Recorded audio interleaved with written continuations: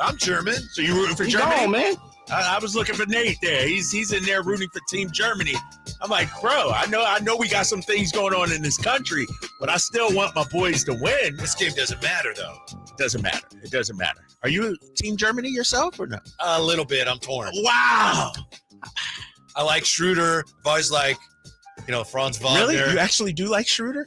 He about to get worked by always LeBron liked right Schroeder. here. Look at LBJ. Oh, he looking like Mikhail right there. LeBron, look at it. Get off me. That's what. USA. That should USA. do it. But they do have a 3-point shot in international play. Yeah, so 6-point lead with 45 seconds to go. The USA team that disgraced itself by almost losing to South Sudan. That was not a disgrace. 101-100 to South Sudan. Did you watch the game? I did not see exactly. it. They were behind all the way. Dude, this is basketball. Anybody can beat anybody one game. Sudan got several NBA players. Your boy, Wenyen Gabriel, former King. And JT Thor. And Thor. who does USA have? All I know is in basketball, one game, anybody can beat anybody. This ain't 1992 anymore, Whitey. People need to wake up. In the days of USA just throwing a team together and showing up and just beating everybody by 20, that is over. And if you come in with that mindset, you're going to get upset. There's some really good teams in this tournament. South Sudan is not one of them. Here's the thing, Whitey. You know as well as I do. A team is not a team is greater than a collection of individuals. It's how you play together. If you don't have a chemistry, and on that given day, well, they won. I watched the game. Sudan was hitting some crazy shots, and once you get the confidence, it's hard to turn. We see it in the NBA. We see bench players. We see teams like Detroit come in and beat Pete. We saw the Spurs beat the Denver Nuggets. It's one game. Anything could happen. Yeah, it's different over 82 games, though, and there's travel. This was Team USA. They won the game, so fair enough. And it looks like they'll prevail today. But there's no way that team should beat South Sudan by 1. And no matter what you say, I know you know it. I know you know it. At the end of the day, it's like golf. The scorecard doesn't have pictures. The final standings, the final score doesn't have pictures. It has video, though. But no, it has. No, but I'm saying it's survive and advance. That's what these games are. And these are Not just even yet. exhibition. Yeah, these are just friendlies right now. Once the Olympics come next week, it's survive and advance. I don't care how you win. There are no style points in Olympic basketball. Go out there, bring home the gold. I don't care about anything else. Speaking of international basketball, what do you think of the news that Sasha Vezenkov no longer in the NBA? Not surprising at all. Not surprising. I mean, when you looked at Sasha, even his body language down the stretch wasn't good. Like, I felt like, Daniel Tice is nice. Nope. Oh, no, that wasn't Tice. Team USA should win. 6-point game. Detlef Shrimp. Exactly, right? Where Rick Smith's at when you need him, you know? But Rick Smith was a Duncan Dutchman. Oh, yeah, you're right. Who was the guest we had on? Or it might have been the morning show with Jason Ross. And they were talking about how Sasha would go back home. He didn't want to be in the NBA. Mark Deeks. Yeah, Mark Deeks, right? And so this is not surprising.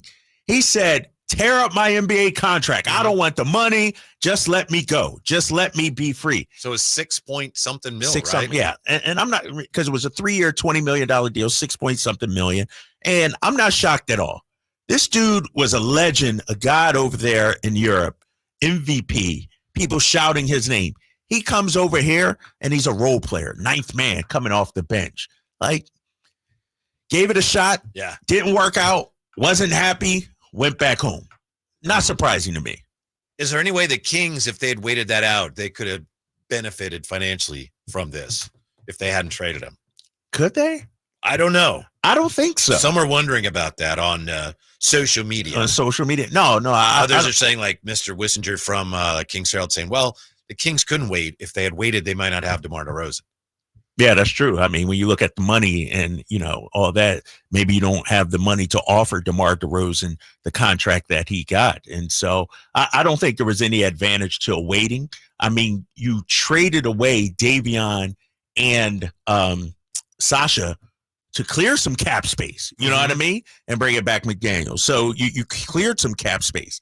So no, and you would have had to, just eat that contract or rip it up or whatever. And it would not have helped you in terms of signing other players. No. Mm-hmm.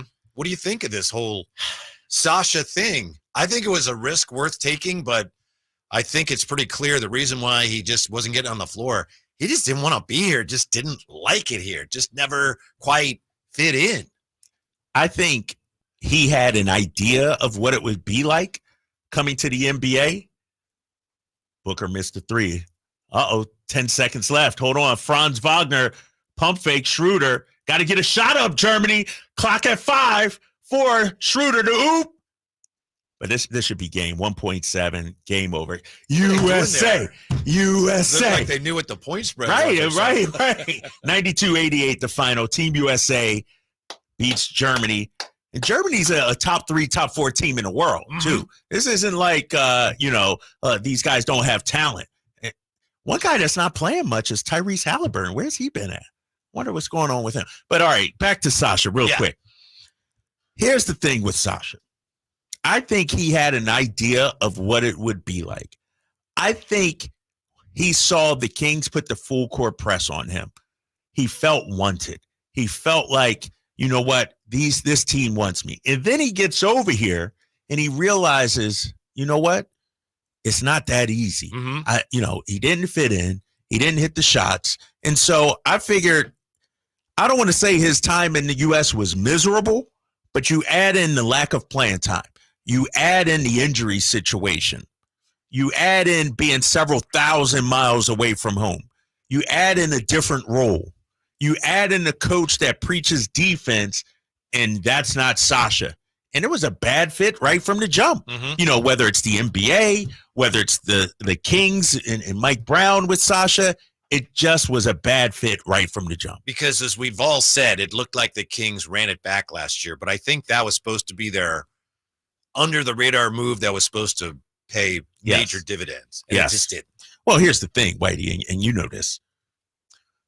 You don't send Monty, Matina, Paul, Phil, Mike Brown to Europe if this guy is not going to – you don't want this guy here and you think he's going to be a key part.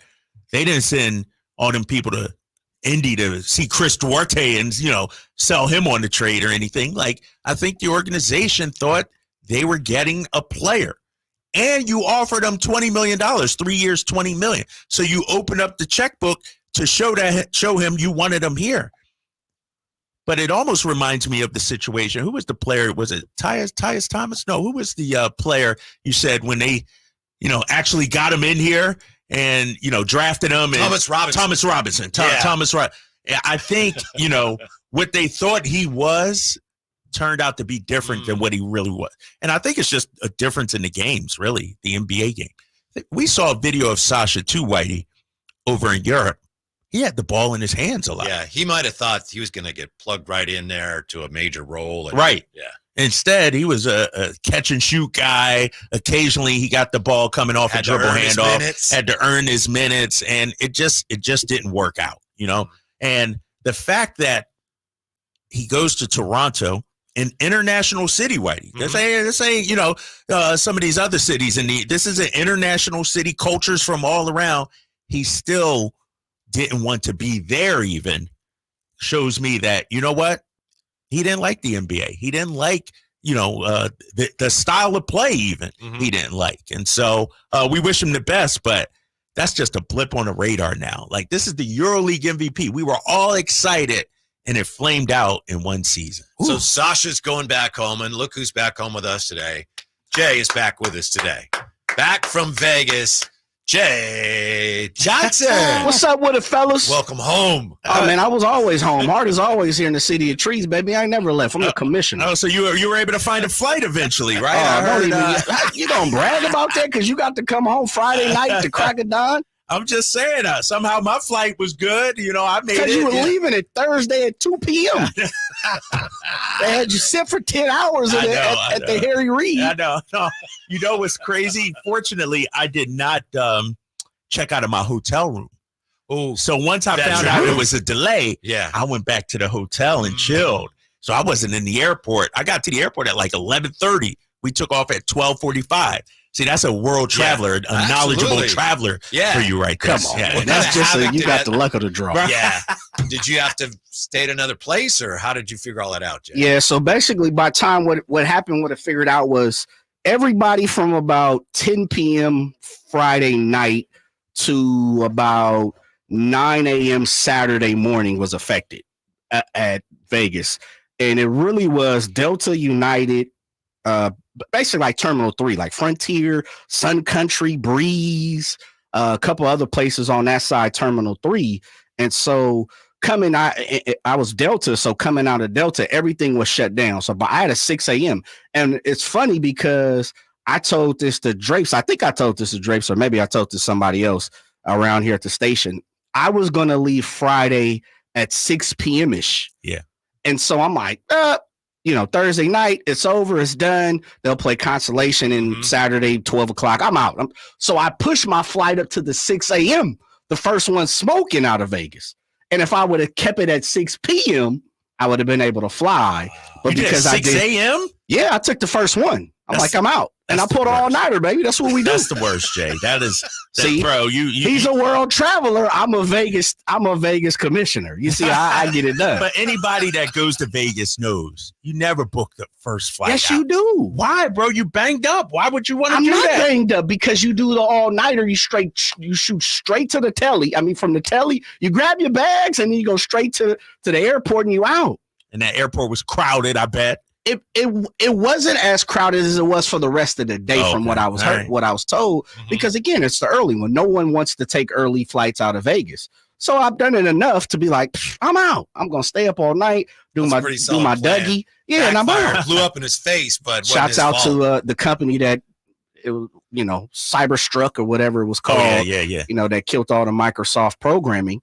So much to the point, and I'm if you haven't seen it, even the Sphere was brought down. Oh, yeah, I saw that. And so it worked out. I mean, look, who can complain about another night in Vegas? So just did what I did and had to find another hotel. And then I got to 7 o'clock, the very first one smoking out of Saturday, and that's fine. I slept all Saturday, though. There you go. Here's the thing. This is the best time. I'm gonna give you guys some game on Vegas. The best time to fly out of Vegas, Saturday night. Better than Saturday morning? Saturday morning. No, because people Saturday night, because nobody, if you're going fly out, most people leave the morning time usually. True. You know what I mean? Like, but not Saturday. But Saturday night morning in Vegas, everyone's asleep. Yeah. You sure? Well, yeah, 9 times out of 10. I think, well, maybe Saturday all like morning and night. Because when I flew out of there at night, this is a year ago, it was ghost town. Like I had an 8 o'clock flight. Everybody's coming into Vegas. Yep. You know what I mean? But people want to, stay Saturday night and leave Sunday morning maybe or something like that. But Saturday night, ghost town. Saturday is the perfect time to get in and out of Vegas. Yes. One way or another. Like pretty much, and it's funny because Drapes, I don't know if you've seen it. So I was at I was opposite of where you were. I was at MGM Signature, right? Ooh. And so the MGM Signature had a huge conference, like a fiscal financial planning conference, and it was international. So absolutely everybody that could be someone when it comes to culture and different, races, like there were so many people every single day as I was walking through, and you know how it goes. Everybody's got the lanyard on their neck. Right. And you could see so many. So like I would stop and talk to people. Where are you from? I'm from Africa. I'm from, this type of stuff. So it was very interesting. And I'm like, well, when do you guys get out? Friday. Everybody was leaving Friday. They were leaving Friday. Because another one was coming in for the next week. So everybody was like, oh, everyone's coming in Sunday. Okay. Jay's like a cab driver. No, you're in Vegas or any town. Oh, you got to. How do you find out what's going on? Your cab drivers. Well, yeah. Or Jay. Yes. Or Jay. Yeah. But, okay. Do you guys, when you go, and this is me, when I go into towns 9 times out of 10, it could be a good thing or bad thing. My wife is always like, I gotta be a little careful. I like to go straight to the real community. Straight to the hood. Okay. Like I go straight to the locals. And the reason why is not everyone has that gift that you have. Right. We do, though. We do. But I get what you're saying. Give me an example, Jay. Okay. A lot of people we know there are some negative things going on in Mexico, right? Yeah. So you just went to Mexico, Drapes. Yeah. Me and you both. I get off the plane or the boat, depending on what it is. Let's just say Cozumel. I go straight to the neighborhood. I'm gonna go straight downtown. I'm gonna go straight to the locals. Where are you guys eating at? Where do you guys hang? Take me to the public beach that you guys go to, not the private beach. Well, what you know about the public beach? Because these resorts charge for the private beaches. Yeah. Right. Yeah. So it's like, that's 20. That might be 20. Like we just went to Cozumel. It was La Rosa was the public beach that we went to. Okay. Right. And they're like, you got to go to La Rosa's public. No one's really down there. Go to this restaurant, talk to this guy, amigo. You know how it goes. So that's what I do. That's what I do. No, I hear you. What's wrong with that? Nothing's wrong with it. Yeah. How's your Spanish? Any game? Very, very Spanglish, diabolical. huh? Yeah, absolutely. Spanglish. Un poquito. Yeah, very, very minimal. Like very minimal. I can understand more than I can speak. Yeah, same. If that makes sense. Because you pick up a couple of words and you like figure it out, put it together. Yes. Okay. But a lot of and you this traveling, a lot of people in a lot of travel places, like, destinations, they tend to speak English for you. Right. Yeah. And with technology now, fellas, man, honestly, you could do all kinds of things to figure it out. Pull your phone out, Google Translate. Yes. All that. Man, our Uber in Cozumel, he pulled out his phone. And I was like, oh, okay. He's like, I'll take you 20 kilometers this way. And that type of stuff. So I like that. Are you guys not that type of person? You stay on the fringe, you stay kind of destination? Bro, I was just in Mexico.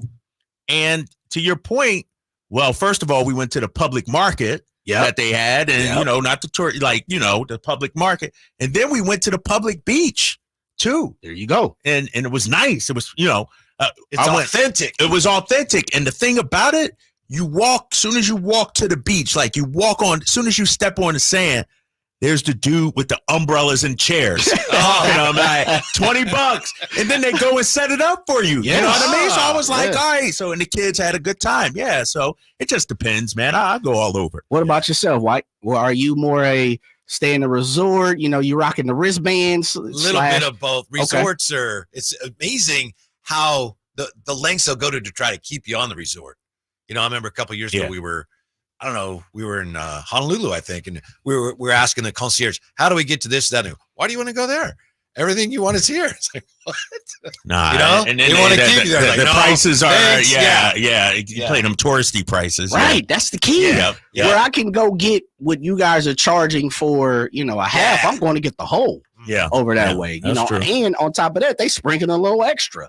Put $1 in there. We'll lace you up with a 6-pack. Like it's one of those things, man. So, but just what you said, and when you book excursions through, your resort or your cruise or whatever the case may be, compared to going to spend the local dollar normally pans out a little more. Yeah, that's true. That's true. Now there's something going on in Vegas that has Jay very excited. Yes. Have you seen the mock-ups here? The Raiders have a new logo to commemorate. This will be their 65th season, or they're commemorating their 65th season.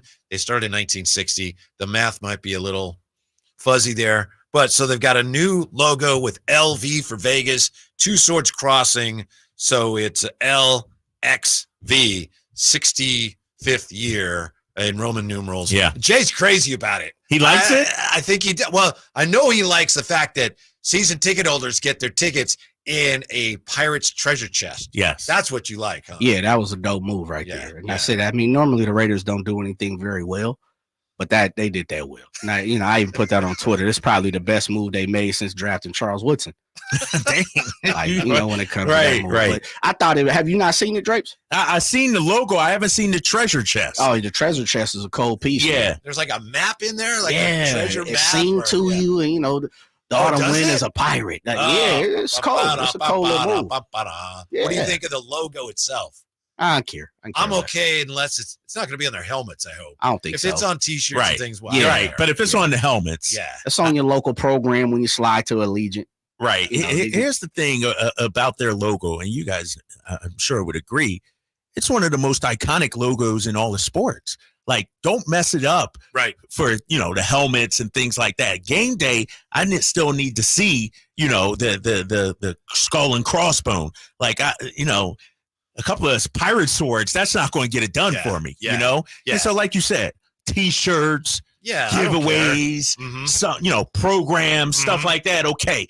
But the actual helmet during the game, keep it as is. Don't mess with that. The AFL started in 1960. So I remember in 2010, would it have been? 2010, all the original AFL teams, they wore throwbacks celebrating 50 years. So like even the Chiefs, I think they had like Houston Texans helmets on. They all wore different stuff. Denver wore these terrible uniforms. The Raiders just wore their uniforms. Al Davis was like, no. Right. Because the Raiders originally had like just a black helmet. And Al Davis like, nah. I mean, I think the jerseys were a little bit different, but he would not have any part of that. It's like, no, that's our helmet. That's what we're doing. So one helmet you can't mess with. Yeah, you don't. I don't even like the Raiders anymore. No, yeah, exactly. But it's the one thing that you see, you know who that team is. Like, you know that's Raiders. And it's a little bit of an intimidation factor, too. With the fans and the way they are. It's kind of a badass, if you will. And so don't mess with it. Don't, soften it or anything like that. Keep it as is. I like their logo as is. And so hopefully come in a couple of months when they play, they won't change it. How much of the Raider mystique has made its way with the team to Vegas? I haven't seen them play there, but I have to think that's not nearly what it once was.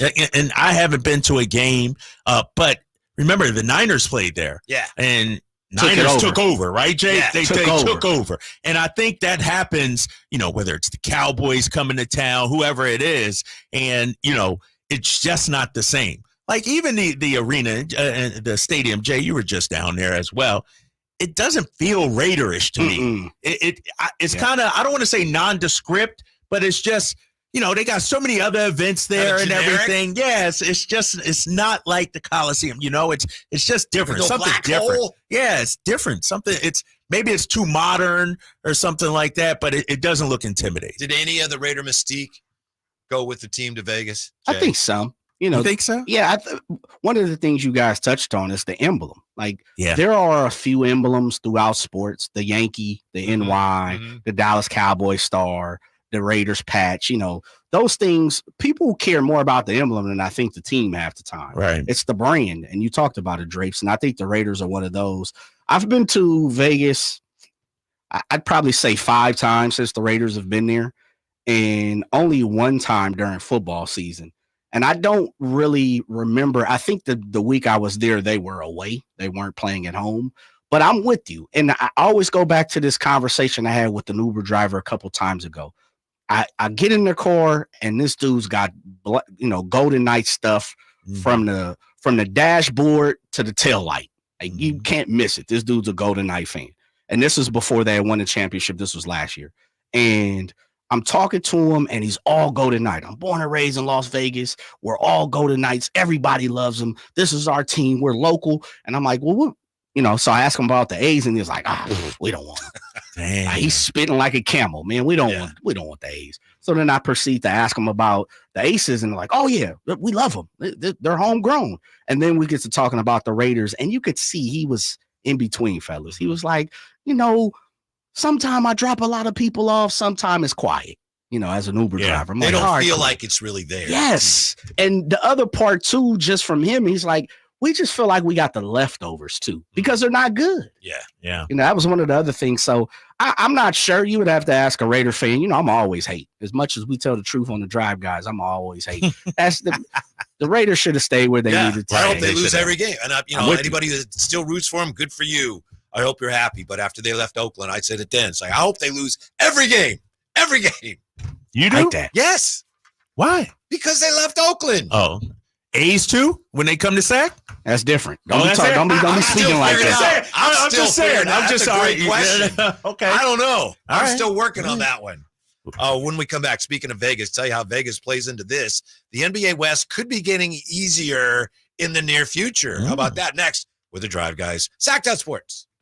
The best things in life, they come in twos. 2 scoops of ice cream, 2 tacos. And now for a limited time, get our best deal of the year. Buy any phone when you switch to Consumer Cellular and get 2 months of service free. That's right, the same fast, reliable nationwide coverage as Big Wireless, now with 2 months free. Proof the best things in life really do come in twos. Visit consumercellular.com or call 1-888-FREEDOM. Second and third month of monthly base service fee waived for new customers with the purchase of a phone and activation by July 31st, 2024. Taxes, fees, and third-party charges will apply. See website for additional details. This is the story of the one. As head of maintenance at a concert hall, he knows the show must always go on. That's why he works behind the scenes, ensuring every light is working, the HVAC is humming, and his facility shines. With Granger's supplies and solutions for every challenge he faces, plus 24/7 customer support, his venue never misses a beat. Call quickgranger.com or just stop by. Granger, for the ones who get it done. I'm a very active person that likes to move around and go. The pain I was in was really excruciating. It was actually debilitating. I was basically heading towards a sedentary lifestyle. I had really tried everything, but I quickly lost hope with all of the things that we had tried, and that's what led me to the Good Feet store. And when I found the Good Feet system, it really just changed everything. It brought me back to life. I have my active lifestyle back. The Good Feet store in Sacramento, Roseville, and Vacaville. Quick Quack Car Wash takes the drama out of keeping your car clean. Let's wash the car. Don't spray the hose inside the car. Oh. Our convenient wash packages make it easy to get your car soaked, scrubbed, and on your way. Protect your car from sun, rain, and pollen with a ceramic duct wash and get our in-wash light show and an unbeatable clean. Oh, the kids filled the gas tank with water. Of course they did. Quick Quack Car Wash. Come in today and get 25% off any wash. Grab the keys to a new Toyota. This summer, get out there and explore California in a brand new Toyota truck. Answer the call to adventure with powerful performance and Toyota's legendary reliability. Don't miss a low lease on the fully redesigned 2024 Tacoma or low 1.99% APR on 2024 Tundra and Tundra Hybrid. It's time to make this summer one to remember. Toyota. Let's go places. Offer available through TFS to buyers with premier rated credit. Excludes TRD Pro and Capstone at 7/31/24. Power Business Technology is proud to be 100% independent, locally owned and managed Toshiba copier dealer. Local ownership cuts out the red tape, allowing ourselves to never be too busy to personally answer the call when our clients need us. Recognized for excellence in service execution, training, and customer service, we're proud to be named a 2022 Toshiba ProMasters Elite Dealer. Contact us today for all of your business printing needs at 844-POWER-BZ. That's 844-769-3729 or visit us at powercopiers.com. A-Team #1. What was I thinking about? Countless ACM and CMA awards. Sold out world tours. And now Dierks Bentley is coming to Sacramento for Country in the Park 2. September 28th at Hard Health Park at Cal Expo with Parmalee, Dasha, Kelsey Hart, and more, plus line dancing, food trucks, and more. Tickets available now at CITBfest.com. Brought to you by McKee Brothers, Plumbing, Rooter, and Heat, and Dawson Oil Company. Hey, what's up, Sacramento? It's Kyle Draper. Turn up the cleanliness at your restaurant, healthcare, or industrial business with Alsco Uniforms, the official sponsor of the Sacramento Kings mop crew. We've got you covered with crisp uniforms, hygienically clean linens, floor mats, and of course, mops delivered weekly. But that's not all. Alsco Uniforms also offers weekly services for first aid and restroom supplies. Discover why it pays to keep clean with Alsco Uniforms. Just go to alsco.com to learn more. Again, that's ALSCO.com.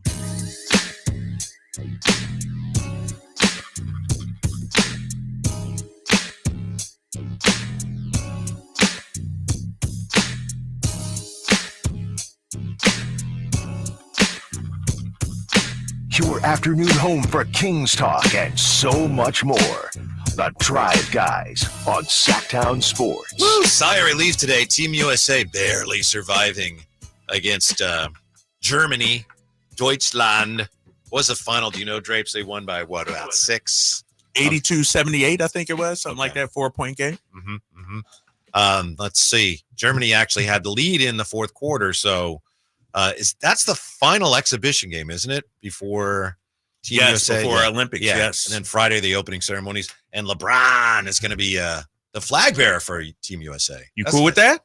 Yeah. I mean, they vote on it, right? Right. So who am I to say if that's who they vote on? Right. I don't know him. who else it would be. Steph, maybe. But whether it's a track and field or swimming, I don't know anybody else. Mm-hmm. And I think, LeBron is probably the most recognizable athlete on Team USA. So I'm okay with that. And then they're supposed to name a female as well, flag bearing counterpart. Oh, really? I think tomorrow, yeah. Okay. All right. Yeah. All right. Did you see what Joel Embiid said about Team USA? What did he say? Embiid's, that's my guy. Embiid is my guy, but he's been kind of a disappointment in Team USA. I'm talking about the numbers, just the way he looks and fits in. Mm-hmm. But what did he say? I think he may be being taken out of context here, but he's doing an interview with writer Marchese with the New York Times. Anyway, Embiid was asked if he has any doubts USA will win the gold medal. Says, you also got to understand most of those guys are older. The LeBron now is not the LeBron that he was a couple years ago. I think people get fooled by the names on paper. Now they're older. They're not what they used to be. That's Joel Embiid. Is that true? It's true, but what's his point? Why is he saying it? Yeah, I did hear that, and it kind of struck me as odd. Like, yes, it's true, Joel, but how does that help the cause? Mm-hmm. Like, what do you like? Are you taking a shot at this? Maybe he's just being real about it too. Maybe he's and who knows? Like you said, maybe it's taken out of context. I'd have to see the question and the full answer and everything like that. But it's true. And here's the thing: they call this the greatest team ever assembled. USA team. LeBron's older, Steph's older, Embiid's banged up, KD's not even playing. In that respect, it does kind of resemble the dream team, where as great as those names were, guys were older in their career. Magic was a little older. Bird obviously was older, and they had Christian Laettner. And so, Embiid is correct. He's accurate, but I don't know why he would say something like that. Yeah. Now, the reason I say he might have been taken out of context is I saw this at SI.com, and they said, here's Embiid's reasons why the U.S. won't win. Well, that's not really what he's saying. The question, to your point, and it's from an interview was done by David Marchese, New York Times. The question is, do you have any doubt about who's going to win the gold medal? And that's when he said, you look at the talent U.S. has, but there's equal talent on other teams. And the talent that's on the U.S. team, you also got to understand most of those guys are older. He says, I think people get fooled by the names on paper, but those names have been built throughout their career, and now they're older. They're not what they used to be. So he didn't actually say they're not going to win. Right. But he did say, and maybe he's just trying to lower expectations, So maybe. it's like, yeah. Right, and show respect to the opponent right. as well. I think that's been one of our issues here in the United States when it comes to basketball on a global scale. And even LeBron James, Steph, and all those guys, when we lost in the FIBA World Cup, that's all right. We'll be there next year. I'm going to play next year. Like, that's all of a sudden just going to, change things. We're seeing here South Sudan the other day, Germany today. One game, anything can happen. Guys get hot. USA gets cold, and the thing about it is, when you're the USA and you play basketball, the pressure is on you, and so if you start missing some shots early, you go down 10 early, then you start pressing, and then it becomes a snowball effect. And so, do I expect the U.S. to win? Yes. Would I be surprised if they lost? No. Especially to some of these other. You see what France got going on right now with the towers they got, the stifle towers. They got two big guys in Wembanyama and Gobert. You see Germany, Canada. I mean, there's a lot of good basketball players out there right now. I would just say this. He probably could have said that without saying, LeBron's not what he used to be. You know what I mean? Right. He could have said, there are some really good teams now, and the other countries are catching up with us, rather than say, LeBron's older. He's not the LeBron he used to be. But he also said this. Yeah. In this interview, Joel Embiid said, if it weren't for the injuries, he'd be in the conversation for the best of all time. If it hadn't been for the injuries, he said he'd be in the greatest of all time conversation. That's his opinion. Good for him. It's good to have confidence, but hold up, I'm not just going to dismiss him, Whitey. Well, I'm not either. That's why let's unpack what he said. That's wrong. I don't think that's correct. Let's unpack what he actually said.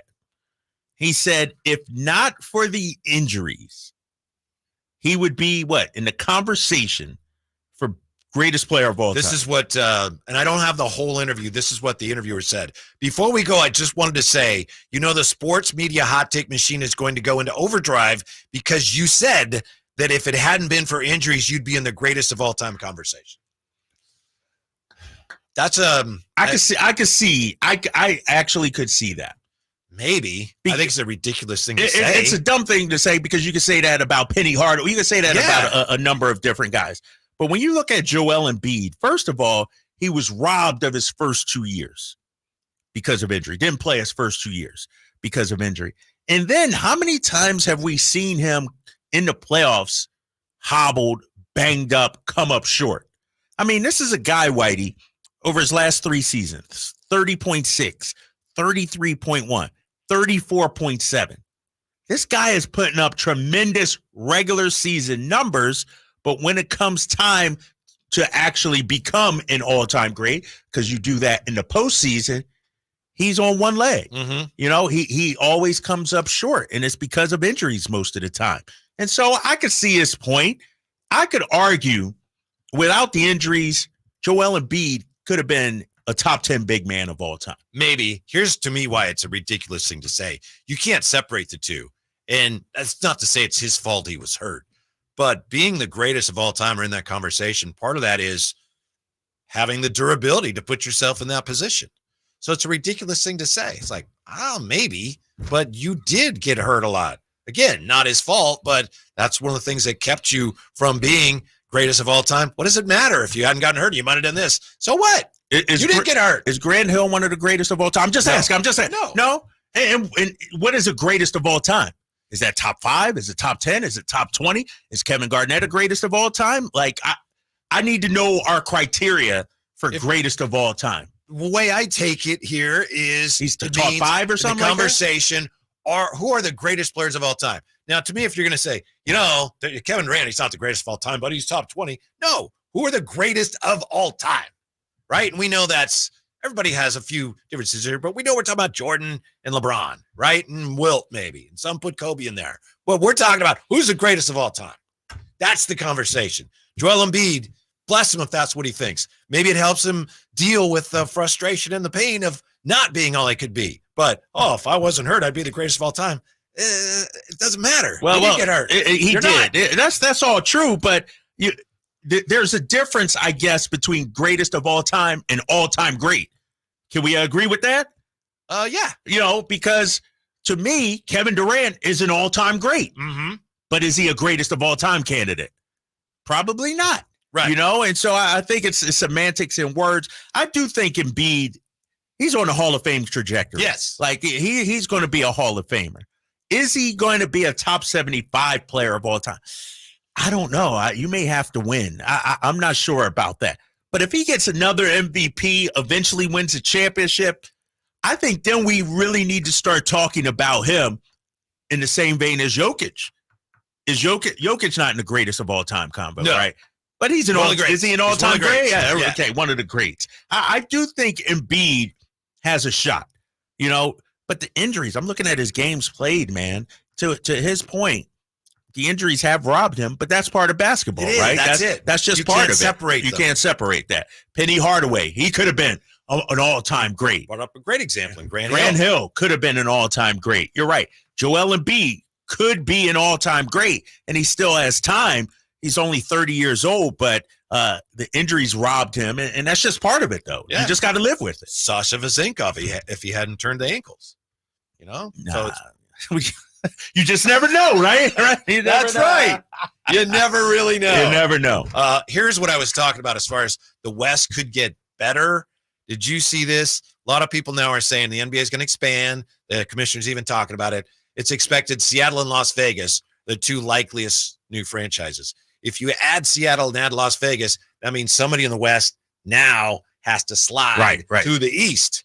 Maybe New Orleans, maybe Memphis, maybe Minnesota. Yes. So it'll be a while, but maybe, if you take two expansion teams and add them to the West and take a team that could be really good, like New Orleans, the Kings couldn't handle, Minnesota's a really good team, slide them out, all of a sudden the West gets a little bit easier. Because we got the two expansion teams. Yeah. Is what you're saying. Yeah. And maybe Memphis goes away. And I was saying saying how the difference a single game can make. Yeah, and I think Memphis would be the team. Remember, was it them that they used to be in the Eastern Conference way back in the day? And then they moved to the West, I do believe. I need to look that up, but I think it's either them or New Orleans, one of the two. And I think it's New Orleans. Is it New Orleans? Yeah. And Memphis came from Vancouver. Yeah. I need to look that up. 2004 NBA standings. Nobody pays attention to NBA divisions anyway, right? No, the we Kings just look do. at the 8. No, the Kings do. Mm-hmm. When we won the division banner 2 seasons ago and beat the Lakers and Suns and all that, oh yeah, we paid attention to the division. Banner up? I can't. That banner's not up, right? It might be up. Really? Yeah, I think it is up. You know what it is?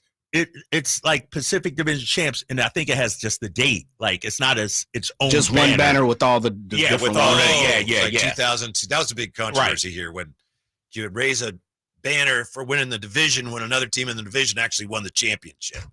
2002 and all that. Yeah, that's. I mean, when you're a franchise, you're looking for any win possible. Mm-hmm. You know what I mean? Lakers in-season tournament banner, Kings division championship banner. You're looking for whatever you can get. I'll tell you, when I wear that shirt, 2002 Pacific Division champs, I still have the shirt. I wear it around Jerry Reynolds. He looks at it and he goes, ah, ha, ha, ha. Even he thinks it's funny and ridiculous. Really? Yes. Because I can't believe you're wearing that shirt. Why? Like, dude, why would you wear it? Like, well, it's just, it's kind of hollow. It's like, hey, we won the division. So what? Bro, I haven't. Can you wear a Western Conference champion shirt? Could you, like, if they went to the finals and won the Western, like, what are we doing, theoretically, man? Yeah. Well, the difference is when you win the division and celebrate, but someone else in the division wins the championship. Like, I see what you mean. Okay. All right, I see what you mean. And keep that to yourself. I'm with you, though. I wear the shirt. When we come back, you won't believe this, but Aaron Rodgers is still kind of annoying. He has explained his minicamp absence. Next, Drive Guys, Sacktown Sports. Dan owed an unbelievable amount of money to the IRS. I got behind on my taxes. It's a horrible feeling. He was in denial. And when I got those letters from the IRS, you wanted to act like they didn't exist. Finally, Dan turned to Optima Tax Relief, the leading tax resolution firm. A+ rated by the Better Business Bureau, they've resolved over $1 billion for their clients. Optima got me a settlement with the IRS. These people are really people-friendly. It was every bit of a new lease on life for me. The fast action and the great results made Dan's head spin. I felt like I was in a dream, but it's real. And I have paperwork to prove it. They got the job done, and life is good. For tax help you can trust, call Optima now for a free consultation. If you're worried about what's going to happen with the IRS, stop worrying. Make the call now. Call 800-343-6460. 800-343-6460. 800-343-6460. Optima Tax Relief. Testimonial from an actual client. Some restrictions apply. For complete details, please visit OptimaTaxRelief.com. What sets Ashton & Price apart from other injury law firms? I'll tell you. From beginning to end, all important legal decisions are made directly between our clients and their experienced local attorney. A gate agent flying the plane, the receptionist performing surgery, not a chance. There's simply no substitute for the unique power of the direct attorney-client relationship offered by Ashton & Price. And there's never a fee until we win, and between you and me, we win a lot. Remember, for the best advice, don't think twice. Call Ashton & Price. There was always a crowd gathered around our dining table when I was growing up. Hi, I'm Frank LaRosa with a word about Naturewood Home Furnishings. Everyone was welcome at my mother's table, so holidays, birthdays, and celebrations always included family and friends. I used to think I was the most popular kid in the neighborhood until I realized that my friends were really there for my mother's incredible cooking. Years later, when I bought my own dining table from Naturewood, I made sure it was large enough to make friends feel welcome. And right now, during Naturewood Home Furnishings' Dine in Style sale, you have an opportunity to find the perfect dining room furniture to help you create your own treasured memories. Choose from casual to formal or anything in between. Visit Naturewood Home Furnishings during the Dine in Style sale off Highway 50 at Hazel. Look for the water wheel. Big O Tires proudly sells our own brand of innovative newly designed tires, like the Bigfoot AT2 with improved all-terrain traction, and the Legacy All-Season Plus that keeps you on the road in any weather, with every set backed by our ProTech Plus warranty. And right now, get $80 to $100 instant savings on 4 select in-stock Big O brand tires with installation purchase. Now through July 28th. Big O Tires, the team you trust.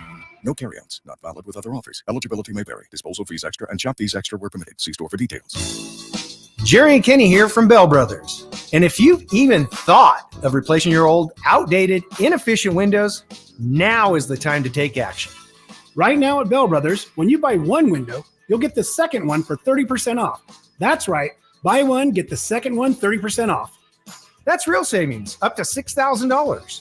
You have to buy at least 4 windows to qualify, and you can't mix windows and doors. But beyond that, every second window is 30% off.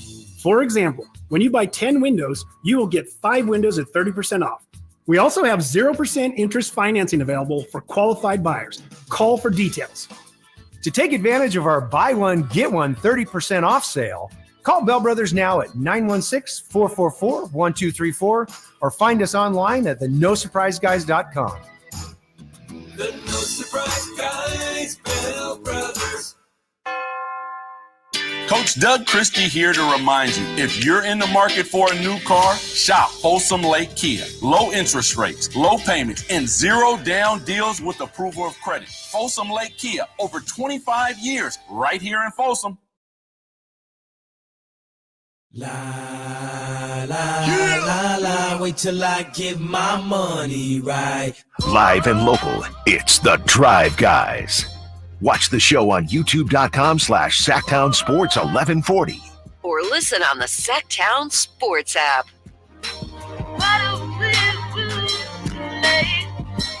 Given who's in the news today, who's in the Kings news, can you guess who's back on the chat with us today? Somebody we hadn't heard. We used to hear from all the time. Then we didn't hear from her for a while. She's back today. She went to Toronto chat, right? I think so. Toronto. She's back today. Our girl? Yes. Emmy is back. Back. One final goodbye or something like that, maybe, Emmy? She's just explaining, Sasha no longer an NBA player. Well, I think she wanted to make sure we were up to date on everything. Oh, yeah. We just waved by the Raptors. She says, he had a girlfriend over there and everything. And oh, really? Yeah. So he just didn't quite fit in here. I don't know if he ever met, Emmy probably could have said, hey, look, here's what you do. You're in California. Right. I'll show you. She would have showed him around the spots, made him feel at home. Yeah. Too little bit. Too bad we couldn't make that happen. Our Sasha correspondent, Emmy, weighing in. He has family and a serious girlfriend over there.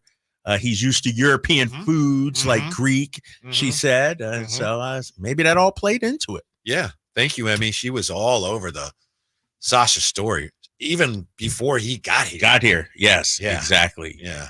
So sure, she's heartbroken.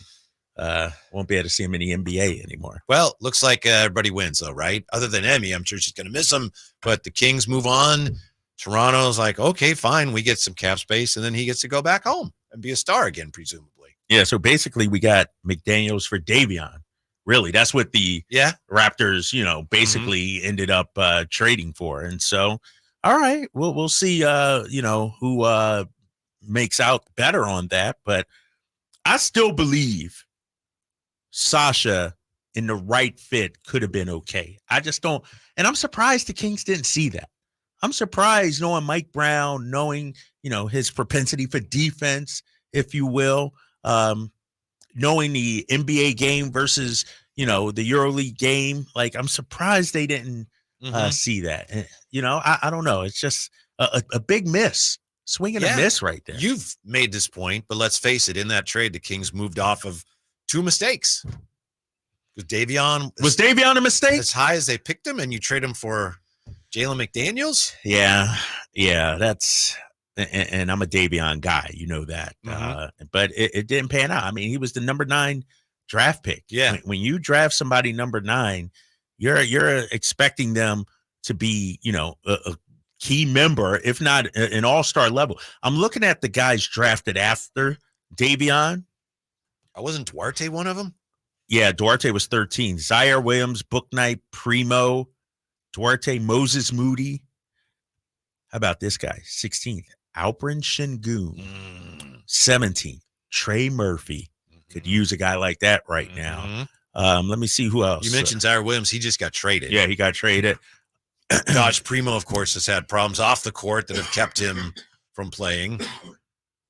How about this guy?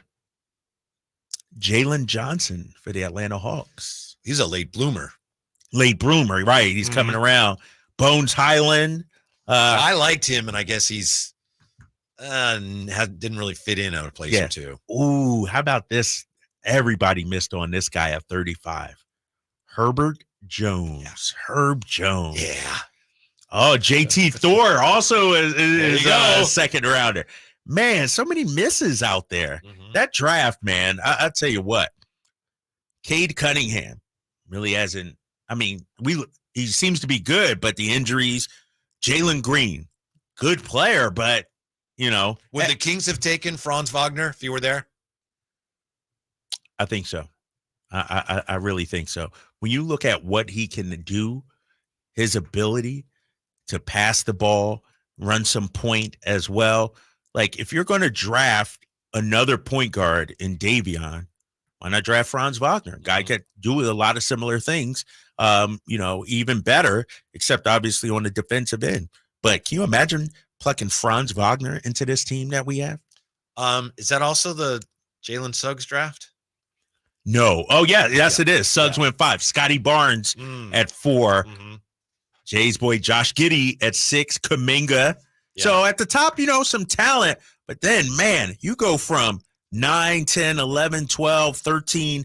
I don't know what Moses Moody is, so I'm going to include him in those misses. Kispert, like the next 7, 8 picks. Ooh, it's pretty rough. Pretty rough there. So the Kings weren't the only team that kind of missed there. And now you move off of it. Sometimes that's the best thing. It's like, all right, we're done with that. Next. Cut your loss. And wish him all the best in Toronto. As for Sasha, wish him the best at where Olympiacos. Olympiacos, yeah. Does he go right back there? Picks up right where he left off. Man, I'm looking at these points per game for these guys. Whew. Starting from Davion, where things really went off, 7.4. Zaire Williams, 7.5. Bouknight, 4.8. Primo, 5.7. Duarte, 8.2. Moody, 5. Moody, 5.9. Moses Moody should be better than that. Like, he should be, and it's, Steve Kerr and what they're doing down there in Golden State. Moses Moody's a solid player, I think. You were working down there. What's the problem with Moses Moody down there? How come he never got his full due out there? When he was first drafted, even people that loved him said he's a good team defender, but he lacks lateral quickness.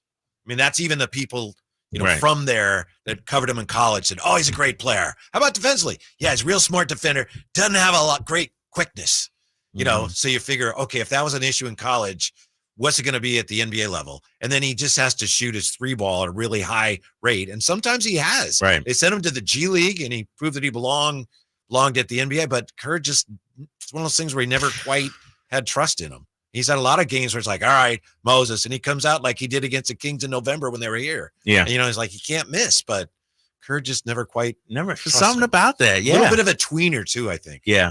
Somebody, the Docos Locos, we wouldn't have gotten Keegan if we got Franz. Not true.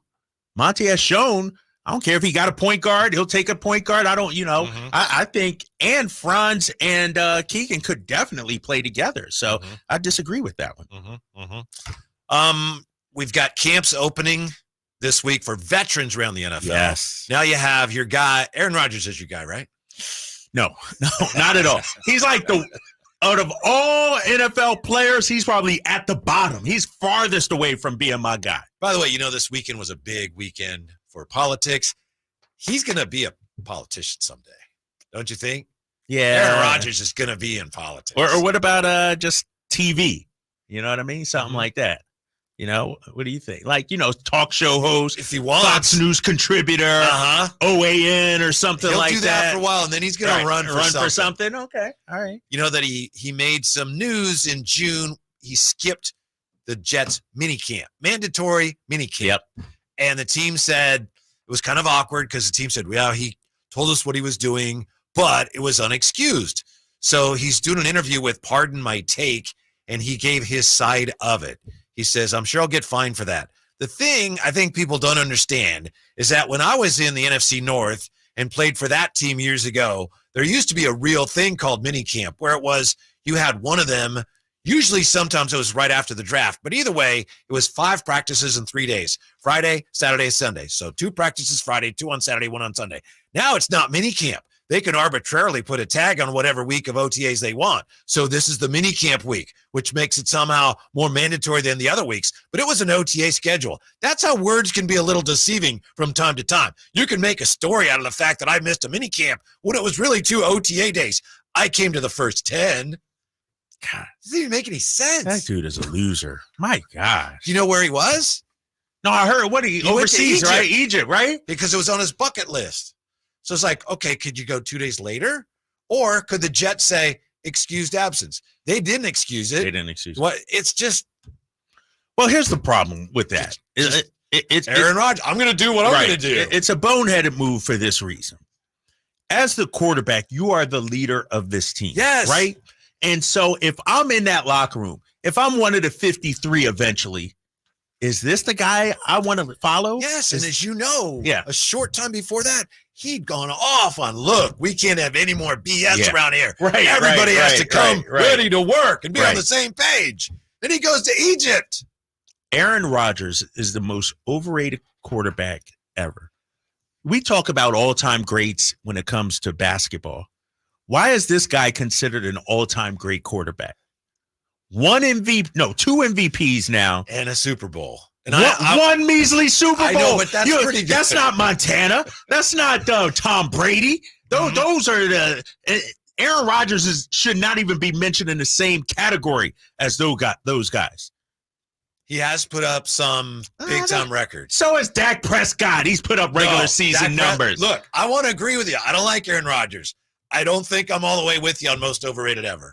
I want to be, but I can't, given what he has accomplished when he was good. And it's been a while. I'm working on it. I want to get there. So where are the rings at, big fella? Where are the championships? One doesn't count. Eli Manning got 2. Come on now. Eli Manning's good. Nick Foles got 1.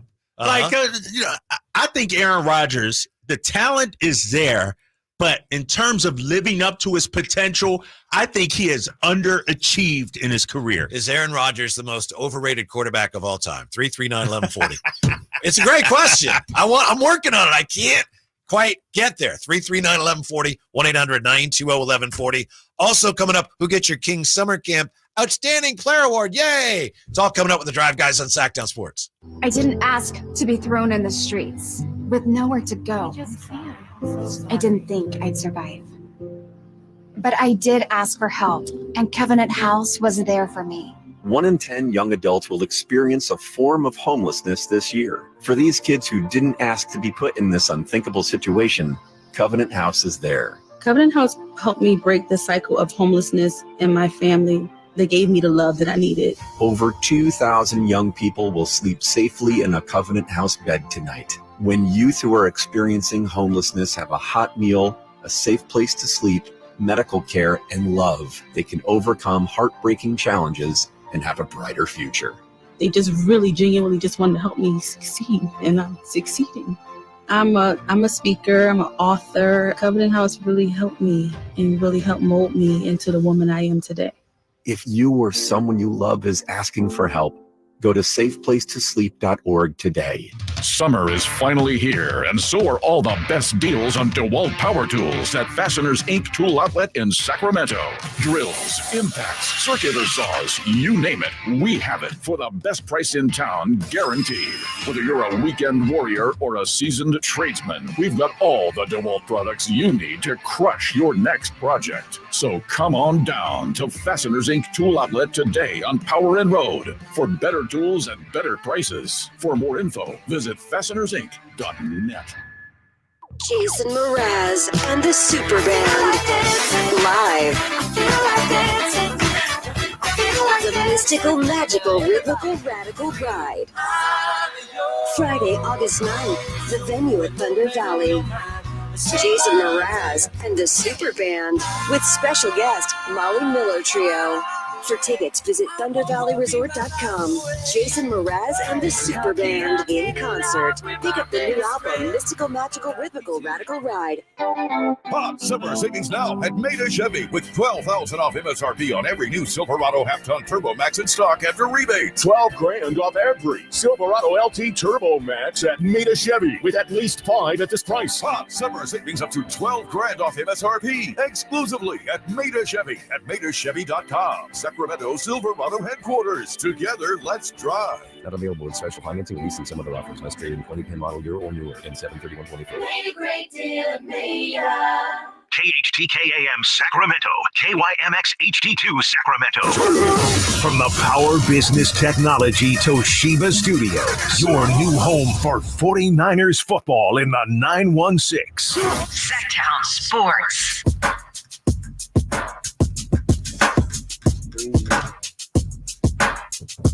The only station in Sacramento giving you local sports coverage from 6 a.m. to 6 p.m. Monday through Friday. Sacktown Sports. I got your answer, Drapes. We were just talking about Aaron, who gave an excuse for why he missed mandatory OTAs. He says it's not really mini camp, and he went to Egypt.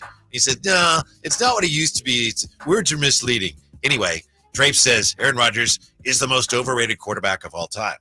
I don't like Aaron Rodgers. I want to get there with you, but I can't. And I think I have the answer to who is the most overrated quarterback of all time. And I don't think it's Aaron Rodgers. I think it's, and he was really nice to me the one time I met him. I think it's Joe Namath. Joe Namath that one game. Joe Namath? Joe Namath that one game. But nobody considers Joe Namath an all-time great, though, do they? Well, if you look big picture, I know that was a while ago. The Super Bowl was 1969. Yeah. So I know for some people it's like, yeah, well, I don't count that. More recently. We need to go more recently. But I do think he's the most overrated quarterback of all time. You look at his numbers, and I know the game is different now, so the numbers are a lot better now. His numbers are terrible. No, they're terrible. So let me rephrase that then. Okay. What's the words I'm looking for? Based on potential versus Super Bowl wins. Mm-hmm. Most underachieving. I think it's a great point. I'm not all the way there with you, but I think it's a really interesting point. Yeah, because I feel like there are people that want to anoint Aaron Rodgers great, all-time great. But when you only got one Super Bowl, I got Patrick Mahomes ahead of Aaron Rodgers right now. Me too. Oh, yeah. And that pains me to say. Yes. Like, when you get 3 Super Bowls, come on, man. Here's a Bleacher Report, and I don't know when this is from. It's recent. Top 6 most overrated. They have like 30 or 50, but top 6. 6, Randall Cunningham. 5, Otto Graham. There's a hating on the black guy? Randall Cunningham? Yes. Who said this? This is Bleacher Report. Oh, Hey, we're not done yet. Okay. Hang on to that comment because you're going to need it again in a minute. 4, Bobby Lane. 3, Dan Fouts. 2, Warren Moon. Oh, come on. Come on, man. And number 1, they have Joe Namath. No way. Who wrote this? It's Bleacher Report? Bleacher Report. Who, also, though? Brett Favre is number 11. Did they put their name on it? I'll check. Or did they put Bleacher Report staff? I think they have their name on it somewhere. Yeah, we got to see the name on this. Well, you want to get him on the show? Absolutely. Brian Rudnansky. Actually, it was from, November of 2010. Oh, okay. You yeah, that's old. Yeah. Here you go. The NFL's most overrated quarterbacks, top 5. This is 2022. Is that at the time or all time? Top 5 most overrated quarterbacks in NFL history. Okay. This is 2022. So, yeah. All right. Number 5, Tony Romo. Mm-hmm. Okay. All right. We agree. 4, Dan Fouts. Oh, they hating on Dan. Dan was a dealer, wasn't he? Yeah, he was good. It's because his team didn't have any defense. They didn't win. So it's a quarterback. They say his his Super Bowl. His quarterback rating was just 80.2 and completion rate was just 59%. He was different then. Okay. Yeah, all right. Yeah. Yep. Number 3, Archie Manning. I ain't seen it. Yeah, I don't know about that. Number 2, Terry Bradshaw. 4 Super Bowls. Yeah, you can't be overrated. That's somebody again who's looking at the numbers. Yeah, that's and the number 1, your boy, Joe Namath. Yeah. Willie Joe Namath. I need somebody to show me Aaron Rodgers there. Like I'm going to Google Aaron Rodgers overrated. 339-1140, 1-800-920-1140. While Drapes does that, let's talk to Munir on Sacktown Sports. Munir, how are you? Good, man. How are you? Good. What's up? All right, man. This A-Rod talk's kind of crazy. All right. We're talking about the 4-time MVP, 10-time Pro Bowler, 4-time first-team All-Pro. Eye test, guys. He's the best thrower of the football we've ever seen. I know Pat's up there, but come on, guys. Who's on the phone here? Munir. Who's your NFL team, big fella? Who's your NFL team? I'm a diehard Niners fan. Diehard. So you don't have Joe Montana? That's disrespectful to Joe Montana right now. Let him answer. Off pure skill, Aaron Rodgers is the best over the. I can say Warren Moon. I can say Warren Moon threw a prettier ball in there. Dan Marino threw a better ball there. Come on, man. Mike Vick's got to throw. Hey, man, Joe Montana's a GOAT, in my opinion. But pure skill, best thrower of the football, Aaron Rodgers. I'm agree to disagree. See, that's why I can't go with you, because all the things he mentioned. I don't like Aaron Rodgers, but as he said, he looked at all the All-Pros. Not just Pro Bowls are like, I think he's only but four-time Pro Bowler, yeah. Four-time All-Pro. How many times was Tom Brady All-Pro? Should be 20 at this point. Right. I don't know, but that's not the point. No, I'm just saying. The guy's 4-time All-Pro. Can he be the most overrated? Well, because here's the thing. You can't just immediately put somebody in the all-time great conversation. There is but you're going too far the other way. Mount Rushmore. Yeah. And I think when I look at Aaron Rodgers, to me, what I measure a quarterback success by is championships. I think the quarterback when you have multiple championships, that puts you in a different category. I don't care about regular season stats. I don't care about all pros. Did you get it done when it matters the most? But he one Super did once, and there's some really good quarterbacks that didn't ever do it. Trent Dilfer got a Super Bowl. Eli Manning got 2. One measly. My boy Doug Williams was in the Super Bowl, got a Super Bowl. Come on now. Aaron Rodgers, one Super. To me, he is the most. It's not nothing. One Super Bowl? When you link it up with everything else he did. Come on, Mark Rippon. Come on now, Whitey. One Super Bowl? Are you telling me that Aaron Rodgers is no better than Mark Joe Rippon Flacco or Doug Williams? Okay, you're saying they're the same? Big fella. Are you saying there's the same? I'm saying don't say not. Because Rob Johnson. No, but you need, to me, to be considered an all-time great, you got to have more than one Super Bowl. You got to – my boy Troy Aikman got 3. Yeah, but we're not talking about whether he's all-time great. We're talking about whether he is the most overrated. Right. So I said that one time, and you want to make a 4-hour show out of it. I'm saying – no, but last segment I said, or is he the most underachieving? Based on what he is versus he's the Dak Prescott of our generation. Great talent. One measly Super Bowl. And Dak don't have any, understand that. But you're giving one Super Bowl a lot more credit than I am, big fella. It's something. It's not one. Nothing. Dude, he lucked into one. Come on, man. I think if you say it correctly, I think he is underachieving more than overrated. Yeah, I think that's where you're going with Drapes. Yeah. I think you got to propose. I would agree with that. Yeah. Let's see what Casey has to say on Sacktown Sports. Casey, what's going on? You're on the drive, guys. What's up? Oh, not much. How you guys doing? Good. So I'm a diehard Niners fan, and I can't stand Aaron Rodgers, but I wouldn't even put him near the top of most overrated players, personally, because when you watch him play, I mean, I say Tom Brady's the greatest quarterback of all time, but I say, like the other guy said, Aaron Rodgers is the most skilled quarterback, other than Patrick Mahomes now, that I've ever seen play. And it's a team sport, so you can't just put it on the quarterback. Are you saying Steve Young's not an all-time great because he only started and won 1 Super Bowl? He has 3, but 2 of them he was on the bench. He was a backup. So is Steve Young not an all-time great? No, he's not. He's not in there with Montana and Brady and Patrick Mahomes. Here's the thing about Aaron Rodgers that I want to say. All of a sudden, the Jets are Super Bowl contenders. Aaron Rodgers goes to the Jets last year. All of a sudden, they're on prime time every week. They're on ESPN all the time. For what this dude has accomplished in the playoffs, Aaron Rodgers, the level of what's the word I'm looking for? Like credit, not only credit, but the attention we give this guy does not match up with the actual player he is right now. Respect, right now. Respect. Okay, let me give you this. Let me give you my most overrated quarterback. All right. Okay. And it's based on hype. He was the number 1 overall pick, as opposed to Aaron Rodgers being 23, 24, something like that. Yeah. Peyton Manning. Only won one Super Bowl. And he won 2 Super Bowls. Come on now. Put some respect on Peyton. He won in Denver. Super Bowls, but only one MVP. This guy was supposed to be the greatest quarterback of all time, and he only won 2 Super Bowls, and one he didn't even really win it. The Broncos defense won it for him. He was throwing ducks up, and he was not the quarterback that.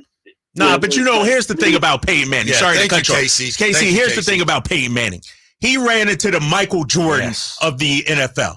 He ran into Tom Brady so many times and got eliminated by Brady. So I'm not going to hold. At least he got 2 Super Bowls. Aaron Rodgers got 1 measly Super Bowl. Let me say this to Casey's Peyton's point. a 7-time All-Pro. Yeah. Ooh, 7-time All-Pro. I was never a big Peyton guy, and I used to try me and you both to bang on that same drum as Casey that, he's overrated. Then you talk to people that played against him. And the Wade Audible and stuff, and you realize it's like he did some next level stuff. He did some stuff that even some other greats did not do. And I had to give that up, Casey. I know where you're coming from, but I had to stop saying that. And maybe it's me saying, me being upset because Aaron Rodgers, the way, and he's got, living rent free on our show right now. Like, this dude, in my opinion, is washed. He's going to the Jets, and all of a sudden now, they're projected to be a Super Bowl contender, and it's like, what are we talking about? Like, and so maybe I'm just tired of Aaron Rodgers. Maybe that's what it is. Right? And fellas, let's make sure. Let's put it in the paper right now, because people who are listening, they're going to call in. Let's make sure we put the statement. He is the most underachieving quarterback, not overrated, because overrated is going to have people jumping on your Drapes. Most underachieving. It is. Overrated is a lot more.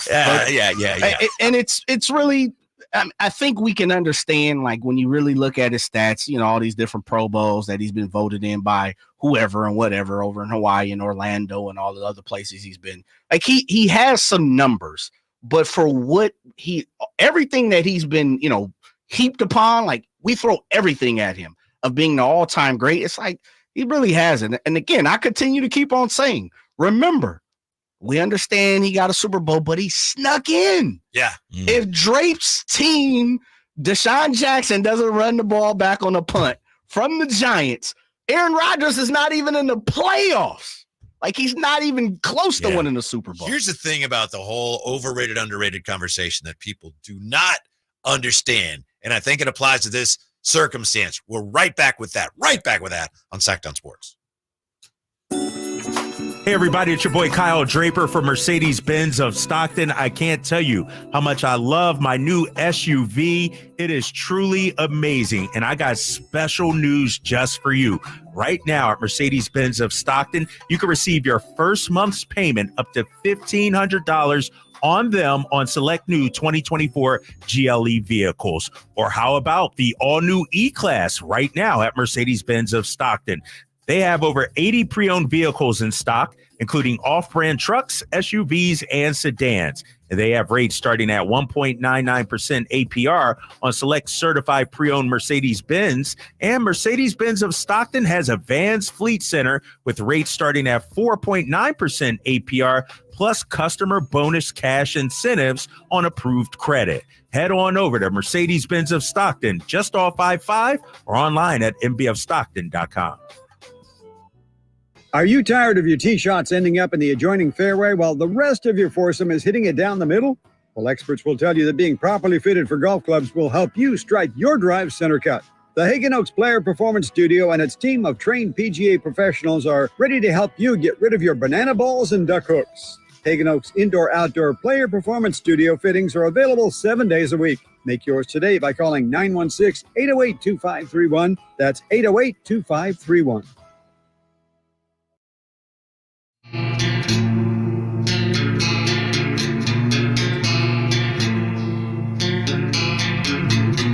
The Drive Guys, live and local, every afternoon, Monday through Friday on Sacktown Why must we talk about Aaron Rodgers? Because Aaron Rodgers explained why he missed Jets OTAs, and it's just a classic Aaron Rodgers explanation. They can arbitrarily put a tag on whatever week of OTAs they want. So this is the minicamp week, which makes it somehow more mandatory than the other weeks, but it was an OTA schedule. That's how words can be a little deceiving from time to time. Fact of the matter is, the Jets said, we want you here at this time. He refused to show up. The Jets did not excuse the absence because he had to go to Egypt. How is that the leader of a football team, especially a guy who had just right before he missed minicamp, a guy who'd come out and said, look, we got to be all on the same page. We got to make sacrifices. This is your leader. Yeah. Here's the thing. The quarterback position is the most visible position maybe in all of sports. All of sports. This is your leader. This is the guy you want your other 52 players to follow. And he decides to go to Egypt because it's on his bucket list, a place he hasn't been. When guys are busting their butts practicing. This guy, I'm not an Aaron Rodgers guy. I've made that clear either. Over the last hour and 15 He used minutes. to listen to the station all the time, though, by the way. Did he really? He used to call in. Nah. Yes. Jay? Yeah. Very true. Yeah. Get out of This here. time All the slot time. too. Yep. Yeah. Get out of here. Tell me that story. He's from Chico. Yeah. And so- he used to down listen the to way. the station all the time. And we Kings guy. broadcast in Chico and everything? Like, we go that far? Man, we go to I Oregon. don't know. Yeah. I don't What know. do you mean? We go to I the don't know. border, All right. to the Yeah. Sequoias, baby. We in Eureka. Oh, we up in the Flamethrower. mountains, too. Yeah. Absolutely. All right. You can Aaron hear us Rodgers. right on the campus of Nike. You think he'd come on with us there? No. Okay. All right. But the thing about, and they hand him all this money. He's the face of the franchise, and my problem with Aaron Rodgers, we could talk about his politics, but in terms of ESPN, just how should I put this in a PG way? They just boost this guy up, give him more, publicity. Everything he says, they talk about. The Jets are on prime time all the time this upcoming season. This guy doesn't deserve the platform that he has. That's what I'm talking about. We could talk football, whether he's underachieving or overrated or whatever. I'm saying the platform that he has does not match his success on the football field, in my opinion. I'm talking about Super Bowls. Yeah. That's my big thing. Here's the thing about whether someone is overrated, underrated. And I know you've kind of backed off that a little bit and said underachieving. But as far as someone being overrated, you can be good at something and still be overrated. Right. So some 100%. people hear overrated, they think you're saying that guy sucks. He's garbage. Yeah. No, nobody's saying that. Right. I'm saying he does not deserve to be mentioned in the same category as Montana, Brady, Mahomes. We just looked it up. I just looked it up. It was an article on the top 10 quarterbacks of all time. And Aaron Rodgers came in at number 10. This was before Mahomes did what he did. And so my thing is, you would think the way Aaron Rodgers is moving and the way that he's covered, that he's LeBron, Steph, somebody of that ilk. This dude has one title. If LeBron James had the career of Aaron Rodgers, we'd laugh him out. He wouldn't be considered the GOAT. Why are we considering Aaron Rodgers? Not me, we as in us. I'm talking as a society. Why are we even mentioning him in the same category as some of these other guys that won multiple championships? I'll tell you what we should brace ourselves for. This is unlikely. But if he leads the Jets to the promised land, Not gonna happen. If they win the Super Bowl, you know what's going to happen. I will eat Aaron Rodgers' jersey on this end. It's not going to happen. I'm not worried about the Jets. They are going to collapse. I just think he's washed up. Anyway, he's 40 years old right now, about to be, 41, something like that. And they just have a talented team, but I just think his best days are behind him. I agree. And so I'm just saying, even if they won a playoff game, can you imagine the way they hype him up now? If he actually had any kind of success, I don't even want to think about it. But I agree with you guys. Very unlikely.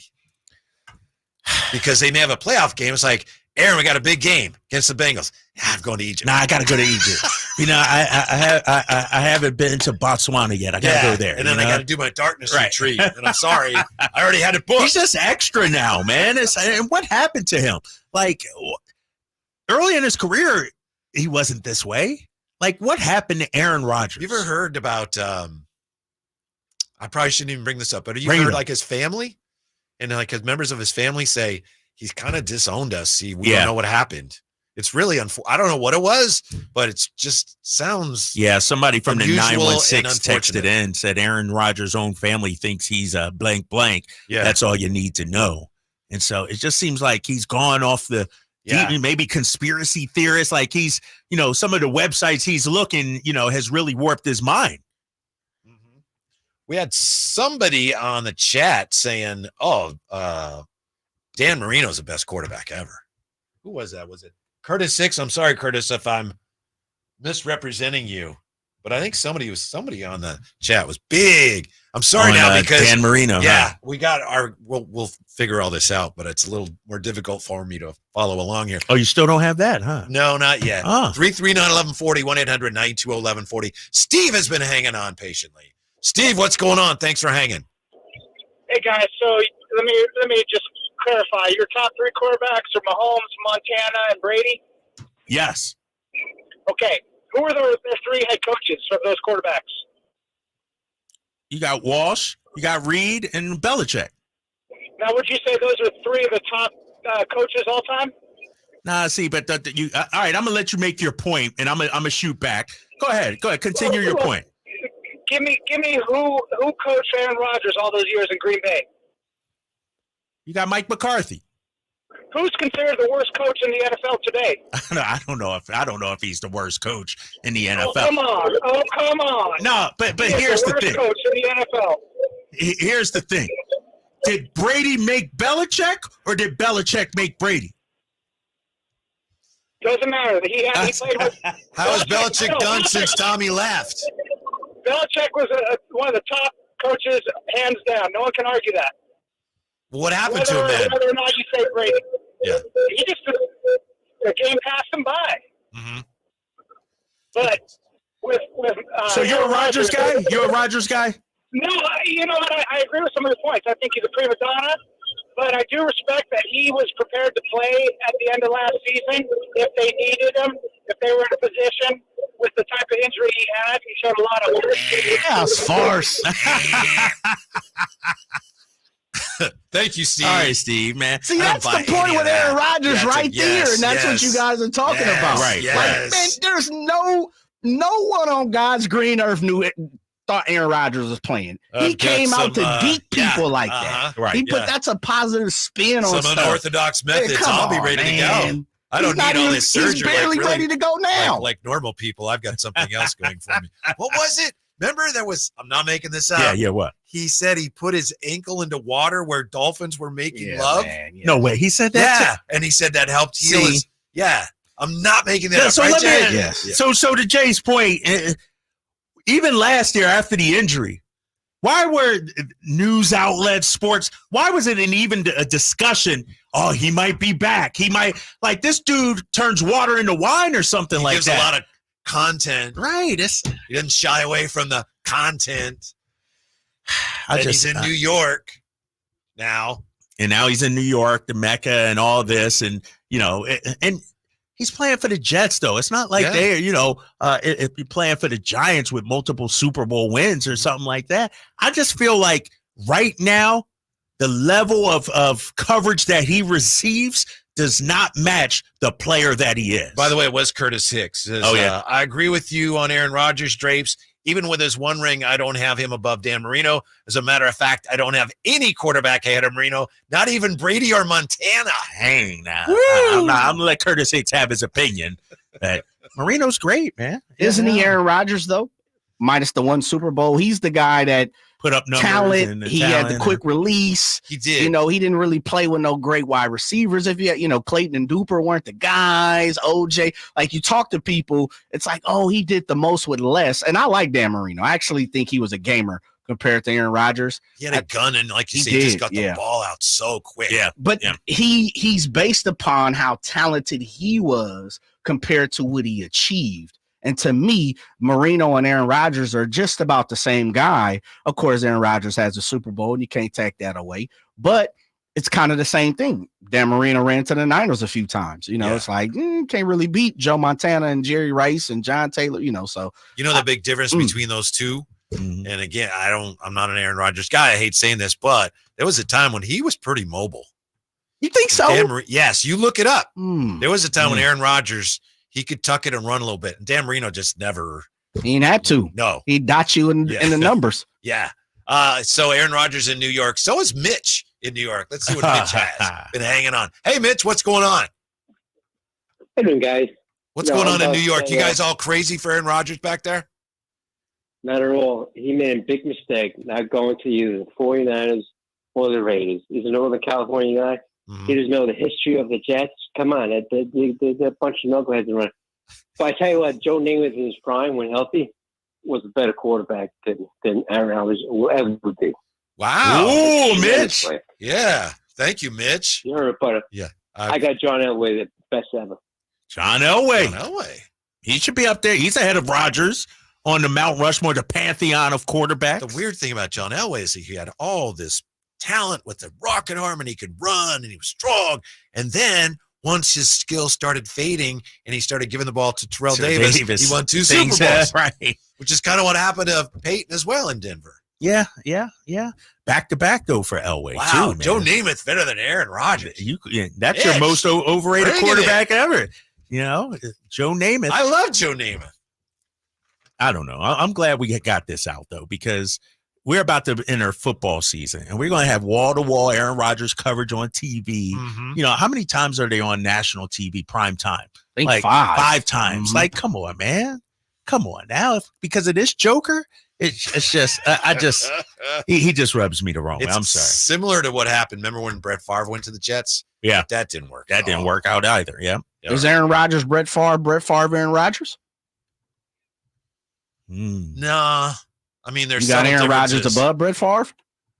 As a passer, yeah. As a competitor, probably not. I actually think Brett Favre, if I'm drafting a team between Rodgers and Brett Favre,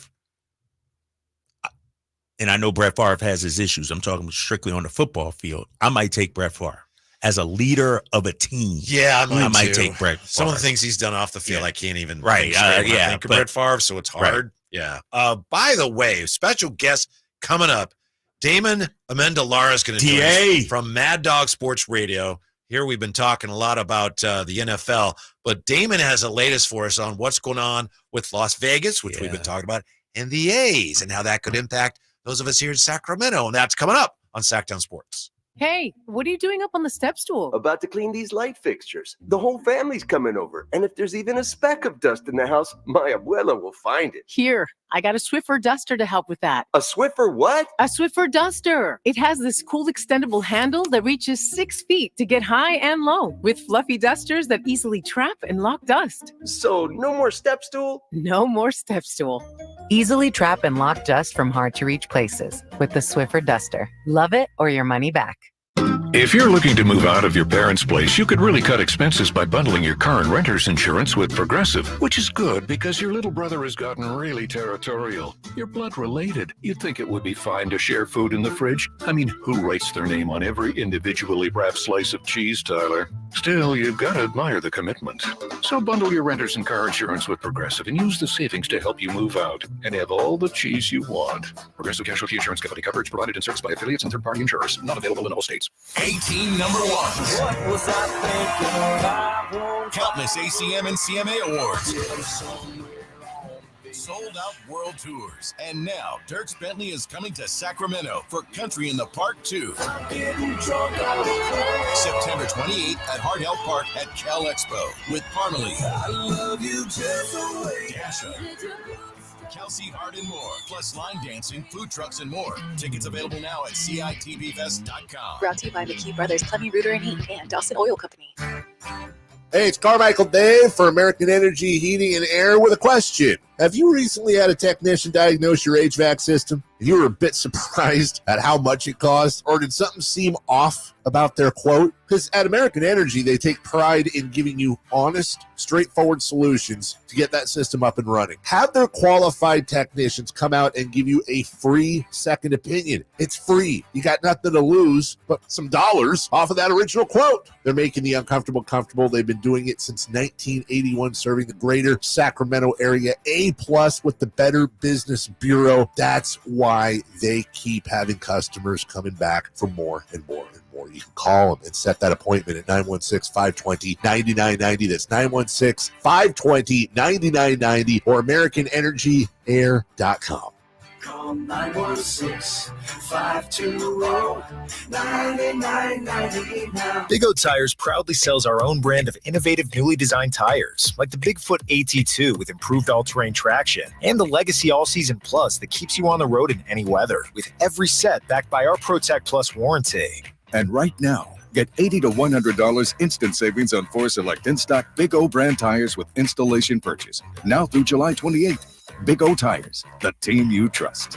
No carryouts, not valid with other offers. Eligibility may vary. Disposal fees extra and shop fees extra where permitted. See store for details. I would end the day with sore feet, sore legs. The drugstore inserts that I was purchasing were really not very useful at all. I walked into the Good Feet store and the guy kind of grinned at me and said, I hear that a lot. I was living with chronic pain before going to the Good Feet store. Now I don't really have that problem. I'm able to do the things that I expect to be able to do, even at my advanced age.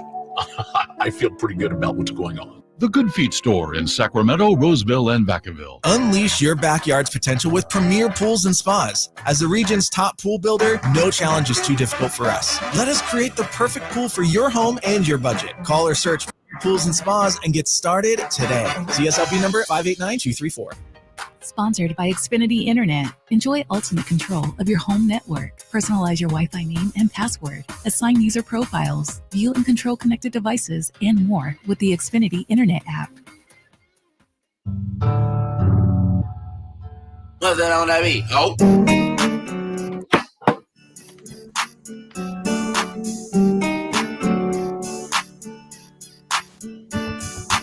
Your afternoon home for Kings talk and so much more. The Drive Guys on Sacktown Sports. Damon Amendolara is going to join us here, and obviously we're going to ask him about Oakland and Sacramento and Las Vegas and the A's. But I think, Trace, we got to ask him about Aaron Rodgers as well. Yeah, got to start there. DA, what's up, man? It's your boy Drapes. What's going on, man? Drapes, how we doing, man? Man, long time, no time. Me and this guy go way back. Yeah? Before he blew up, before he became big time. Did you make him too? No, he was in Boston, toiling away with me, and happy for all his success. What's up, DA? Drapes, you and I go back before the Celtics were world champions. It was a long, long time ago. Way back when Brady and Belichick could actually work side by side. We go way back. Yes, that's right. So, good to talk to you guys. Thanks for having me on. Yeah, Damon, we appreciate your time very much. Before we get to the A's, we were just talking about Aaron Rodgers, and Drape says, and we, for the most part, agree. We got a few people, dissenters on the phone, but where do you think Aaron Rodgers ranks in terms of being an underachieving quarterback, all things considered? Well, it kind of depends on the definition of underachieving. He has a Super Bowl championship, and he is going to go to the Hall of Fame. So if you would have pegged him in the 2005 draft, sliding all the way into the 20s, the last guy left in that green room, and said, that guy's going to win a Super Bowl, multiple MVPs, and go to the Hall of Fame, that's a wild success. Unbelievable success. However, you cannot qualify him as one of the greats of all time. He could be one of the most talented of all time. He certainly could be one of the greatest skilled quarterbacks of all time, but you simply cannot call him one of the greatest of all time because of the lack of ultimate success. There's a lot of NFC Championship game losses on that resume. So if you're asking me, is he a surefire Hall of Famer? Does that make him great? Absolutely. Is he in the category of Brady, Montana? The answer is no. DA, I'm glad you said that. And that was my point. And I remember it was some time ago, maybe 4 or 5 years ago, there was some debate, that Aaron Rodgers might be the greatest quarterback of all time. I got him behind Patrick Mahomes now. I think Patrick Mahomes' career with 3 Super Bowls has outdid Aaron Rodgers. Where is his rightful place? Is he just on that tier below Brady, Montana, and for me, Mahomes? Yeah, and this is where I think the GOAT debates or the greatest of all time debates when it comes to the quarterback tiers gets real sideways, because you cannot say, well, it's not a big deal that Rodgers doesn't have more than 1 Super Bowl, but then also give Tom Brady all the credit for winning 7. It doesn't work that way. So you can't do both. And to me, it's not all or nothing. I don't think just because of that singular tally, it means you're the greatest of all time. But I do think when it comes to the greatest, you have to start weighing that thing. And look, if you're Aaron Rodgers, obviously you're incredibly successful, but yeah, it's a second tier below those guys. I agree with your assessment of Patrick Mahomes, because right now, if he retired today, Mahomes is going to be at the same exact spot in history as Aaron Rodgers, getting into the Hall of Fame on a first ballot, but he's got 3 more rings in half the amount of time. So you have to be able to weigh all things considered. And I think that Rodgers is that next tier that has the John Elways, the Dan Marinos, the Drew Breeses. Where's Peyton Manning at, DA? And Peyton Manning, yeah. I mean, so is Peyton Manning ever going to be the greatest of all time? He is not, simply because of lack of Super Bowls. But is he going to be at the back end of the top tier? Yeah, and I think it's maybe more accurate to think of it as the NFL 100 did. They did that incredible piece, 4 years ago now, where they had, this is the top 100 years, or the top players of the 100 years. That group of guys, does Rodgers get in there? Yeah, and Peyton Manning gets in there. And so that, to me, was kind of a more accurate assessment of the true legends. Once you get into the top 4, 5, 6 guys of all time, now you're really parsing, and that's where you have to start counting rings. But yeah, I think that pool of the top 7 guys or so, obviously Peyton Manning is in there, and Rodgers is floating around the outside of that top 5 or 6 to me. Thank you, Damon. We appreciate that. Damon Amendolara with us from Mad Dog Sports Radio. And we primarily wanted to talk to, of course, because you've been all over this A's story, and now we're involved in that because the A's are going to be pitching their tent here for the next 3 or 4 years. Where do you think, what's your best guess of where the A's eventually settle for good, Damon? I don't think there's an answer yet to that. And I know that sounds like a cop-out, but here's the reasons why. How much time do you have? I mean, singularly, Major League Baseball has already kind of shoved the A's towards Vegas. Willingly or unwillingly, they've shoved them in there. Now, if this doesn't work, it's a massive embarrassment for Major League Baseball and Rob Manfred. So I think ultimately they want to get them there no matter what it takes. But is it logical to see the end of the road, the A's in Vegas? No, it's illogical. And I'm sure you guys have parsed this and broken this down a million times. But the fact of the matter is, John Fisher is the single worst owner in professional sports in the 4 North American sports leagues. That's, to me, inarguable. He has been the biggest cheapskate in baseball. He has failed to build a winner, and when they had a winner, by happenstance, he failed to keep it together. He has watched his entire ballpark erode without doing absolutely anything and has stiff-armed the fans. You might look at Tampa Bay and say, well, there's a lot of similarities. But the Rays have gone to World Series, and they have tried to put a coat of paint or 2 on the Trop, and they are working their butts off to create a new ballpark in Tampa Bay. And they have said, we want people to come, whatever it takes. It hasn't always worked. The A's have done the opposite. They've given the Heisman to their fans and asked them to be apathetic. They've been at war with the most diehard of their fans. So at that point in time, you have to ask yourself, well, is there ever a road back to Oakland because of that? I think the only road back to Oakland is if John Fisher sells. And at this point, he seems to be refusing to do so. But if this whole thing crumbles in Vegas and he does sell, then the odds are it's either Sacramento or Oakland. That's it. I don't think if he sells, it's still going to Las Vegas, because there's going to be such an appetite in Vegas for an expansion team. See, the brand of the A's has been burned to a crisp. So you're not getting any of that bumper juice from a new city. I think there's a lot of skepticism building in Las Vegas about John Fisher, and rightfully so. So there's no bounce you get there.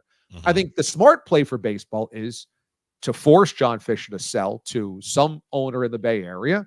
And maybe it's Vivek and it stays in Sacramento, but it is the A's remain in California, and then one of the 2 upcoming expansion teams go to Las Vegas. And so under that, then the A's don't get to Las Vegas and they stay. So where does this end? I think it's impossible to say, because this week we had the financing plan last week. And I mean, the whole financing plan was one big shell game of believe us. We'll believe you what? It was just make believe. It was 100% make believe. Don't worry, we have the money. You do? Well, you have no team. You never spent it. Don't worry, we have the lenders. You do? Name them. Well, we don't have the names right now. I mean, it was Mr. Rogers' puppet theater of make believe. It was unbelievable. Damon Amendolara, Mad Dog Sports host, Mad Dog Radio. DA, one of the things that we're struggling with here in Sacramento is, to your point about John Fisher, trying to reconcile having a team here in Sacramento, but also having him being the owner of the Oakland A's. A lot of people excited to get baseball here in the city of Sacramento. I'm not asking you to tell us how we should feel, but how would you feel, and would you embrace a team like this coming to your town if this is something that you haven't had before? I would have a really tough time embracing this because I think I am in the weeds of how awful Fisher and his cronies have been. They have been duplicitous. They have been underhanded. They have been discombobulated. They have been all the things you hate to see in ownership. And I understand a city such as yourself saying another pro sports team, that would be amazing. But it's at what cost? You know, I'm watching what they're doing in Oakland and saying, could you trust them in the next spot? Look, if you told me the A's are selling to Vivek and they're staying in Sacramento, I'll be like, hey, throw a party. You guys got an owner that cares. He has local ties. He can build from what he knows of a better organization than they have, and he wants to win. Nope. Look, I got no question about that. But I can tell you, all evidence points to John Fisher being an incompetent disaster and a bad faith actor. It's not just the type of guy that's like, oh, he just kind of can't get his you-know-what together. It's that he is using these levers to manipulate a lie. And the lie is that nobody in Oakland cares. And I can tell you, Drape, and you and I go back long enough so that you know my history. I've been doing this for 20 some odd years, and I've done it at a national level 12 or 13. So I have covered a lot of teams that have relocated. And when teams relocate, there is a big time apathy and a sunken passion from a city that is losing their team, and they kind of get the shrug of the shoulders. You know what? Kick rocks, dude.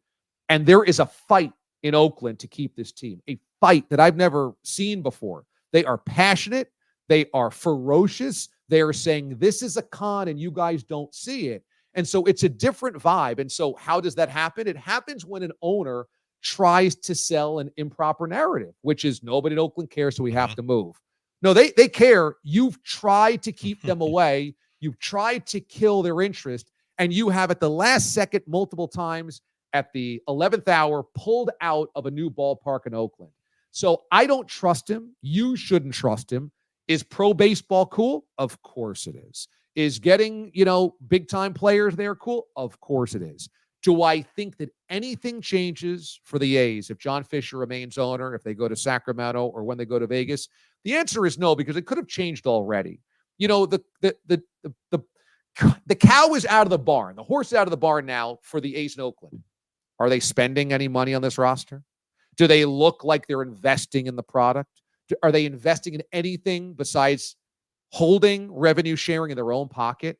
I mean, the whole thing is, it's so grimy that if I was a Sacramento sports fan, I'd have a really tough time balancing. Yeah, I love a professional team coming, but I got to root for that guy and hope that guy suddenly becomes a completely different guy. I just don't believe that ever happens. Damon Amendolara with us. And Damon, I think one of the most stunning aspects of this whole story is the way the sell movement has been picked up in other cities by fans of other teams. So my question is, the longer this drags on, how much damage does MLB risk doing to its image and its product? A pretty massive one, Kev. A pretty massive one, because Rob Manfred's already not the most popular commissioner. We know this. But every day this extends without clarity at the end is another day of a black eye for baseball, because what you've heard now is the drumbeat from guys like Jeff Passan, Ken Rosenthal, real baseball insiders that say, hey, this is unpopular within the league. There are owners that have said, why are we even doing this? no offense to you guys, but you're playing in a minor league baseball ballpark, not for 1 year, not for 2 years, but 3 or more. So every day you do that is another message that this is amateur hour for the A's. This is not Major League Baseball yet. And I know you guys will do as well as you can with that. But you know the narrative. It's, the A's are playing in a AAA ballpark. You're playing outdoors at 110 degrees. I know most will be night games, and that's good, but not all. And so inevitably, the 5, 6, 10 times each season over the next 3 that it's 108, that's a story. And Major League Baseball players aren't going to be thrilled with that. And they're not going to be thrilled with going to a clubhouse that's not built within the stadium that suits their needs. And so everything about this is a slow, torturous bleed. If you told me, hey, the A's next year are in Vegas, there's nothing you can do about it. All right. Then you rip the Band-Aid off quickly. But this is the longest Band-Aid rip you'll ever have. Well, we're going on 20 years of a Band-Aid rip. Yeah. How long? It's like 1 centimeter every year that we rip off the Band-Aid. It's absurd. DA, I understand what you're saying about John Fisher, and he deserves, all the vitriol put at his way. How much should Manfred get, though? Because why this team in Vegas? Why not expansion? Does John Fisher have something on Manfred? It just doesn't make sense to me right from the jump. Why this team ripping it from Oakland going to Vegas, and how much blood does Manfred have on his hands with this? A lot. I think a stronger steward of the league sees this for what it is and says, we have to find a different solution here. And I think what you do is incentivize John Fisher to sell. More than likely, Fisher just wants to get to Vegas to enhance the value of the franchise and then turn around and sell. They're even going to build in a clause to whatever public money is involved in Vegas that he's got to stick around for 5+ years and not just turn around and sell. So they're already worried that that's what he wants to do. So is this best for the game when a guy is just going somewhere just so he can cash out quicker and at a higher rate?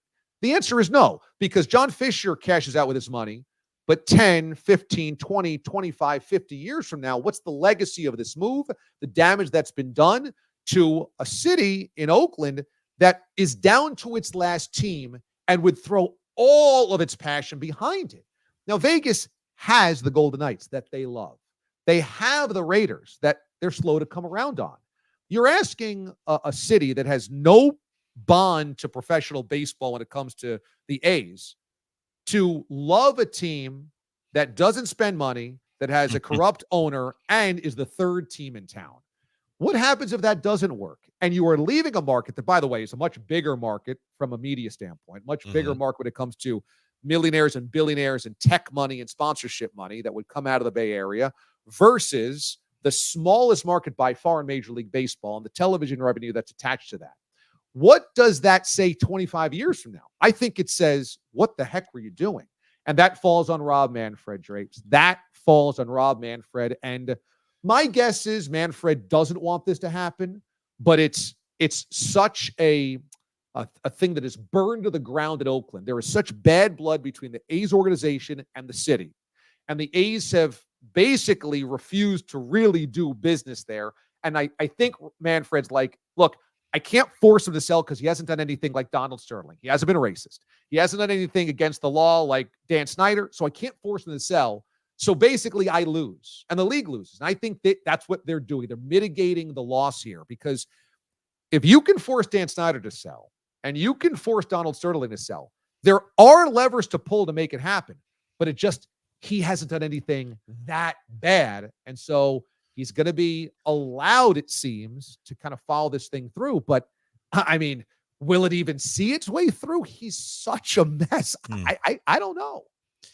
Damon Amendolara with us, pardon me. And you may have just partially answered this question, but you touched on one of the aspects of this that has just baffled me for, 4 years now, whatever it's been since baseball announced it. Oh, if you go to Vegas, we're going to waive the relocation fee.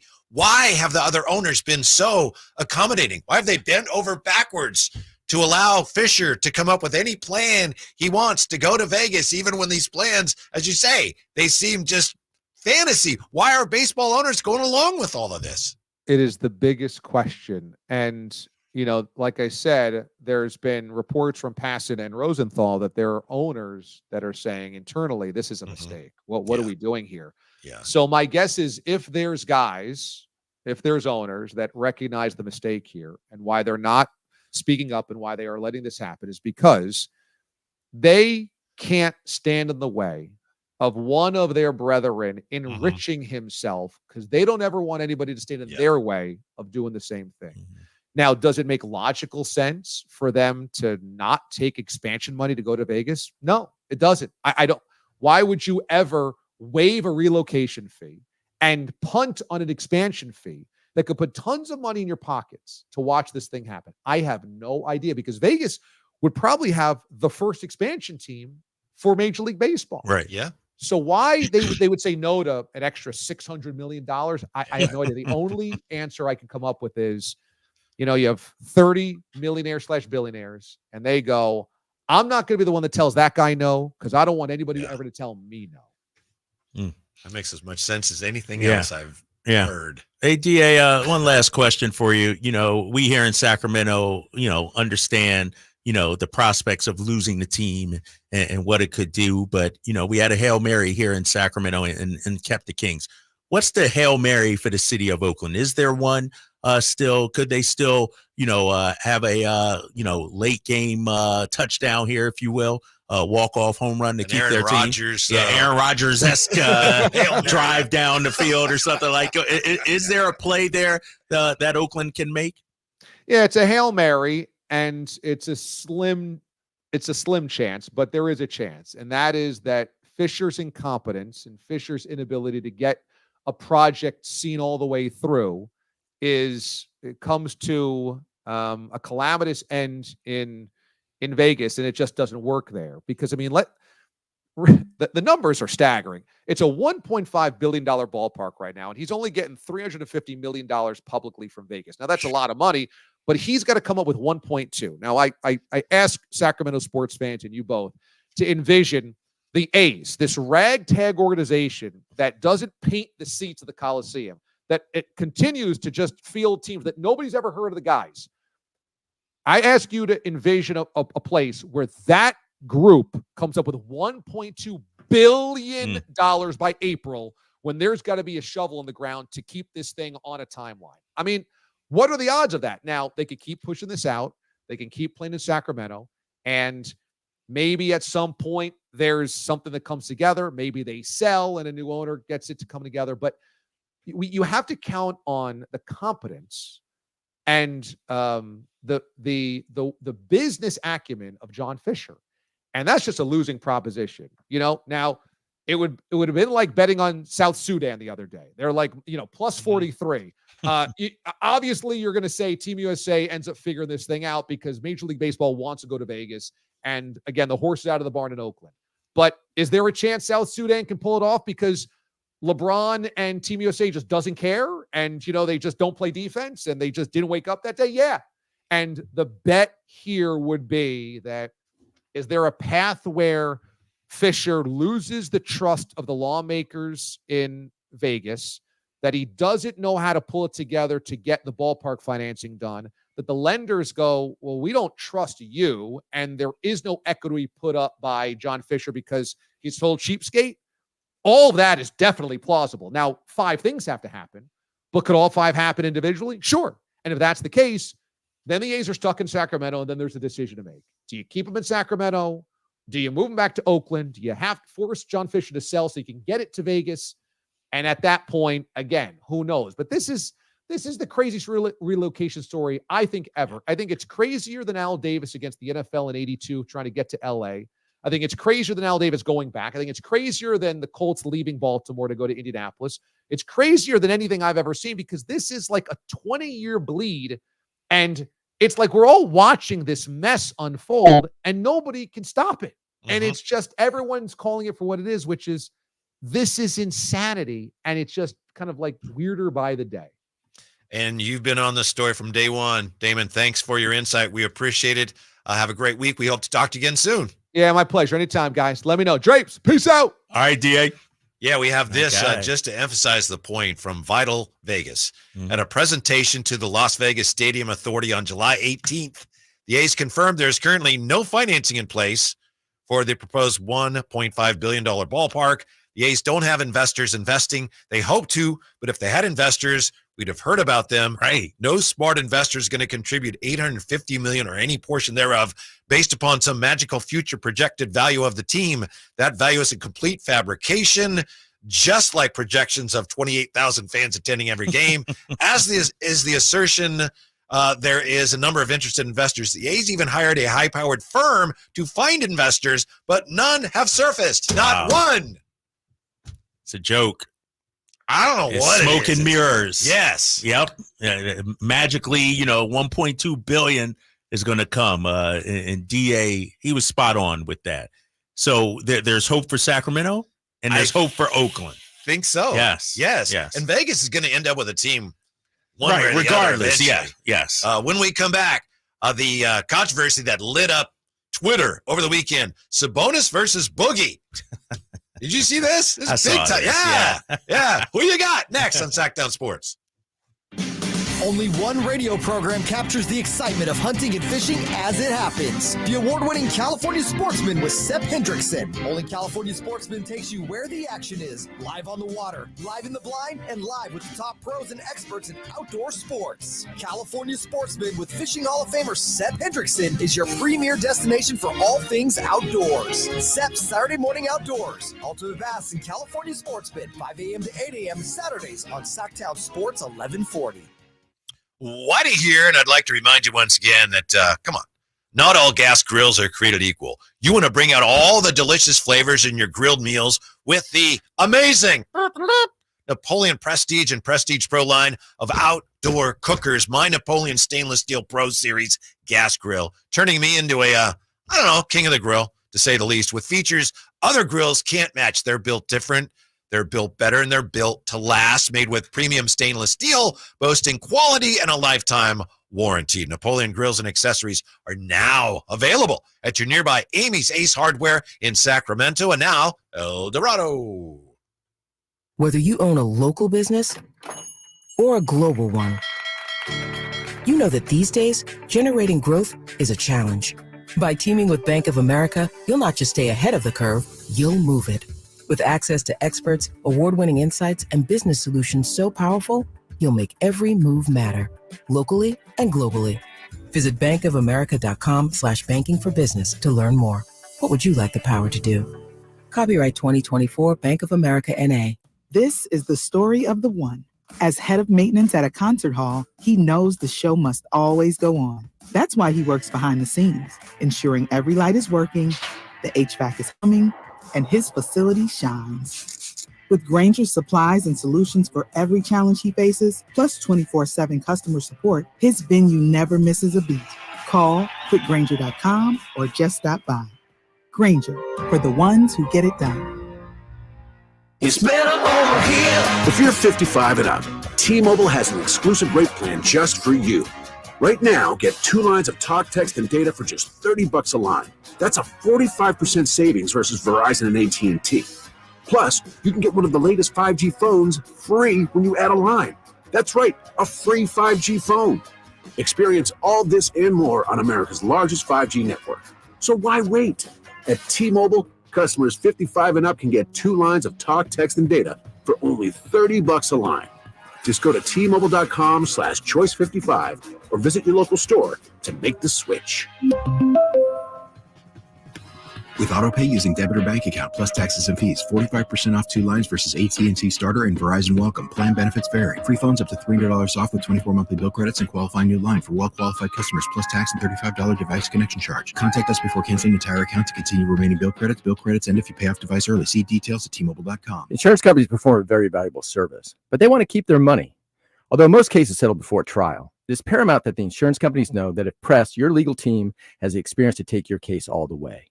For 25 years, Ashton & Price has earned the reputation that if the insurance company isn't fair, we're ready to force them to be fair. My mom used to warn me, wait till dad gets home. Think of us as dad. The best part, there's no fee until we win. Remember, for the best advice, don't think twice. Call Ashton and Price. Jason Mraz and the Super Band. Live. The mystical, magical, rhythmical, radical ride. Friday, August 9th. The venue at Thunder Valley. Jason Mraz and the Super Band with special guest Molly Miller Trio. For tickets, visit ThunderValleyResort.com. Jason Mraz and the Super Band in concert. Pick up the new album, Mystical, Magical, Rhythmical, Radical Ride. I didn't ask to be thrown in the streets with nowhere to go. I didn't think I'd survive. But I did ask for help, and Covenant House was there for me. 1 in 10 young adults will experience a form of homelessness this year. For these kids who didn't ask to be put in this unthinkable situation, Covenant House is there. Covenant House helped me break the cycle of homelessness in my family. They gave me the love that I needed. Over 2,000 young people will sleep safely in a Covenant House bed tonight. When youth who are experiencing homelessness have a hot meal, a safe place to sleep, medical care, and love, they can overcome heartbreaking challenges and have a brighter future. They just really genuinely just wanted to help me succeed, and I'm succeeding. I'm a speaker, I'm an author. Covenant House really helped me and really helped mold me into the woman I am today. If you or someone you love is asking for help, go to safeplacetosleep.org today. Power Business Technology is proud to be 100% independent, locally owned, and managed Toshiba copier dealer. Local ownership cuts out the red tape, allowing ourselves to never be too busy to personally answer the call when our clients need us. Recognized for excellence in service execution, training, and customer service, we're proud to be named a 2022 Toshiba ProMasters Elite Dealer. Contact us today for all of your business printing needs at 844-POWER-BZ. That's 844-769-3729, or visit us at PowerCopier.com. Grab the keys to a new fuel-efficient Toyota. Let's go! Hit the open California road this summer with incredible MPG and peace of mind. With fewer fill-ups, you can explore further and make the most of those long summer days. Choose from Toyota's 16 hybrid and electrified models, more than any other brand, and go the distance with Toyota's class-leading fuel efficiency and reliability. It's time to make this summer one to remember. Toyota.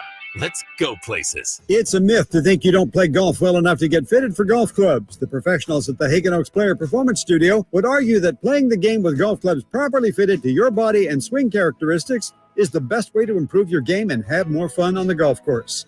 With a professional staff of fitters, all the major brands of equipment, and cutting-edge technology featuring TrackMan, the indoor-outdoor Hagen Oaks Player Performance Studio is worth a look. See for yourself. Fulton Avenue at the Cap City Freeway. Schedule your fitting at 916-808-2531. 808-2531. KHTKAM HD1 Sacramento. KYMX HD2 Sacramento. From the Power Business Technology Toshiba Studios. This is Sacktown Sports.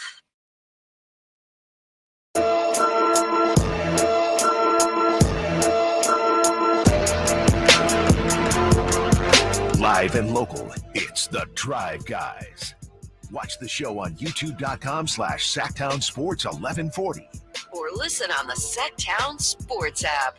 This is supposed to be one of the slow times of year in sports, right? It's what it's supposed to be. But here we got NFL camps opening, veterans reporting tomorrow for the 49ers and other teams. We got the Olympics coming up, and we got this A's thing going on. And here we are on a Monday, and I feel like we have already settled some things, Drapes, already today. Did we? Yeah, it's a slow day, but we're busy. We're checking things off. Yes. Huh? We're getting things done. Aaron Rodgers, most underachieving quarterback. Yep.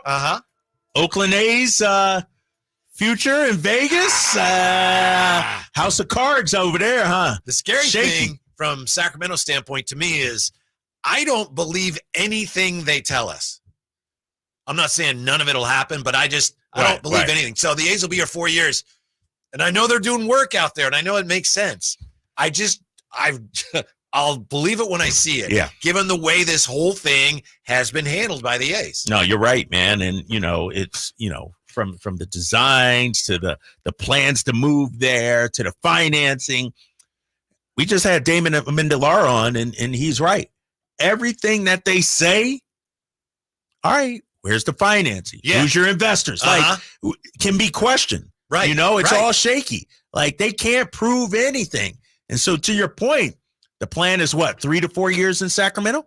Who knows? Right. Like, exactly. We just don't know. Mhm. And so, man. And it seems like MLB and Commissioner Manfred is like, what's your plan for this?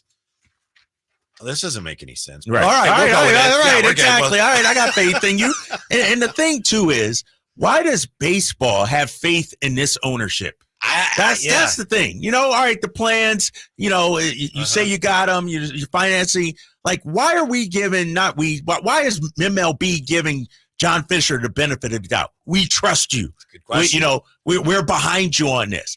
It's figure that betting one out. on a proven losing horse, basically. Yeah. The way he's running that Oakland A's franchise. Damon's explanation makes as much sense as anything I've heard, which is none of the owners want to be the guy to stop someone else from doing something because they don't want anyone else to stop them if they ever want to do something. Right. But at some point, they have to look at it as, hey, wait, guys. Yeah. We're all looking really bad Yes. here, which eventually is going to cost us money. Right. And the thing that DA brought up to 20, 30, 40 years, just the impact on the city of Oakland. That's what saddens me. You've lost the Warriors, you've lost the Raiders. Now you're about to lose the A's. The economic impact on that city, from these franchises leaving, it's going to be felt for generations to come. That's what makes me sad. How about the Casey Pratt news today? And I've known Casey Pratt a long time. Yeah, what's up with that? He was an A's insider at a station where I used to work. And now he's in PR. Is it for the city or for the mayor in Oakland? The mayor, right? Good for him. I know. I don't think he's especially popular with all Sacramento fans because he is like the A's belong in Oakland, period. And obviously there's some pushback on that from people in Sacramento, but he's out of sports journalism, at least for the time being, and he's working for the city of Oakland now. Interesting. I'm not going to comment on Chief of Communications. Chief of Communications. For the mayor's office. For the mayor. Okay. I'm going to keep my opinion to myself, if you will. I'm not going to go there. I don't want to say it. I think it's good for him. Yeah, but you can't be all, I don't know. It seems like he parlayed all this into a new Maybe job. He did. I don't know. Maybe he did. And so from a journalistic He's a good standpoint, guy. was he working behind the scenes for the mayor, throughout this? Like he was not a partial journalist. He was not impartial. I mean, it was like, I understand what you're saying. He was angling to get a job. Let me just keep quiet. I'll keep quiet on this. Yeah. I'll keep quiet. It's a possibility. I would bet against that, but I understand your point. Right. I'm just, so now we just got to decide. That'd be like I'm arguing for John Fisher. No, they should go to Vegas. They should go to Vegas. Oakland didn't give them the money. They're not doing this. And then a month later, I'm on John Fisher's payroll. It just, I know what you're saying, but because I know him, I don't think he would do that. Okay. All right. It's a good point, but I'm saying, nope, I don't think he would do that. He's been recovering A's for a long time. Okay. 339-1140, 1-800-920-1140. Frank, back with us. What's up, Frank? Are you guys not aware of what's going on in Oakland? They can't even keep an In-N-Out burger place there. So you're buying everything okay, go ahead, Frank. Make your case. You get carjacked, you get stabbed. I went to cut this guy off. Cut him off, Jay. Cut him off, Jay. Come on. I'm not allowing that. I'm not allowing that. The customer you're trying to reach is not available. Please call back. I'm sorry. I'm not gonna allow that, Whitey. I'm glad you did. There's carjackings right here. There's carjackings in every. There's Robert. I'm not going to have somebody call in and paint the city of Oakland that way. I'm just not going to do that. According to reports, there are some multiple investors in Oakland that are willing to discuss keeping the team there, and they're being told to keep their mouths shut, according to reports. Yeah, it would be embarrassing. So gag order, if you will, right? Yeah, that's according to Scott Osler. See, it's tough here because we're in between. It's like, well, why are you saying that? Do you want the A's here or in Oakland? That pissed me off, man. I'm sorry, man. There's a lot of people that feel that way. Doesn't make it right. But let's be honest. There's a lot of people that feel that way, and there are a lot of issues in Oakland. That's true. Yeah, there's issues in every city, though. I don't want this A's issue to me has nothing to do with the other issues. This is a stadium issue. This is an owner that ran that franchise into the ground issue. The people of Oakland will support their product if the owner supports his product. So don't tell me, Frank, or whoever calls in about all these other issues going on in the city of Oakland. That has nothing to do with what we're talking about right now. The problem is that ownership in Oakland, they tried to drive customers away so that then they could go, look at that, no one's coming. And then so that has nothing to do with what the caller was talking about. Right. And that's the problem a lot of people have. Right. Like we try to support These are that team. different issues. Those are different issues. Yeah. And you can't, that frustrates me, man. I'm not going to let him get away with that. Now, maybe Frank is just, hey, they got to come here. We'll support them. We need a baseball team in Sacramento. That's a long road to that. Certainly possible, but it's a long trip around the bases to bring that one home. Yeah, I'm sorry. I'm flustered right now. That bothered me, man. Did you think it was kind of racial? Yeah, right? yes, and So you stood up for I know people that live in Oakland right now. I got friends that live in Oakland. People that move from Sac to move to Oakland. And so don't give me this narrative. It's a terrible place to live. You can't drive down the street. You're getting carjacked and all this. I don't want to hear that.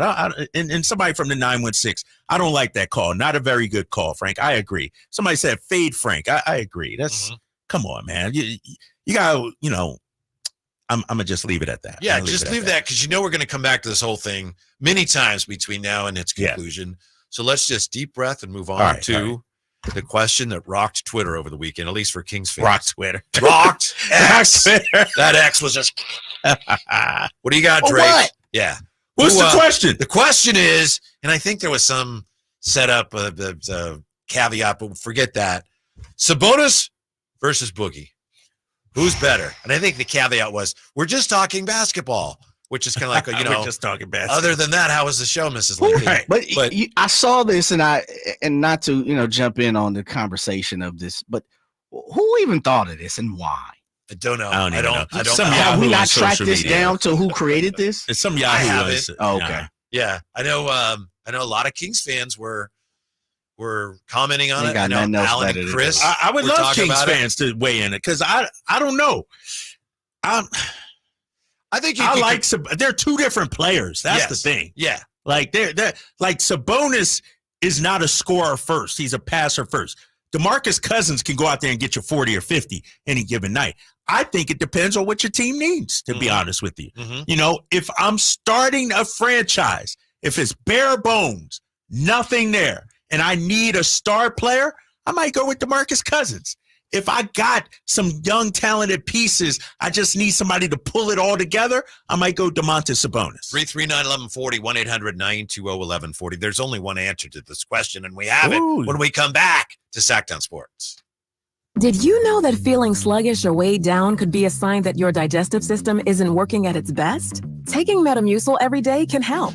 Metamucil fiber powders help promote your daily digestive health using a plant-based fiber called psyllium. The gelling action of this special fiber traps and removes waste so you can feel lighter and more energetic. Metamucil, promoting digestive health for a better you. Learn more at Metamucil.com. These statements have not been evaluated by the Food and Drug Administration. These products are not intended to diagnose, treat, cure, or prevent any disease. This is the story of the one. As a maintenance engineer, he hears things differently. To the untrained ear, everything on his shop floor might sound fine, but he can hear gears grinding or a belt slipping. So he steps in to fix the problem at hand before it gets out of hand. And he knows Grainger's got the right product he needs to get the job done, which is music to his ears. Call, click Grainger.com, or just stop by. Grainger, for the ones who get it done.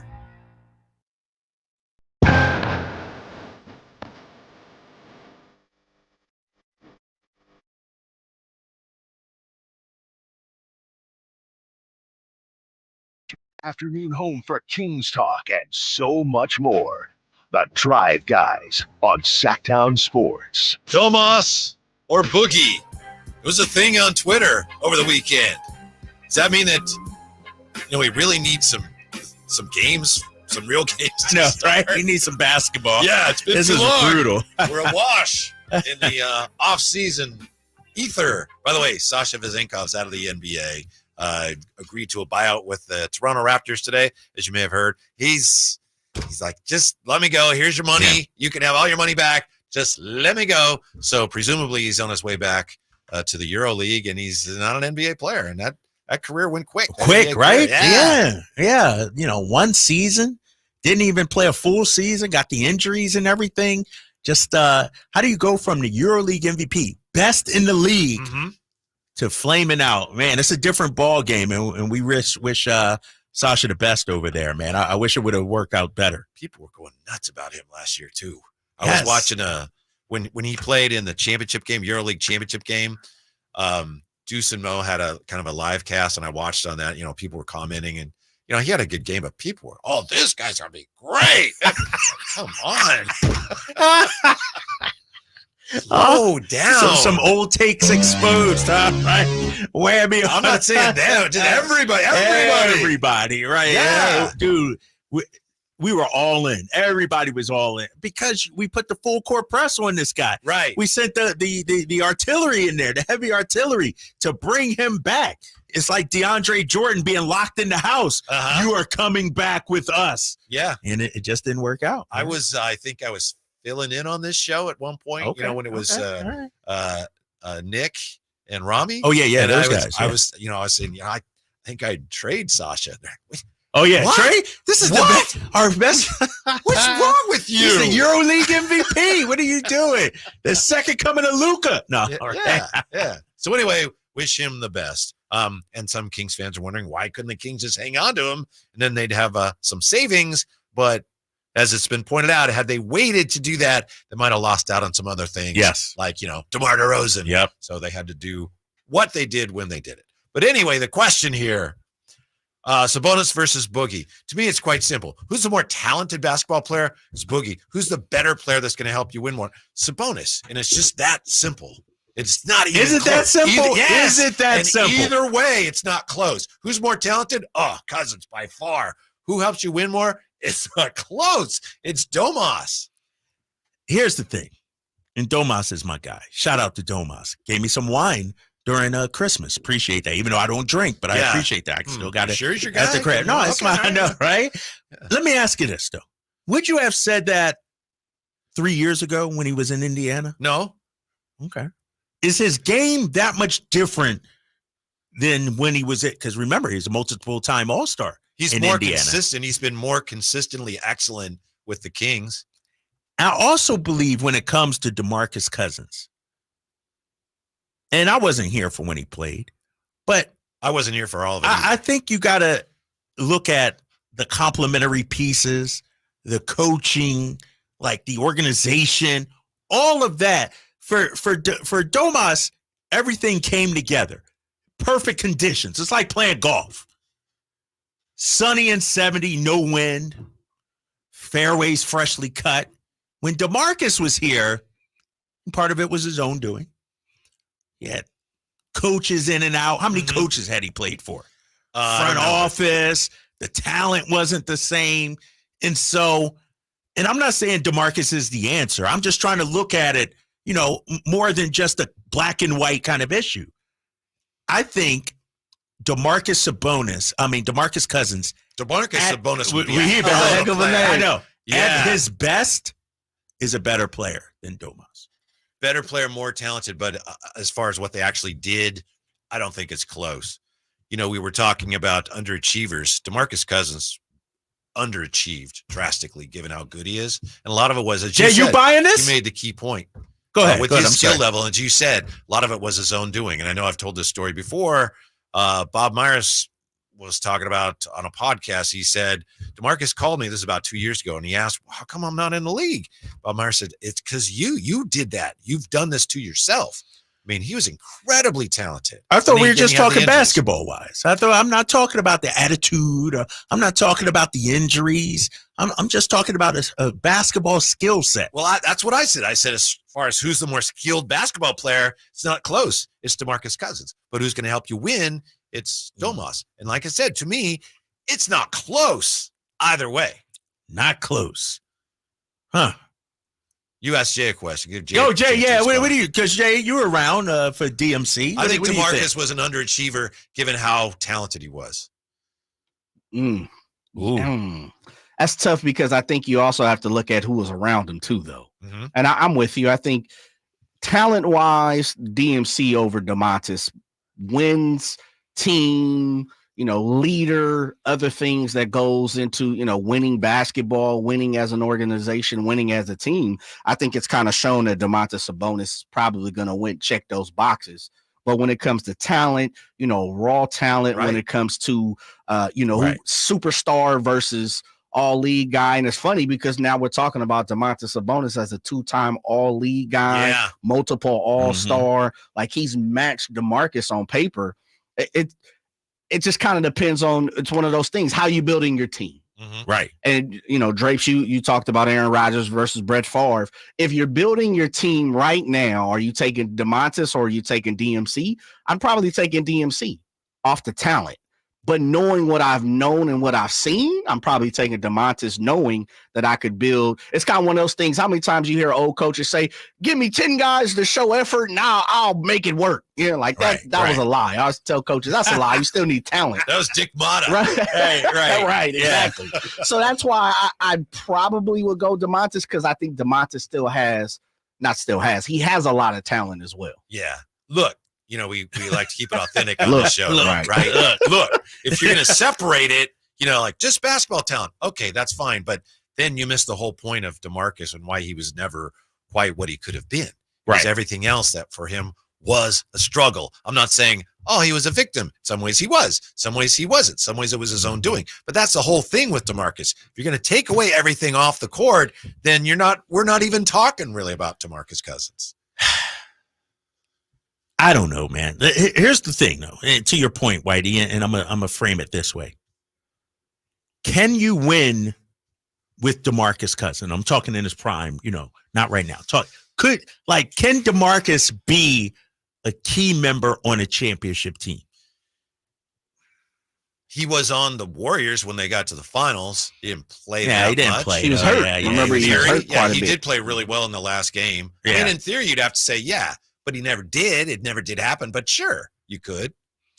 Yeah, this is a tough question. I don't know, man. I just think, and I also feel for DeMarcus Cousins, it depends on who the coach is too. Because if you're including all the other stuff, all the, theatrics or whatever, there are certain coaches he thrived under. And, I even go back to, Kentucky. He was there when I was there, and when I worked in Louisville, it was a short period of time. But and John Calipari was sort of a DeMarcus Cousins whisperer, if you will. And so Michael Malone might have been. Michael Malone. Fired, that was the end of DeMarcus's chance to be at least here, anything close to what he could have been. And so I guess I look at it as not who they were, but who they could become at their greatest. When all is right, all is well, and you're playing your best, DeMarcus, man, he was feared. Here's the thing about Domas, and I love Domas. He's one of the top big men in the league. I don't know if opposing teams fear him, though. You know what I mean? Well, they respect him. They respect him, yes. He's first or second on their, but to-do list. It's not like, oh, man, we can't let Domas get 30 tonight. We can't let him get rebounds. We got to stop him, from getting high assist numbers. But DeMarcus, when he stepped on the floor, any given night, he was liable to get 30 plus. And so I don't know, man. That's a tough one. That's tough. Isn't that, and I lean to the Domas side on this. Drapes, doesn't that kind of speak to who Domas is when he's not really, and I know what the argument coming back to me is, but he's not really game planned from the Sacramento Kings standpoint. I think we put the ball in Domantas Sabonis' hand, but I don't think they look for him to do everything that a DeMarcus has looked for, when he was playing for the Kings. He was looked to carry the team. He was the guy. Yeah. And he was a good passer, too. Right. Oh, absolutely. Yeah. But I think the Kings' game plan to work through Domantas and let him just orchestrate. The ball goes to Jokic, and then Malone is done. His coaching is done. He's putting the other positions in spots for Jokic to, feed them and make it work. And I think that's DeMontis, where DeMarcus is kind of like, you had to game plan everything for DeMarcus, right? Yeah. Like you don't really, and this is the one thing about DeMontis, hopefully it gets a lot better. But if he's 20 feet from the bucket, you're done. You're like, hey, we know he's passing. At least with DMC, it's like, yeah, you better still get out there too, And so I think if you're looking for pure talent, I mean, it's DeMarcus hands down. But as you talked about, there's so many things that goes into the DMC story that makes you to like, I might have to just skip to the end, or I might just have to try and read part 2, and hopefully, we can get something different too. And here's another thing, fellas, too, and this is from a feather in Domas's cap. I feel like Domas can play with, in terms of style, anybody. You know what I mean? Like he can fit in better.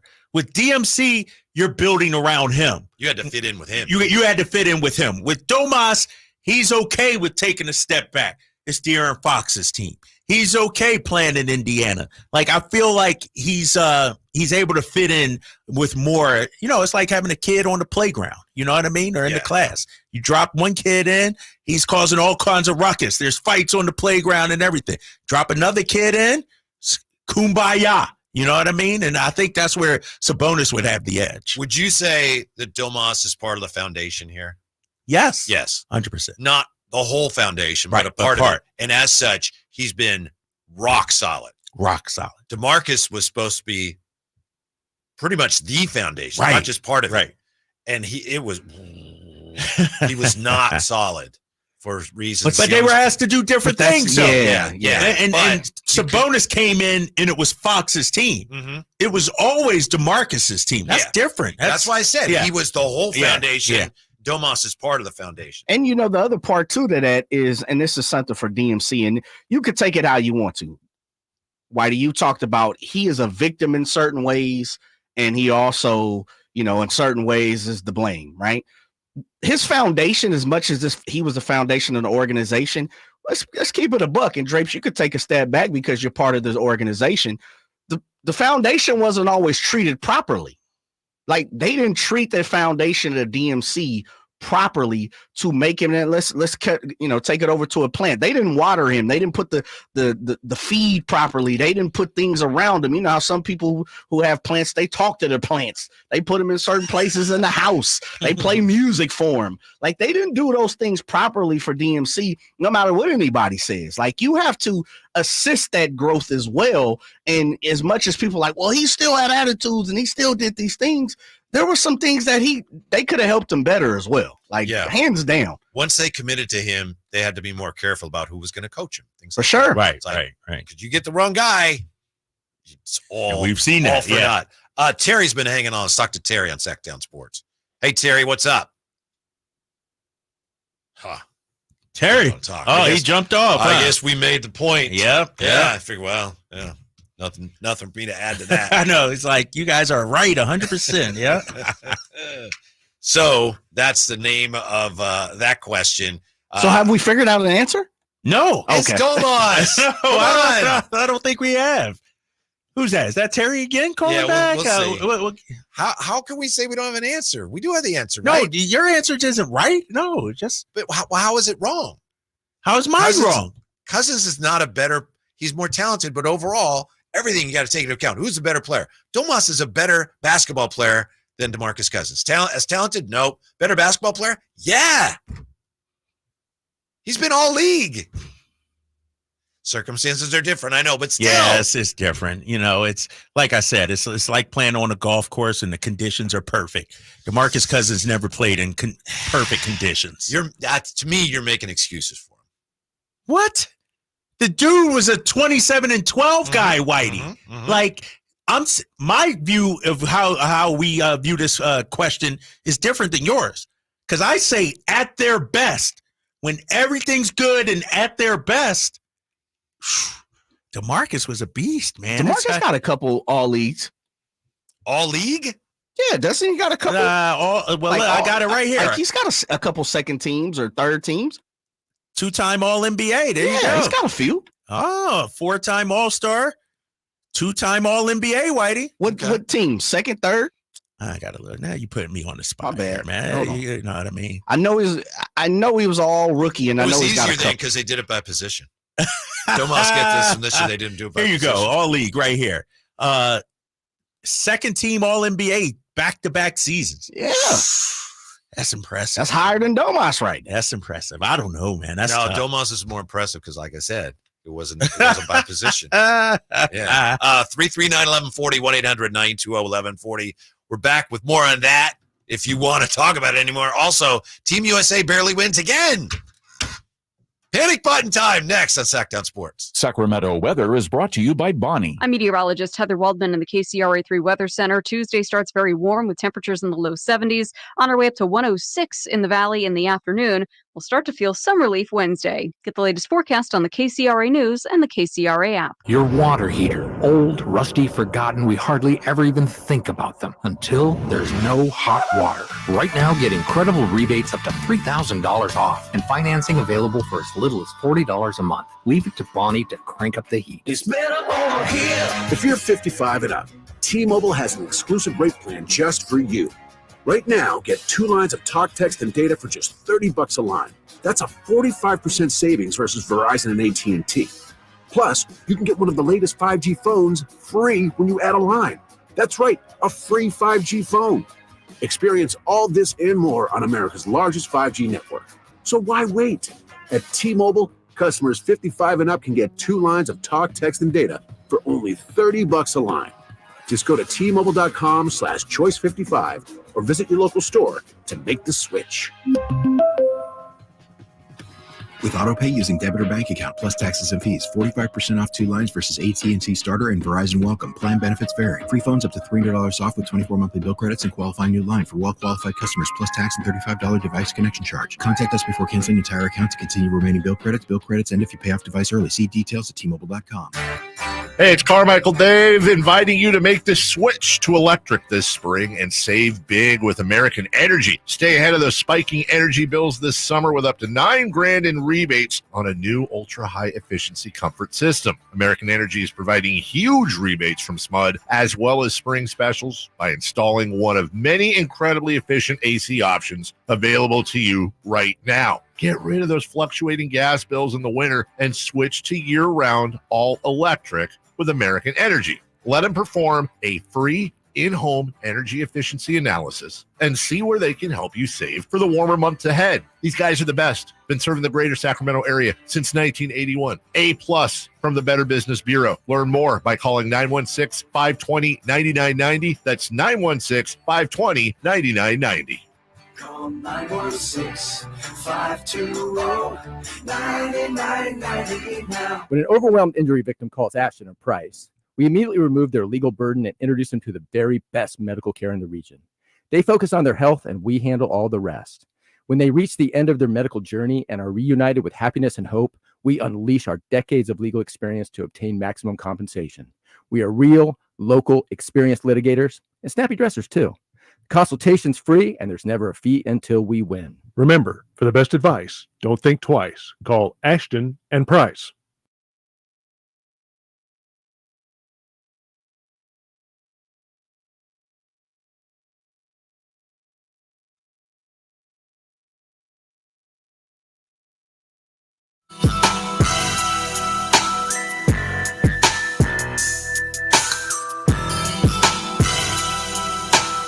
The Drive Guys, live and local. Every afternoon, Monday through Friday on Sacktown Sports. Maybe you saw this on X over the weekend. There's a lot of interesting information and opinions on X over the weekend, as always, right? But especially last weekend. Yes, a lot going on. Yes. But somebody, and I apologize, I don't know who started this, asked the question about, who's better? Off-court things aside, Domas or DeMarcus Cousins? And to me, it's an open and shut case.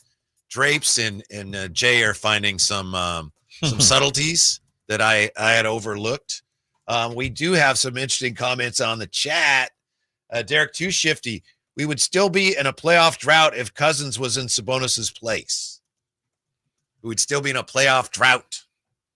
I disagree. I don't know about that. I don't. Fox and Cousins at their peak. Gold, silver, diamond says Sabonis is still getting better. Yeah, he is.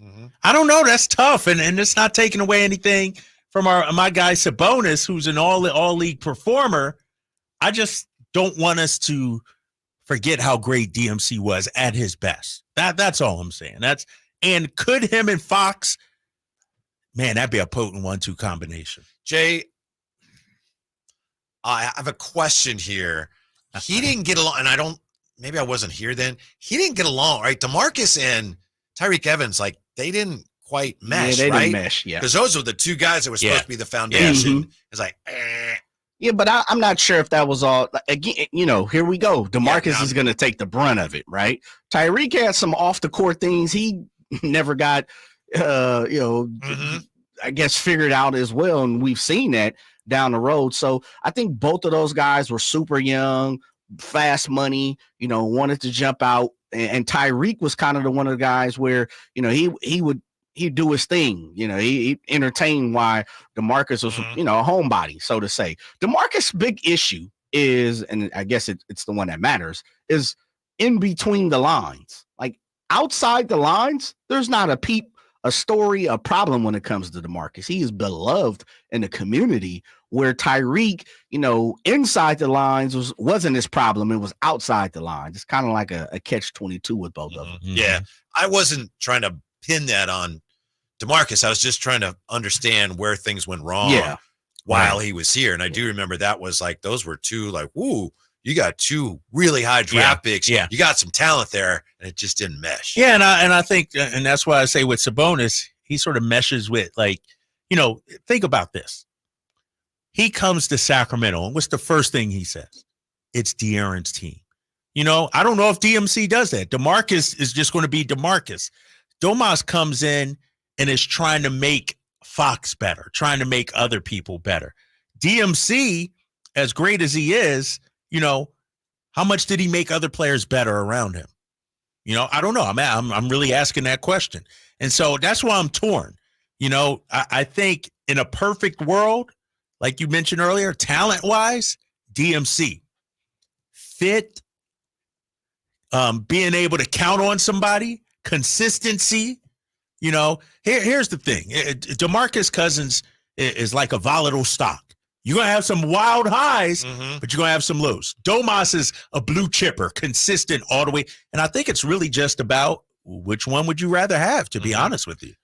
I also think Domas is not a great defender, but he gives you maximum effort. I think he's gotten better. There were even some metrics last year that showed, no, he's a good defender. He got an all-defense. Yeah. Right? Marcus Cousins was not a good defender. They'd play the Clippers, and Chris Paul put him in the pick and roll and destroy him. Nah, but that's... He did not give Chris Paul would destroy Domas in the pick and roll. Come on. If you put him in a pick and roll, you could destroy him, whether you were Chris Paul prime or Chris Mrs. Paul. He would destroy everybody. Why, this sounds like you got something against DMC. Well, I'm answering the question I don't know, objectively. man. No, because I sat here. I'm giving you pros and cons for each guy.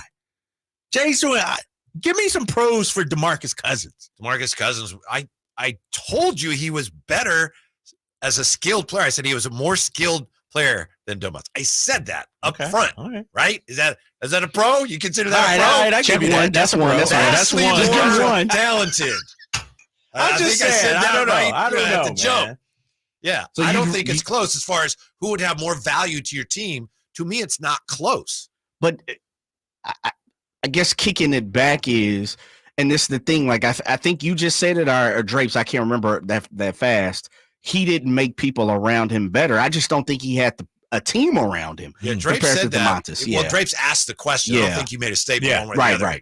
Yeah. Like I was leaning towards saying, I don't think he did, but I'm thinking about it. Yeah, I think he did. I just don't think he had the talent around him, a la what we've seen Domantas Sabonis in Indiana and or here. OKC is a little different, of course, being a rook and all that. But I think DMC let me say this.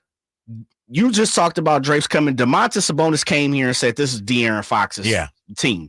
I think if DMC comes to this thing, DMC could be better than De'Aaron. And I think we could say this is DMC's team and not De'Aaron's. Right. And I think that's why he doesn't do that, is because just like, listen, we're putting together 2 stars compared to, Domas is even coming here was looked at more a B, where a lot of people are looking at De'Aaron to be an A. I think when Domas got here, Monty was on board and there was more stability than the franchise had in decades. When DeMarcus was brought here, first it was at the end of the Malus run when they were so strapped for money. They were making basketball decisions based on the money because they needed to. And so then he also was a bridge to Vivek's early years here. And Vivek as an owner, I think, had some things to learn. So my point is DeMarcus was he was not a very stable foundational piece, but the franchise wasn't stable. Whereas when Domas got here, things were as stable as they've ever been in Sacramento. Yeah, this is tough, man, because I believe that if you put DeMarcus Cousins, to your point, Whitey, in a more stable environment, we'll never somebody know, that could tap into him and everything like that. And we were just talking during the break, is he a Hall of Famer? His numbers per game averages indicate yes, but he never had the longevity. He was trending towards it, but probably didn't quite get there. Exactly. Yeah, that was Jay asking that question. 339-1140, 1-800-920-1140. Jay, can we pop Sam on real quick? Sam's been hanging on. Sam, what's going on? Hey, good afternoon, fellas. Hello. What's up, Sam? Well, I'll tell you, I was a DeMarcus Cousins supporter myself. He got the hard rebound against, he was a big brute force down there. But 2 problems I had with him. Number one, when the ball went down to him into the post, he was a black hole. Rarely that ball came out. He started bumping everybody and doing whatever he does in the middle and wasting his time. The second biggest knock I had against him, it took him between 6 and 8 seconds to get down the floor to start our offense because he was either slow of foot or he constantly was arguing with the referees. And that started to wear on you. And those are my knocks against DeMarcus, why he didn't fit here, because arguing, almost every call he argued, and then it took him 6 to 7 seconds to get down, to get set up in the post, and now you only got, 13, 15 seconds to execute your offense, and that's why it didn't work here. That's a great point, Sam. Thank you. Who was the guy, the big, I apologize, can't think of his name. He was with the Suns and big bald center, and then he ended up going to Washington. Marcin Gortat. Thank you. Yeah. I remember one game when he was with Washington, and he just ran the floor against DeMarcus, and he had out-sprinted him. And the word on other teams was, you run the floor against this guy, you're going to get 8 to 10 points. Just by running the floor. DeMarcus is probably a poster boy for what could have been or what if, you know what I mean? Like all the talent in the world and just never achieved at peak level. Like we said, he could have been a Hall of Famer in his career. Certainly had the ability. Yep. Yeah. The other part, though, for me, and here goes a couple more positives when it comes to DMC fellas, is one thing we wouldn't be second guessing is if somebody was going to slap somebody in it when they coming down the lane. We wouldn't be asking for somebody that's tough. We wouldn't be asking for somebody to show some passion. We wouldn't be talking about Draymond stopping on somebody and not catching up something back that we've questioned about this team. Jay, we wouldn't be talking about a dog. Would love about him? Come on now. You know what Mike Brown would love about DeMarcus? Taking those charges. Yeah, that too. Yeah. Like, He was really good there's at some that. things he would answer for this team, quite frankly, that we're still looking for when it comes to a dog, attitude, passion, Still out a there, leader. Jay. I'm just saying, He's still out there. as a big guy that's played 15 years, is difficult when it comes to the legs and the feet. Most big guys can't play 15 years and still be doing their thing. Conversation continues when we come right back. Also, we'll look at Team USA. Another narrow win for Team USA. Oh, man. Getting nervous. Drive Guys, Sackdown Sports.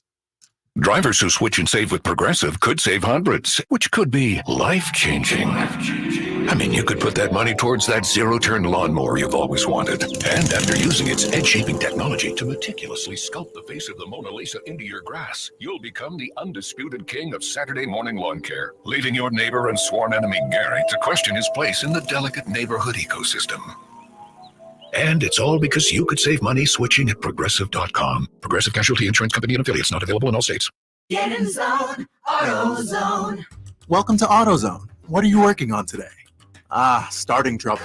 No one likes that. We can get you set up for some stronger starts. You might just need a fresh charge, and we can take care of that free of charge. But if it is time for a new battery, we've got replacement batteries that'll fit your needs, starting at just $79.99. That's what makes us America's #1 battery destination. Get in the zone, AutoZone. Restrictions apply. Got a drain that's clogged up? Or maybe a toilet? Or a faucet that just won't quit leaking? Kenny and Jerry here from Bell Brothers, and we want you to know that it does make a difference which plumber you call. At Bell Brothers, we respect your time by showing up when we say we'll be there. Our technicians are all background checked and drug tested, and will greet you with a smile. They're trained to do the job right the first time, and they carry over 1,000 parts on their trucks, so they won't have to order something and then come back later. They leave the work area cleaner than they found it, and your final bill will be the same as they quoted. That's why they call us the No Surprise Guys. So if you need a plumber, it does make a difference who you call. Call Bell Brothers. Our number is 916-444-1234, or find us online at thenosurpriseguys.com. That's 916-444-1234, or find us online at thenosurpriseguys.com. The No Surprise Guys, Bell Brothers. Whitey here, reminding you that not all gas grills are created equal. Bring out all the delicious flavors in your grilled meats with the amazing Napoleon Prestige and Prestige Pro line of outdoor cookers. My Napoleon Stainless Steel Pro Series gas grill has turned me into a grilling pro with features other grills cannot match. They're built different, built better, built to last. Made with premium stainless steel that boasts quality and a lifetime warranty. I may never want to cook indoors again. Napoleon grills and accessories are now available at your nearby Amy's, Ace Hardware in Sacramento, and now El Dorado. Hello, Sacramento. I'm Emron Pilati, owner of True Sports Cards and Collectible Store here in Rockland, California, and the host of the True Sports Cards Show that airs right here on Sacktown Sports 1140 every Saturday from 10 to 11 a.m., where we discuss the latest trends, hottest products, and deliver exclusive interviews with other industry leaders. And don't forget to visit our shop, True Sports Cards, at 6661 Stanford Ranch Road in Rockland, and see what we have for all your sports card and memorabilia needs.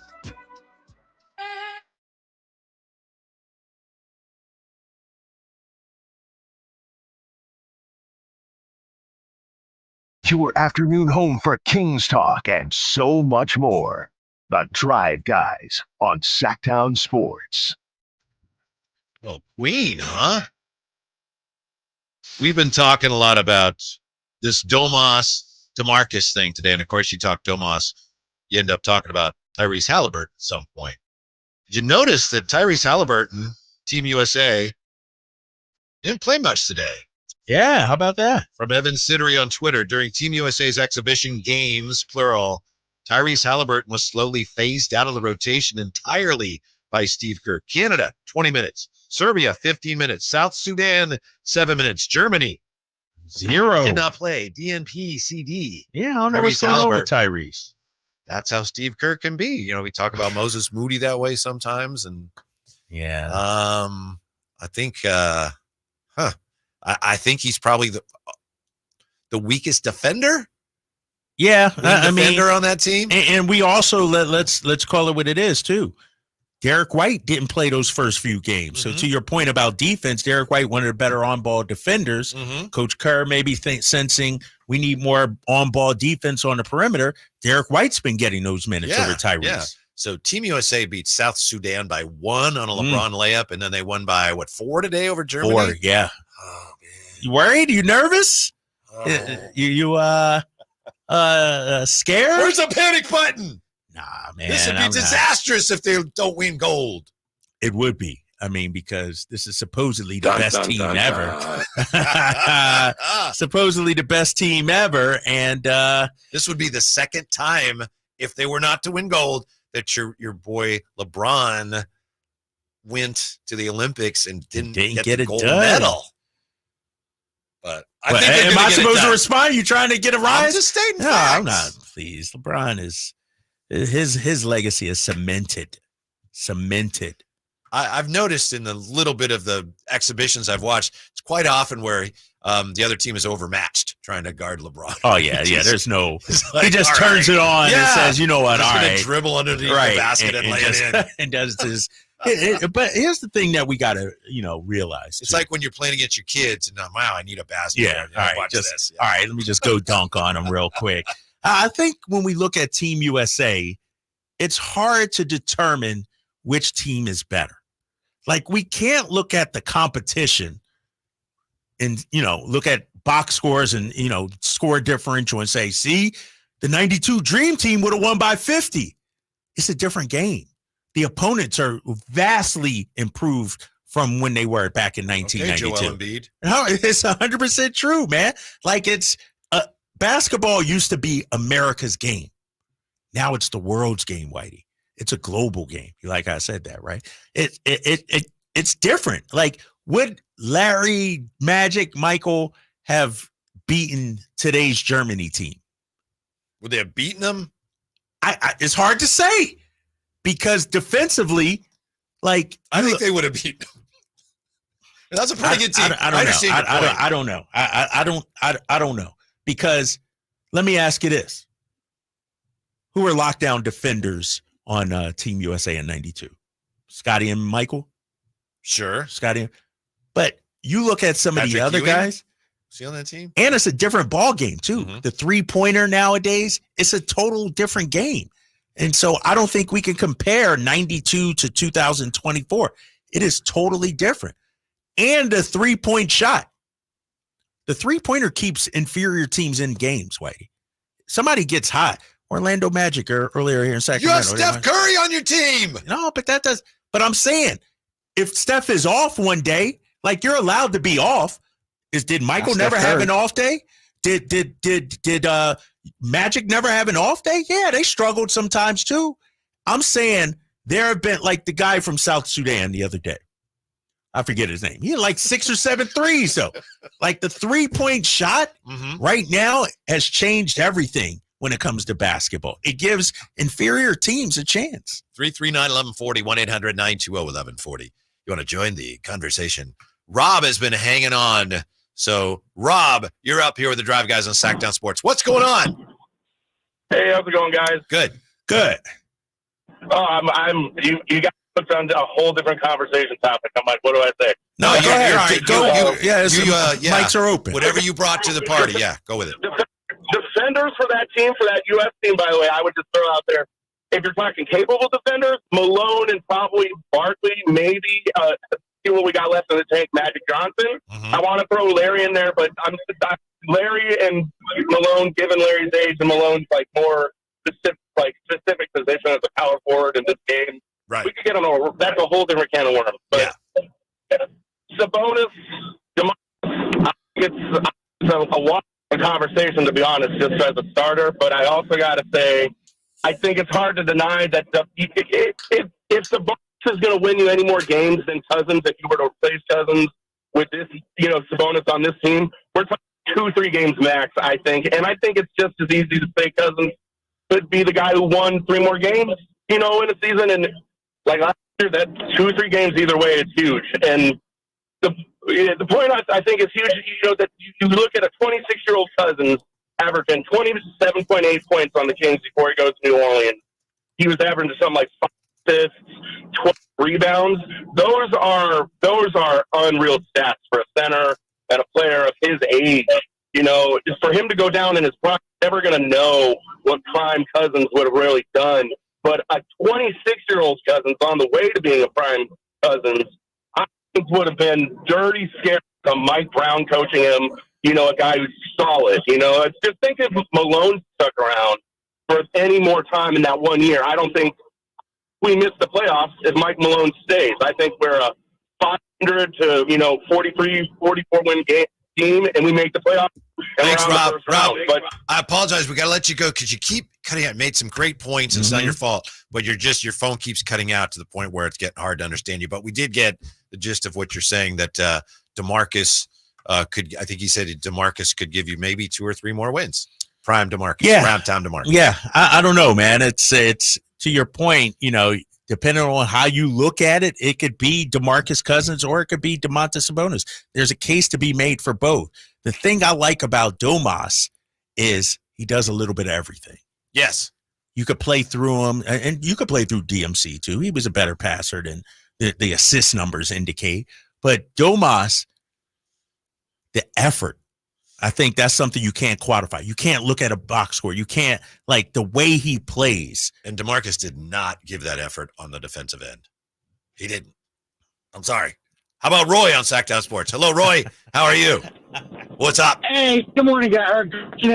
Yeah. Hey, what's up, Roy? Hey, so a couple things. For that last caller, disagree slightly. The Domantas Sabonis is better chemistry-wise. Cousins has more talent, but chemistry adds a lot to how everybody plays. So just throw it out there. Drapes, I'm sorry, you're crazy. You're insane. Why? What'd I do this time? The Michael Jordan Olympic team in South Sudan at one point beating Germany by 4. They were out to kill people. They're not going to sit there and play around with their food and risk having their food come back and bite them. This is a team of all-world all-stars against some European players, and they're playing with them. That would never happen in Michael Jordan's era, period. If he had to take it and score 60, he would take it and score 60 and still beat them by 45, 50. See, this is the problem I have with Michael Jordan. Like, this guy never lost a game, never let his team lose. If it took 100, he would have scored 100. Jordan had some missteps. Jordan didn't win everything. He didn't win every game. And the players of today, let's just call it what it is, are more skilled than the players of yesteryear. Them dudes are playing taxi cab drivers and you know what I mean? All Jay? due respect to the dream team. That man, it might have been 5 other NBA players in that whole Olympics. And the whole Olympics. Every team now has NBA players. Canada's got a full roster. Right, Canada's got a full roster. And France has got like 8 guys. South Sudan. They've got a Winyan Gabriel. They had JT Thor, and they had, who's the other guy they had? Why am I? Man, Winyan Gabriel. Yeah, Winyan Gabriel. But why players? You're talking about, well, they're NBA players, so they're as good as Bam Adebayo, Anthony Davis. Please don't take this as disrespectful, Whitey, but I'm going to say something disrespectful. You don't know if you don't know basketball, if you don't know on any given day, anybody can be beaten. Especially with the 3-point line today. Basketball is a global sport right now. These kids that are playing now, they've been playing for 20 years. Just because they're not in the NBA doesn't mean they aren't good. Well, Steve Kerr said he didn't have his team ready to play. Look, they won the game, but when you beat South Sudan by 1 point, it's an exhibition game. So it's like, wow, a little concerning, but it doesn't matter. But to say, oh, wow, there you got NBA players, they just threw in the 3 ball. No, I don't. Team USA wasn't ready to go. They should be better than that. I agree. Okay. But some days you just don't have it. Some days I've seen basketball a million times, Whitey, especially at this level. When you look at the Olympics, when a team goes on a mini run, then you start pressing. Then you get a little tight. And then you start playing free if you're the opponent. And then momentum is a real thing in basketball, and anybody can be beaten. So if I'm Team USA, I'm respecting South Sudan. I'm not being like you. I'm not being like Vegas. They didn't respect them. No, that's what I'm saying. That's their problem. They need Yes. to respect their opponent Yes. because anybody can beat you on any given day. And I don't care if the point spread is 44 or 1. In basketball, just look at the best team doesn't always win basketball games. Look at college basketball, Whitey. Why do we have upsets in college basketball? I don't know. Why does Duke lose in the first round? Team wins every game. No, exactly. That's what you would seem to think. The USA, as great as they are, the talent, it's a team sport. We just talked about that. It's a team sport. And if this day you're not clicking and you're not dialed in, you can be beat. Okay. If you're not I'm not saying they South shouldn't Sudan, win. I'm not saying they shouldn't have won. Some of that's on you. Some of that's on them. Good. You played with great effort. But if you're Team USA and you beat them by 1, some of that's on you. It's like, uh-oh. Something's wrong there. Like What's today, wrong? I'm watching Steph Curry miss free throws down the stretch. It happens, dude. I mean, it just happens. And basket, Michael Jordan in the era they played other countries, that's a foreign sport. That's totally different than today's NBA. It's today's basketball. Coach was in the Olympics, wasn't he? You say there's no other NBA players. He said it was 5. I said 5 tops, man. Out of everybody. Angola, Croatia. Like, we're talking about stop it, man. Some of these dudes, not even tag. They were Uber drivers. So is this team better than that? Is this team better than the Dream Team? Is that what you guys are saying? TBD. That's CBD. Honestly, I could argue this team currently is a more skilled basketball team. Yes, I can. And Magic is my guy. That's my favorite player of all time. But the stuff that Magic couldn't guard some of these guys out. LeBron, come on, man. The handles, the size, skill, handle. Steph Curry, and half court that was shot. Barely Magic anymore. Right, that's what I'm saying. Yeah. Bird was banged up. Like those guys were older too. Yeah. I don't know. Yeah, Larry Bird was broken down. Another pretty good NBA player signs for the vets minimum. Why aren't the Kings doing this? It's next. Drive Guys on Sacktown Sports. I didn't ask to be thrown in the streets with nowhere to go. I didn't think I'd survive.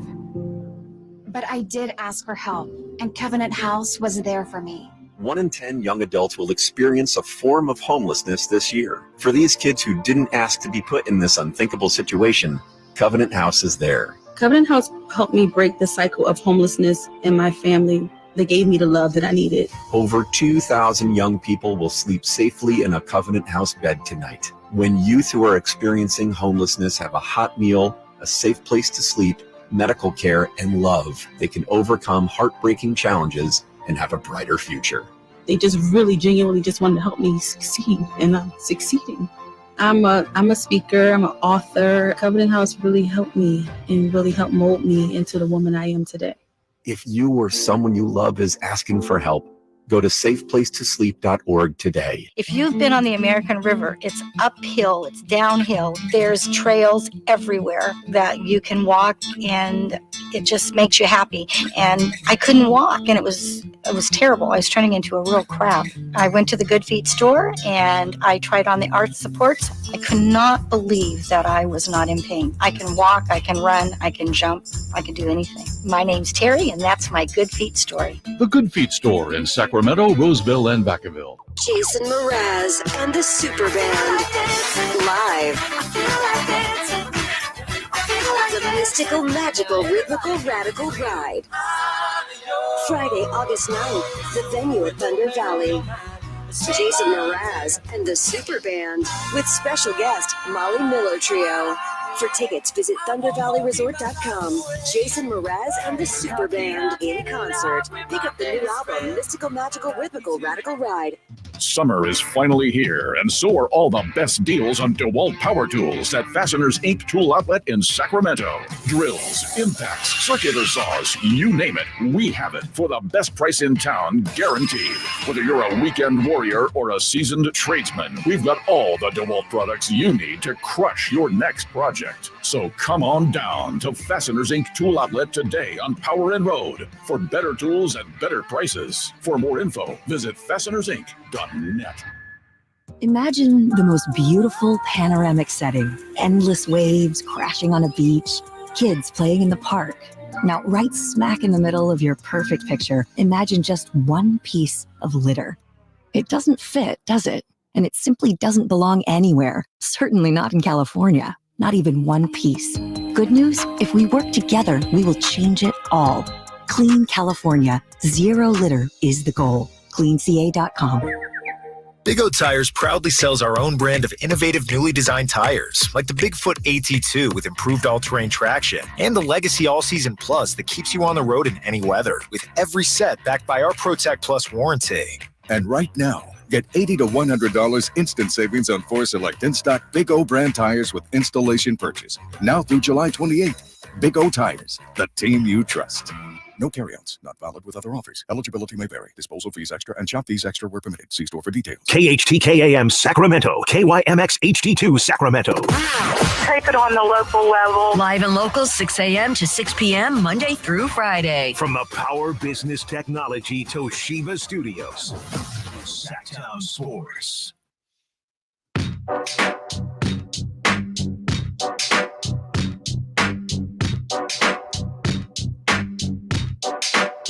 The only station in Sacramento giving you local sports coverage from 6 a.m. to 6 p.m. Monday through Friday. Sacktown Sports. Let me just say this, Jay. Let's drive guys with you. We got Jay back from Vegas.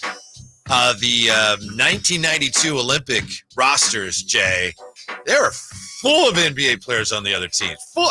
You got let's see, Croatia, I think, won silver. They had, Raja, and they had Tony Petrovic and Tony Kukoc. Then third place was Lithuania. They had Arvydas Sabonis. They had Marciulionis. There's 5 right there. Yeah, but those are the 3 that actually medaled. That's the point. Luke Longley, Australia. And I'm just beginning my research here. Just Luke Longley. Yeah. Okay. Yeah. Chicago Bulls. Again, world champion. Again, we're talking about Canada has a full roster. South Sudan has 3 guys. Like you're talking about 4 teams that equal the same one team right now. Man, these guys not even close, man. You have to be, and we could continue to do this research as I'm trying to look to see how many other NBA players played in the 1992 Olympics. Do the same thing. Easily. I had so many. It's like I have to stop. You're already through. You said there's groups. 5 and I already got 6. And But you're already through a group and a half. Not a group. That's just the medal winners. That's Group A, Group B. Australia didn't win the medal, so you've already kicked into some other teams. Yeah, it was USA and then Croatia, Lithuania, and then Lithuania. Yeah, now you're talking about Australia. So that's Group B. That's Group A. We know Angola wasn't there. I think Puerto Rico, Spain. I mean, there's some. The Boomers are. You can never underestimate the Boomers. No, I'm underestimating them. Don't worry about that. Yeah, I'm definitely. Luke Longley could. I mean, he's a player. Angola, Croatia, Germany. Was anybody from Brazil at the time? You might catch somebody on Spain. Was Oscar Schmidt still playing? Probably not. Some of those guys would have. Some of those guys would have been in the NBA, but guys didn't make the jump overseas. So they were just as good. We could say that today too. You can say that today too, right? No, you can't. No, you can't. No, there's a lot more guys back then that might have played in the NBA, but they didn't have as many foreign players in the NBA. That's true, right? I would imagine that Trent probably played on Germany. So the NBA is not just the 450 best players in the world, right? You know that, right? So you don't agree with me that there are not more foreign players playing in the NBA now than there were. Oh yeah, that's all I'm saying. Yeah. But I think what we were saying is the best players aren't all in the US of A, aren't all in our country, aren't all playing in the NBA. There are some great players that are chose to play over. Our boy Sasha, not saying he's a great player, but he's choosing to go overseas instead of play in the NBA. I'm saying just because some of those players in 92 weren't playing in the NBA doesn't mean they weren't great players necessarily that stayed in their home countries because players didn't come over. Teams didn't want those foreign players. That's all I'm saying. I guess. All right. What else we got going on? I mean, this is there's no right answer. Like there's no definitive. There is a right answer, but I can't convince you. So what is it? Tell me a joke. Hey, all right. That was a joke. All right. Yeah. That was a joke. I am concerned about Team USA. And rightfully so. I've been concerned for the last 20 years. We've seen, I don't want to say the world, where USA has the advantage is in their depth. Team USA's 12th guy is better than, but the top 6, 7 on any given day. And, I wondered the conversation we need to be having regarding Team USA, because you brought up LeBron if he loses, the conversation could be Steve Kerr. And how bad does this look for Steve Kerr? Wouldn't look good. Last year coming in 4th place. This year, if you don't win the gold medal, there are a lot of people who are, questioning Steve Kerr. Even the Warriors season last year, some of his decision making. And so does he take a hit? He probably would. You know? But here's the thing. They probably will win gold this year. But at some point, if USA fortunes really start to back up in basketball, at some point what they'll have to do is establish a national team that doesn't just get together every 4 years for a couple weeks. Right. They will have to have a team like those other countries. That's one of the USA's disadvantages. You're playing against other teams that they are a team. Yeah. They play together. Year to year, every Yes. international competition, it's that same group. Yeah. USA, like how many players from last year's FIBA World Cup team are on this year's team? Only a handful. And so you're right. It's every year it's like a new crop. Yeah. And I also feel like, too, to your point, I feel like our star players, our best players, feel like the FIBA World Cup is beneath them. It's not the Olympics. We're not going to send our best of the best. Right. Oh, we can send these guys. They'll get it done. And, these other teams, to your point, Luka's playing with his team. Giannis with his team. Like all these teams are playing with their best of the best. Canada last year in the FIBA World Cup, they had everybody but Jamal Murray because he was banged up. Those guys play together every summer on a team. Team USA doesn't. And then the other thing, of course, is that when you're whatever country, you're playing the USA, it's like your NBA Finals. If you're Team USA, it's like these games don't even count yet. Right. To Team USA, they treat it as an exhibition. You almost can't win because if you win, you're supposed to win. If you don't win, right. Oh! Exactly.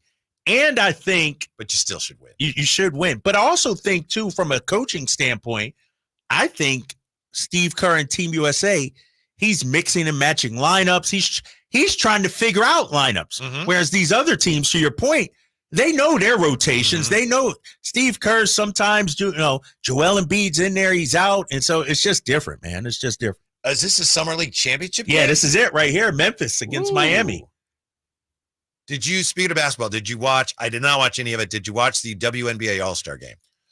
I heard good things. Like it was 5 minutes. I didn't get to watch it all. And it was Team USA against the WNBA All-Stars? Yes. Yeah. WNBA All-Stars won. And it was competitive, right? And it was very competitive. They actually played. Yeah, they, defended. Like, Caitlin Clark was being picked up full court. Like, it was Did she got throw physical. a lob to Angel Reese or something? Or they were like a little dime. Yeah, they connected on a dime. So they're okay now? Everything's okay? I mean, I don't know about that. I don't know about it. And how about this, though? How about the WNBA schedule? Like, I'm into the WNBA. I've been watching a lot of games this year. They're off for a month now because of the Olympics. That's tough. I know when they come back, I'll pick up watching. But they had some momentum going and everything. And, yeah, it's take off a month. That's tough. Someday maybe they'll play in the fall. Challenge the during basketball season. Yeah. Here's the latest NBA news on free agents. Did you see that Spencer Dinwiddie to the Mavericks? It looks like on a minimum deal. Yeah, how about that? How come we can't get played? Thank you. Not that we would want Spencer Dinwiddie that's what per I'm saying. se, but there are guys out there that right now are looking for what do you got? I need work. I'll tell you what. I don't know about you, but anytime I see somebody out in public, that's the first question they ask me. Drapes, are we going to make any more moves? And I tell them, I think so. I mean, there's guys sitting on the street right now waiting for a call. I don't know what Monty's waiting for or what, but there are guys. We brought up Precious Achua last week. Get something done. Right. I don't take advantage of this buyer's market. Right. Like, they can Spencer Dinwiddie on a minimum. Like, teams around us are going for it. They're adding players. And I know we got our big fish in DeMar, but that's not enough, right? Right. Like, we still have some holes. And I don't know, man. I don't know what Monty's waiting on. I don't know if he's even interested in any of these guys, but we need another player. Yeah. We need not a lot of depth in the front court. And we know Monty knows that because he said that to J-Ross. That's why I think they definitely want to do something. They're not going to do something just to do it, but I think and hope that they're going to add at least one more front court player. You think it's going to be a JaVale McGee, Nerlens Noel type? Nothing against those guys, but I'm thinking maybe, given what the market is, maybe it's somebody who's not quite that far along. Both those guys were kind of like, we'll see what you still have left, right? Right. Yeah. Those guys, yeah. And I think this will be more a guy that's closer to his prime. I'm hoping anyway. And we need a big guy, right? Yes. We need a Isn't it just, we disagree on so much, but it's we agree on that, right? It's just that's a fact. Yes. I'm looking at the centers. I'm just, that are available right now. Is Goga Batadze still out there? Is he? Let me see. No, I don't see him on the why, you high on him? Is that your guy? I just like his I was about to say. He's pretty good though. Yeah, it's slim pickings out there.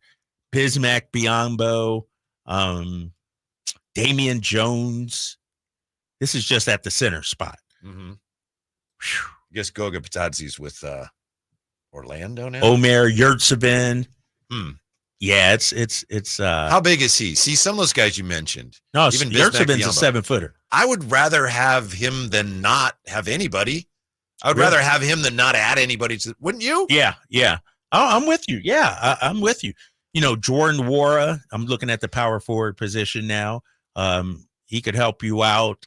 So I think they're gonna. Dude, it's pretty slim pickings though, Whitey. Like, Precious Achiuwa might be the class of it all. You know what I mean? Mm-hmm. Your boy Thanasis is a free agent. Antetokounmpo. Was it Jeff Teague saying Giannis cannot function without Thanasis? Oh, really? Is that what he said? You saw that, Jay?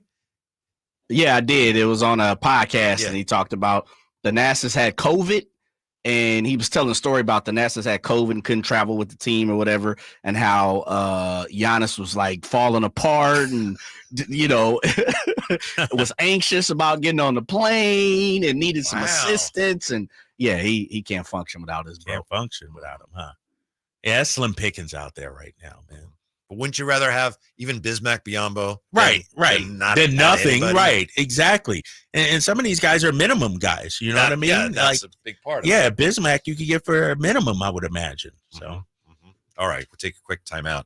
Come right back with a look at the NFL, and we haven't talked about Brandon Aiyuk yet today. Are the 49ers making an example of Brandon Aiyuk? That's next with the Drive Guys on Sacktown Sports.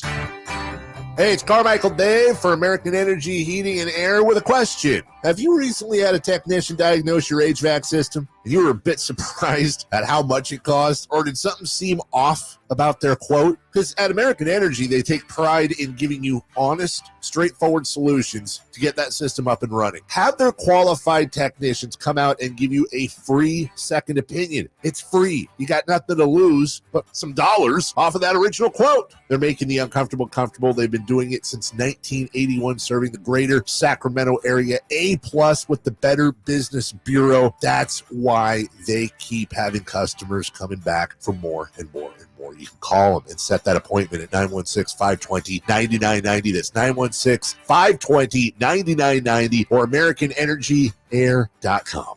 Call 916-520-9990 now.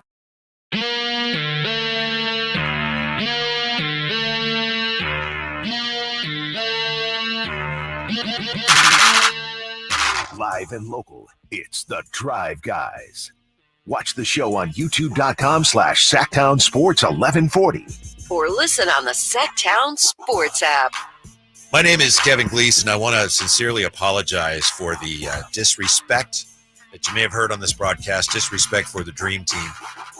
Some people are speculating that maybe Kyle Draper has been called into the office because of his bad Dream Team takes. But Jay, are you with Drapes or not on the Dream Team? As far as did Drapes disrespect them on the chat here? Drapes Compio says NBA called Draper into the office for those bad takes on the Dream Team.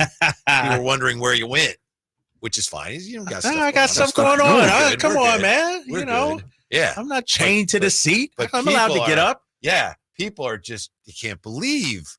And I had to apologize publicly for the level of disrespect you showed towards the Dream Team today.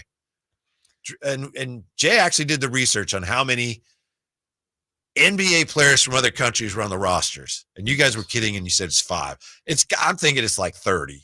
That's what I said. Are we talking Fahrenheit or Celsius? And you also have to, was it current NBA players or players that played in the NBA before, or players that played in, like, for instance, Sabonis, I don't believe, was in the NBA at that time. No. You see what I mean? Mm-hmm. But, I mean, Magic counts, right? So, to me, if you played in the NBA, played in the NBA, whether you in the past or not. I counted 6 on the first 3 teams I checked. You guys said, probably 5. So, I'm guessing it is like 30. Jay, what do we got?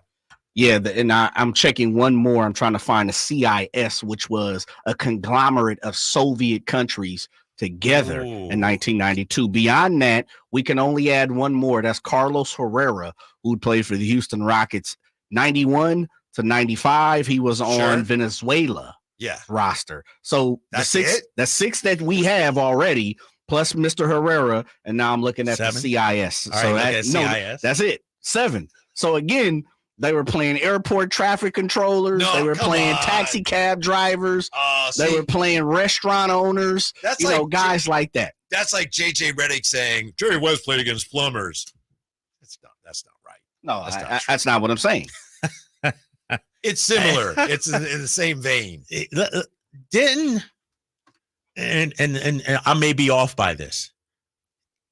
Didn't a team of college stars beat U.S. the Dream Team? Yes, Weber and them. Mm-hmm. In the in their scrimmage they had. Yes, the team of Grant Hill, and Chris Webber. You didn't see it. They pulled the video. Right? Exactly. So I thought the Dream Team would never lose to anybody, though, Jay. They lost to a bunch of college kids.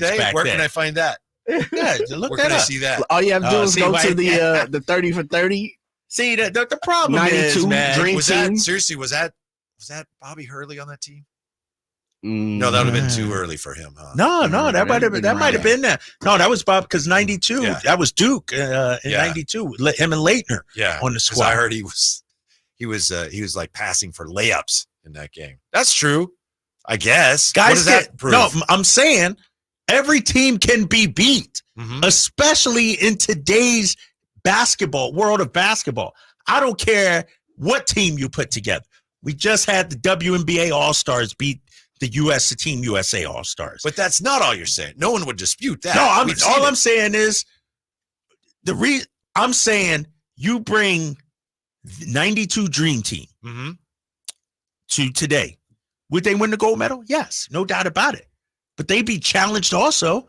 Like, let's not, just because this Team USA is being challenged by LeBron and Steph, don't make it seem like they're worse than the 92. It's a different game now, Whitey. It's different. Mm-hmm. And let me look at that 92 Dream Team. It was more NBA players on the select roster team than it was in the actual 1992. If the Olympics. NBA were importing as many foreign players then as they did now, that number would have been.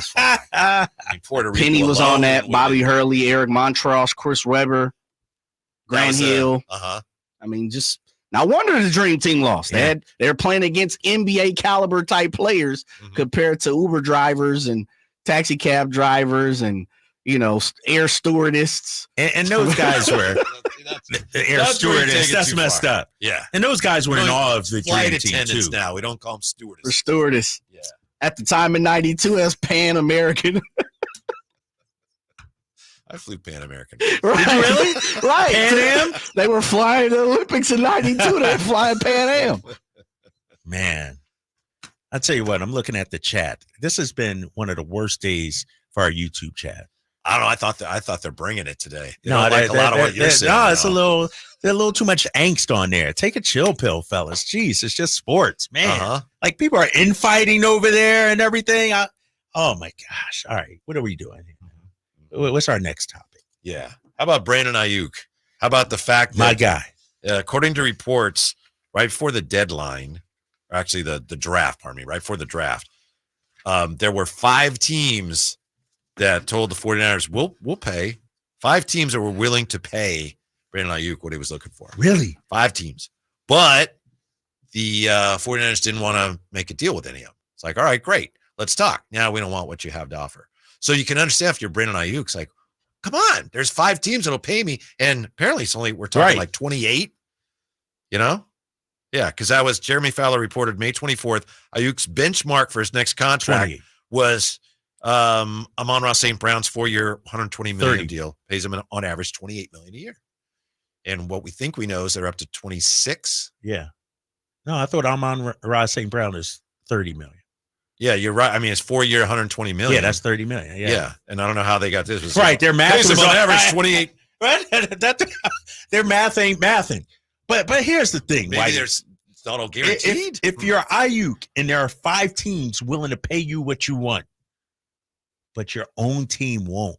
Right. Yeah. How does that make you feel? Mm-hmm. Mike Florio joined the McAfee show Friday, discussed Aiyuk's contract situation. He reported 5 teams were willing to meet Aiyuk's contract demands if the 49ers had traded him before the April 25th draft. He had been compliant. He had not asked to be traded. There was a time before the draft where they were haggling over what he was worth. His agent was given permission to see if other teams would pay him. What he was looking for at the time, it was $28 million a year. It's probably higher now. Yeah. So they found 5 teams and the 49ers said, all right, we'll talk to them. Said, nah, we couldn't come to agreement with them. I wonder if he's being made an example of. You know, we all look at this and go, well, you know, the 49ers, they just get drawn out. Then at the end, they give the guy what he wants. Maybe someone to say, you know what, we can't keep doing that. And sorry, Brandon Aiyuk, you're the guy that is not going to get it. Yeah. And here's the thing. You're right. But I also could see Aiyuk's side. It's I pour my blood, sweat, and tears. Yeah. You know, I'm doing everything you asked of me. I'm blocking. I'm doing this. I'm a key member. And I got all these people over here saying, you know what? Come over here. We got this bag of money for you.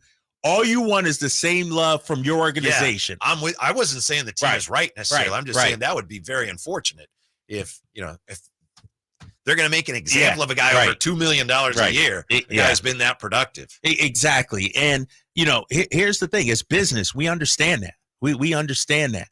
And ultimately, and we've talked about this before, Aiyuk probably is going to have to swallow his pride and just take it because he has zero leverage. I mean, you know, you could stay playing under your current contract, then get the franchise tag at what, 21, 22 million. Now you're costing yourself even more money. And so I just feel, you know, the dude is in between a rock and a hard place. Mm-hmm. I feel like he deserves better from the organization. But to your point, they might be like, enough is enough. They didn't draw the line with CMC, though. I tell you that. Right. You know, it was like, and so if I'm Aiyuk, I'm like, dang, y'all gave CMC, y'all took care of him. Y'all took care of Bosa last year. You know, you took care of Debo a couple of years ago. What about me? Mm-hmm. I'm going to tell you what it comes down to. Yeah. But first, is this right, Jay? What, Jay just said something? What, right? You just texted me tomorrow? Of course it's right. I wouldn't have said it. Get out of here, Jay. Drew Timmy is a Drew tomorrow. Timmy tomorrow? How dare you guys Jay question back. if I'm sending just fugazi text messages? Jay back I just there. want a confirmation. Yeah. Because you just undersold it. Well, that's a confirmation because I'm sending it to you. You didn't say, hey, we got something. Or, hey, listen to this. Like, hey, just get the text. Oh, what's that? Our guy, Drew Timmy. That's going to be fun tomorrow. Yeah, be joining the fellas tomorrow. No, not in studio. Damn. No. Big Drew Timmy. He's getting back from Vegas, so his guys are, put him on the phone. We may see if we can get him StreamYard though. All right. Yeah. All right. So that's tomorrow. And then what the Aiyuk thing comes down to for him, although Matt Mayoko called him Aiyuk. See, I always call him Brandon Aiyuk. Matt Mayoko called him Aiyuk. Aiyuk. Yeah. Like the emphasis on the front. Yeah. On the first, Aiyuk. The emphasis Brandon on the first Aiyuk. syllable. Yeah. Brandon Aiyuk. Yeah. Brandon I Aiyuk. like that. I have to see which way it goes. Yeah. But I'll tell you what it comes down to for him next on Sacktown Sports. Sacramento weather is brought to you by Folsom Lake Kia. I'm meteorologist Heather Waldman in the KCRA3 Weather Center. Tuesday starts very warm with temperatures in the low 70s. On our way up to 106 in the valley in the afternoon. We'll start to feel some relief Wednesday. Get the latest forecast on the KCRA News and the KCRA app. Shop Folsom Lake Kia for special offers right now. I'm Coach Doug Christie urging you to visit my friends at Folsom Lake Kia and save big on your next new or certified pre-owned vehicle right now. Visit FolsomLakeKia.com. Let's face it, nothing makes you look older than you really are than thinning hair. But what if you could not only increase your hair count, but promote new hair growth without surgery, without drugs with potential side effects, and without a prescription from your doctor? Well, now you can, thanks to a breakthrough new supplement called Hair Grow, provided by New Nordic, the #1 supplier of dietary supplements in Europe. Hair Grow is now available in the U.S. Only Hair Grow contains Tocogaya, a powerful antioxidant that has received a U.S. patent. Multiple clinical studies show hair grow is safe and effective in promoting new hair growth. In one study, 95% of the patients using hair grow saw increased hair count. Don't lose more time and more hair. Try hair grow today to feel and look your best. Available online at Amazon, Walmart.com, and NewNordicUSA.com, or in stores at your local CVS. Look younger and feel more confident with Hair Grow by New Nordic at NewNordicUSA.com, or in stores at your local CVS. Quick Quack Car Wash takes the drama out of keeping your car clean. Let's wash the car. Don't spray the hose inside the car. Our convenient wash packages make it easy to get your car soaked, scrubbed, and on your way. Protect your car from sun, rain, and pollen with a ceramic duck wash, and get our in-wash light show and an unbeatable clean. Oh, the kids filled the gas tank with water. Of course they did. Quick Quack Car Wash. Come in today and get 25% off any wash. There was always a crowd gathered around our dining table when I was growing up. Hi, I'm Frank LaRosa with a word about Naturewood Home Furnishings. Everyone was welcome at my mother's table, so holidays, birthdays, and celebrations always included family and friends. I used to think I was the most popular kid in the neighborhood until I realized that my friends were really there for my mother's incredible cooking. Years later, when I bought my own dining table from Naturewood, I made sure it was large enough to make friends feel welcome. And right now, during Naturewood Home Furnishings' Dine in Style sale, you have an opportunity to find the perfect dining room furniture to help you create your own treasured memories. Choose from casual to formal or anything in between. Visit Naturewood Home Furnishings during the Dine in Style sale off Highway 50 at Hazel. Look for the water wheel. What sets Ashton & Price apart from other injury law firms? I'll tell you. From beginning to end, all important legal decisions are made directly between our clients and their experienced local attorney. A gate agent flying the plane, the receptionist performing surgery, not a chance. There's simply no substitute for the unique power of the direct attorney-client relationship offered by Ashton & Price. And there's never a fee until we win, and between you and me, we win a lot. Remember, for the best advice, don't think twice. Call Ashton & Price.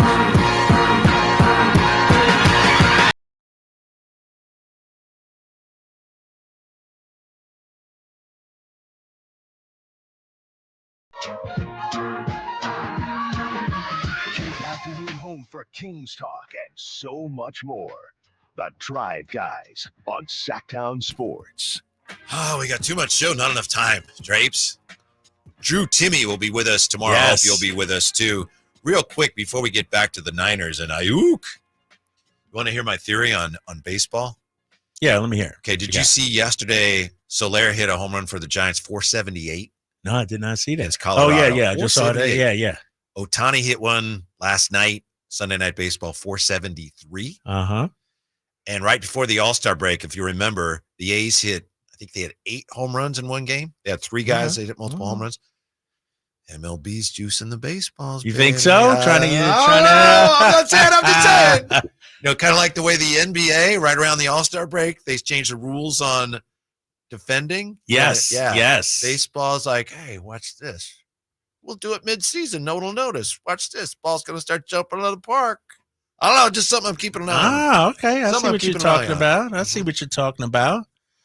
Why, like mid-season? They started juicing after All-Star break kind of thing? Yeah. Think no one's going to Trying to get them ratings up a little bit, huh?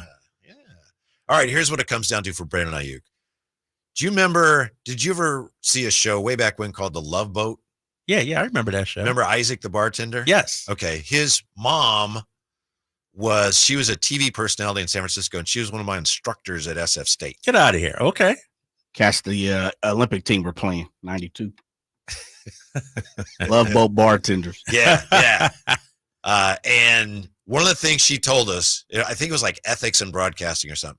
She said something that I think I've never forgotten, and I think it applies to Aiyuk. She said, look, when you're in broadcasting, you could probably relate to this. Yeah. I think it relates to a lot of different things people do. She said, you're going to be asked to do stuff sometimes. Maybe it's take money, give money away, do something you're not sure you want to do. She said, everybody has a little piece of gold inside them. And she said, no matter what, you hang on to that piece of gold. If you have to do something where you realize I'll do this, but I'm going to have to give that up. My little piece of gold. Don't do it. Don't do it. Don't do it. That's where Aiyuk is with this. Can he, like you say, swallow his pride and say, all right, I'll take less to stay with the team because I want to stay with the team? Or would he say, you know what, if I do that, I'm going to feel like I'm giving up that piece. I'm giving up a little something part of him. I'm never going to have. I'm going to lose self-respect. If that's how he feels, he can't do it. I'm sorry. There's only one person. He's the only one that can answer that, right? Right. And we all are faced with decisions like that. Oh, yeah. Sometimes you got to swallow it. And I think that's the hang up right now, especially if the Niners aren't budging. You know, if you like that song, huh? You're vibing over there. If you're watching them on the YouTube right now. Class, yeah. Oh, man. Let me ask you this. Love Boat or Gilligan's Island? Yeah. Is there option C, or does it have to be one of those? Got to be one of those. There's Probably only one right Boat, because the thing about Love Boat, they had all different. They had the regular characters, but then there was different stories, and they had some pretty good guest stars. Good guests, now and then. So really, yeah, I was a Gilligan's Island guy. Yeah, Ginger and Marianne. Yeah, that was my show. Yeah, and I'm not going to say nothing more about that. Love Boat had some though. That was a good show too. That was a good show. To me, it was a little more cerebral. That's all. That's why I preferred it. But yeah, his mom was so proud of him. You know, my son's on Love Boat. Yeah, we know you. Right. So anyway, that's what it comes down to for Brandon Aiyuk.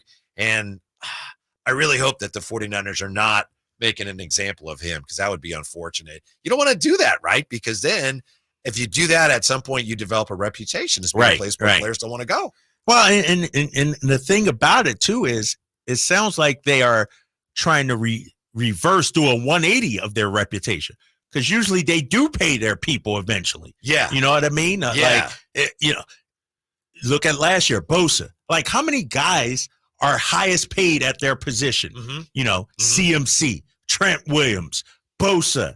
And now for Aiyuk, it's like the well is dry. We're going to it's messed up, because I believe Aiyuk is a vital part of what they do.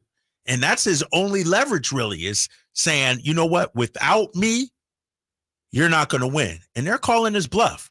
What, the 25th, few more days is when veterans are supposed to report? I think tomorrow. Is it tomorrow?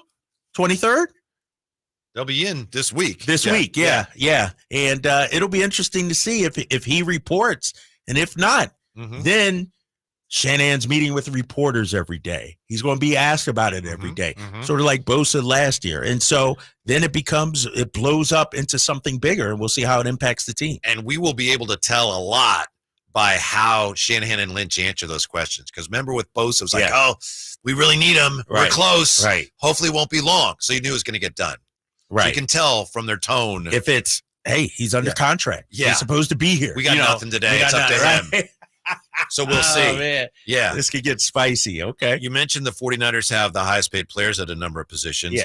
Thank you to Jay for this. According to Pro Football Focus, they have a list of the best players in the top 50 players in the NFC. We have the top 10. Let's just look at this. Jay, for the heck of it, I don't know how many Niners are going to be on this list. But Jay, if you could, every time we name a 49er, could you play the Bang Bang Niner game? Of course, yeah. That must be 10 times. Let's go. We might not need it at all, Drapes. I don't know. No, it might be all Eagles, right? I don't know. Number 10.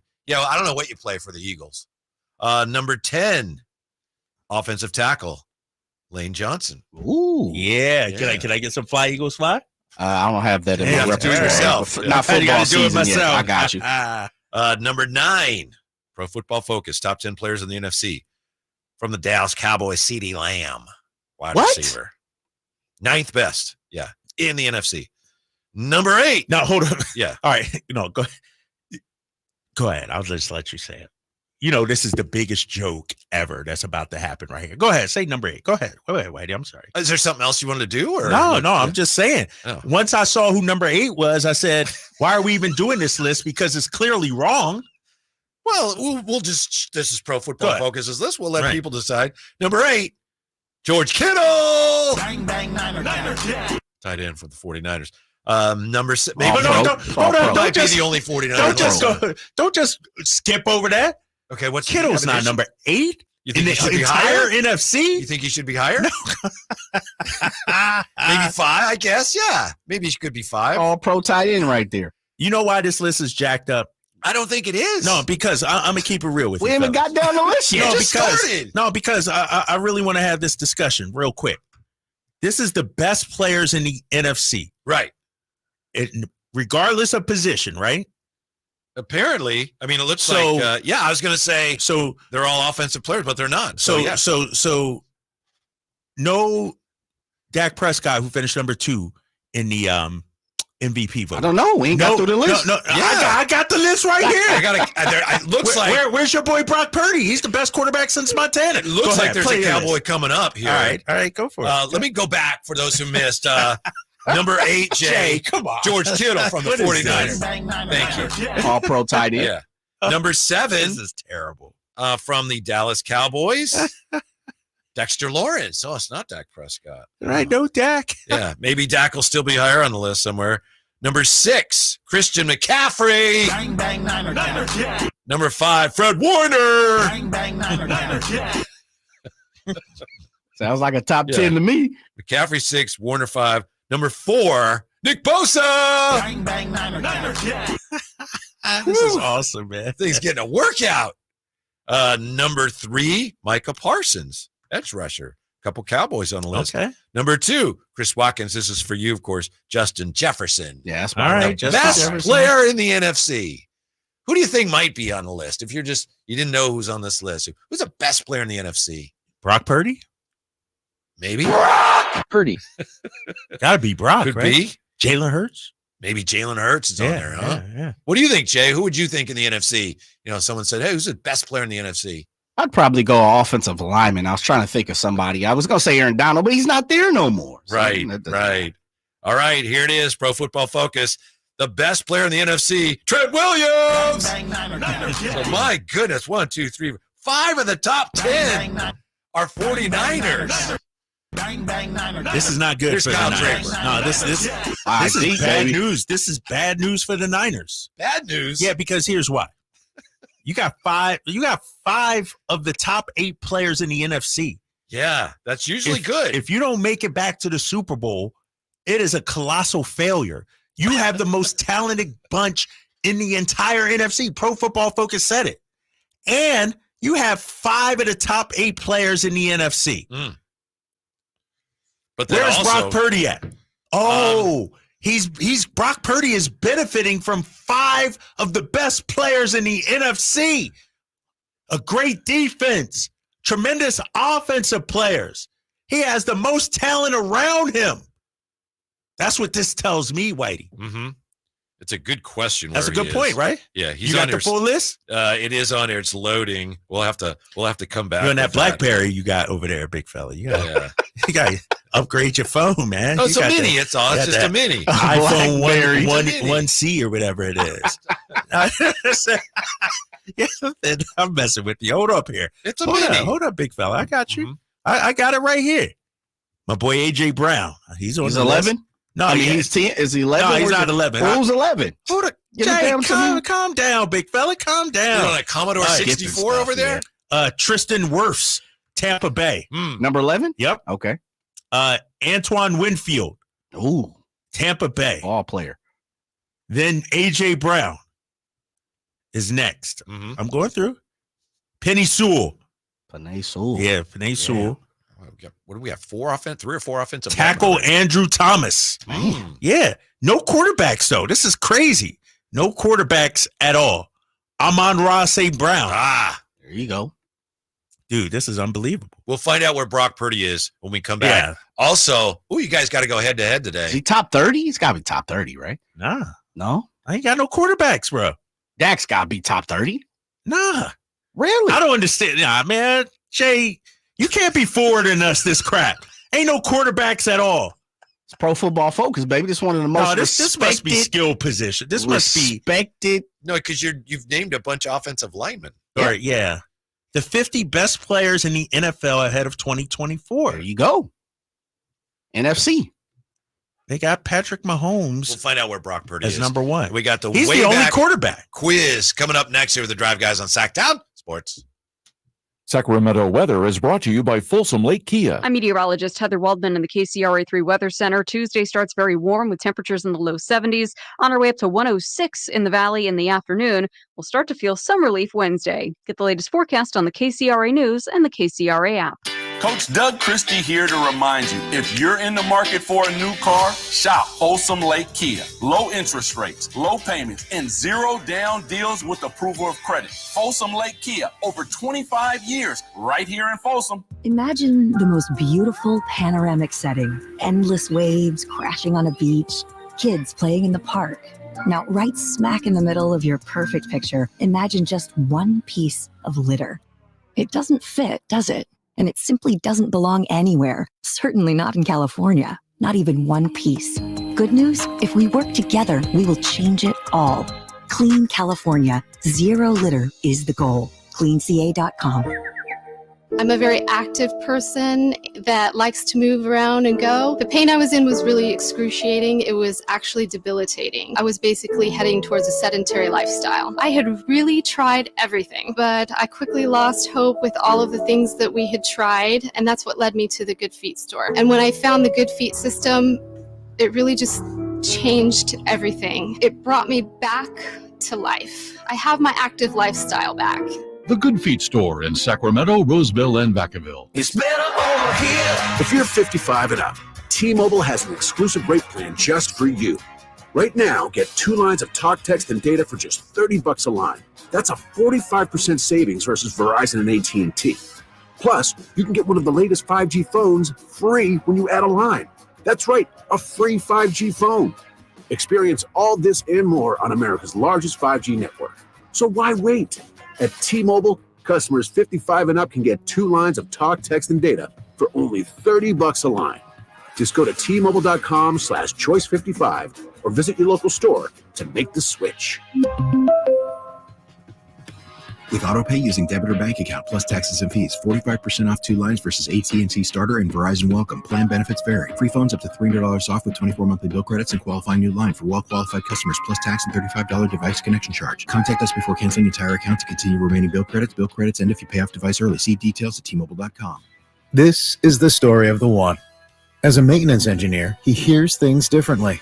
To the untrained ear, everything on his shop floor might sound fine, but he can hear gears grinding or a belt slipping. So he steps in to fix the problem at hand before it gets out of hand. And he knows Grainger's got the right product he needs to get the job done, which is music to his ears. Call, click Grainger.com, or just stop by. Grainger, for the ones who get it done. Pros, now's your chance to find the deals you need during Pro Savings Days at Lowe's. Right now, get up to 20% off select Werner and Little Giant ladders. Plus, save $60 on a DeWalt 20-volt max 2-tool combo kit. Was $229, now $169. Shop the brands you trust in-store or online today. Because Lowe's knows savings. Lowe's knows pros. Valid through 7/26. While supplies last. Selection varies by location.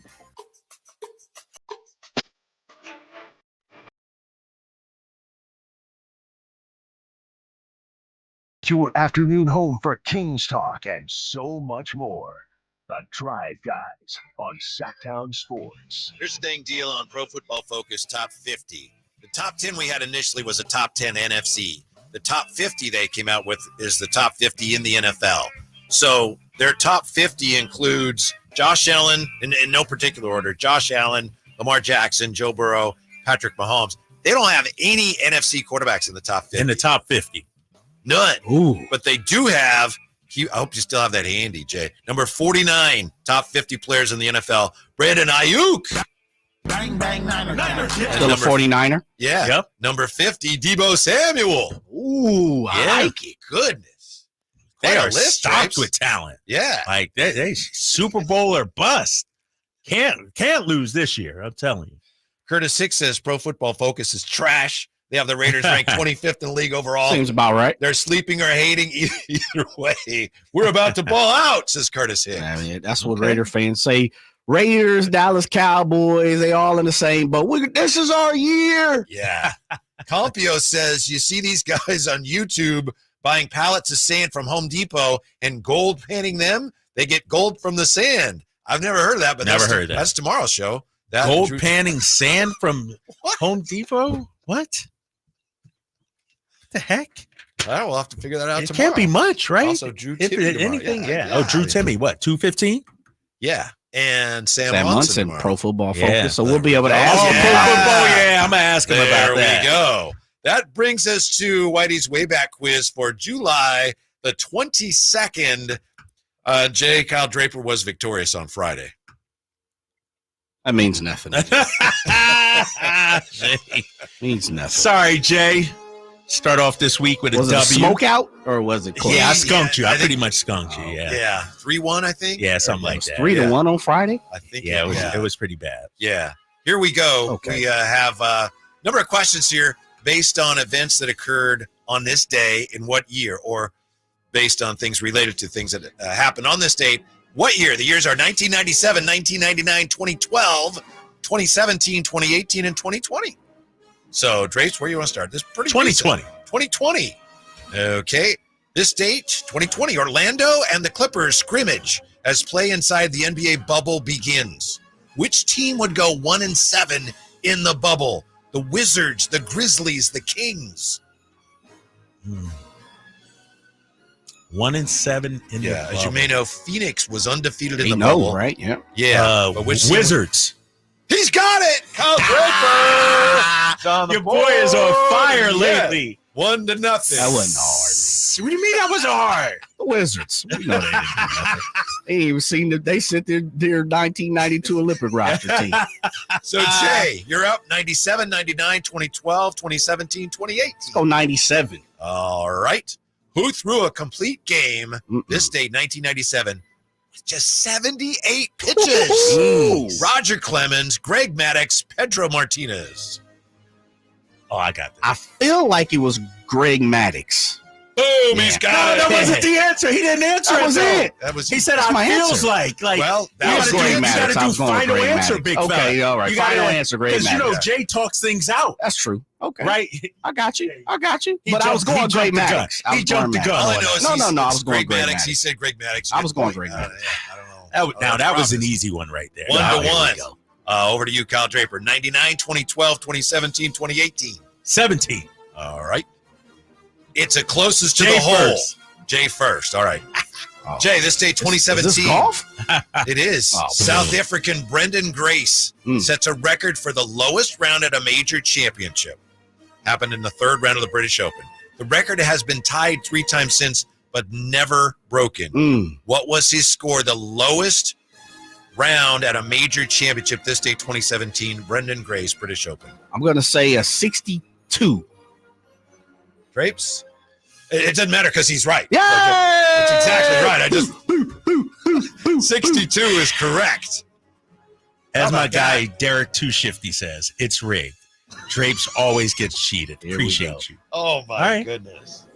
So 2-1. that was a straight up steal. I know he stole Now that it's one. his turn. How'd Jay know that? Yeah. Yes. Well done, Jay. So now you got a 2-1 lead Watch and a you're on the little board. golf here and there. 99, 2012, 2018. 99. All right. It's a baseball. Can you believe Prince. that? Of course it is. Okay. Of course it is. Baseball. This day, 1999, Jerry Spradlin becomes the first San Francisco pitcher ever to do what? Steal home, pitch left-handed and right-handed in the same game, strike out 4 in 1 inning. This day, 1999. Struck out 4 in 1 inning. Is that your final answer? That's my final answer. He's got it. Easy. 3 That's easy. No, that's definitely easy. You remember? What was the first one? The first Stole home. Steal home. Oh, that's it. Come on, man. Baseball ran around 100 years. Somebody for the Giants have stole home before When that. you thought As a someone would have pitcher? struck out 4 in 1 inning? Yeah, but that's too simple. That's too. You need to focus here because you're down 3-1, so you Yeah, got to get these is more ridiculous. He's worried about what I'm doing over here, not because y'all worried about cheating. his Y'all plate. conspiring. Worry about your plate. Don't worry about what I'm eating on my plate. You got 2012 and you got 2018. 2012, big fella. 2012. 2012. All right. The A's do something they had never before done in Oakland. This day, 2012. What was it? Scored 20 runs in a game. Hit 4 homers in a row. Complete a 4-game sweep of the Yankees. This day, 2012. Oh, that's a good one. I was That's there. a good one. I That's was a there. good one. What's the options again? Yeah, you got it. This day, 2012, the A's do something they had never before done in Oakland. What was it? Score 20 runs in a game, hit 4 homers in a row, complete a 4-game sweep of the Yankees. Complete a 4-game sweep of the Yankees. That's right. That's right. Yeah, boy. That's right. That's yes. right. Yeah. Jay's Wish sport. they could have did that in the playoffs a few times. Right.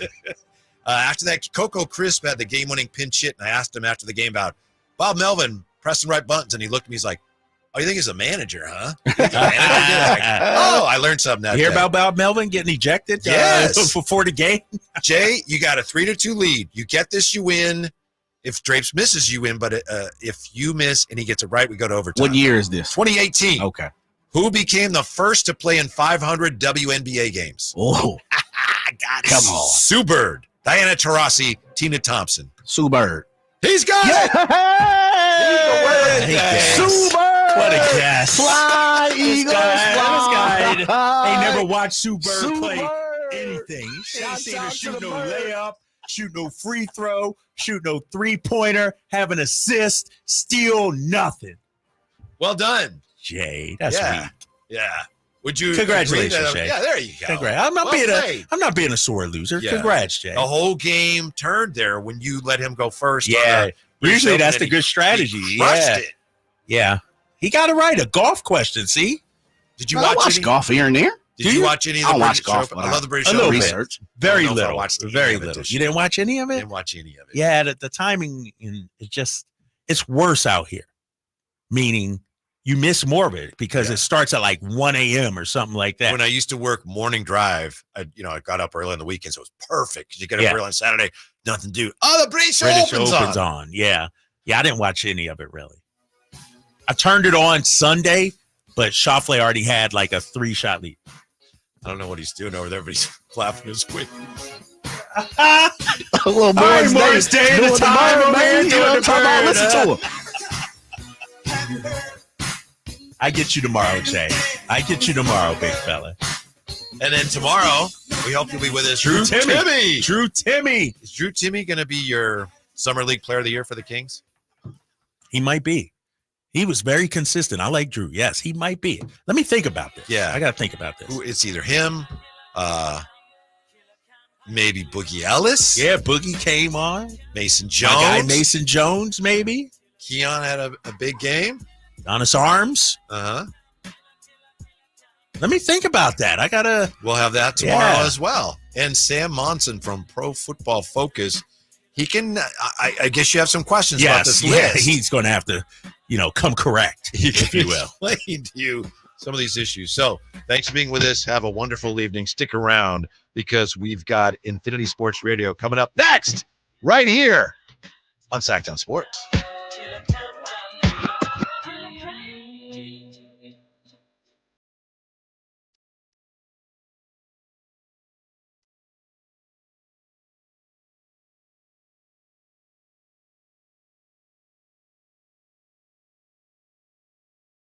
I didn't ask to be thrown in the streets with nowhere to go.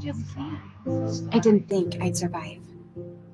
But I did ask for help, and Covenant House was there for me. 1 in 10 young adults will experience a form of home.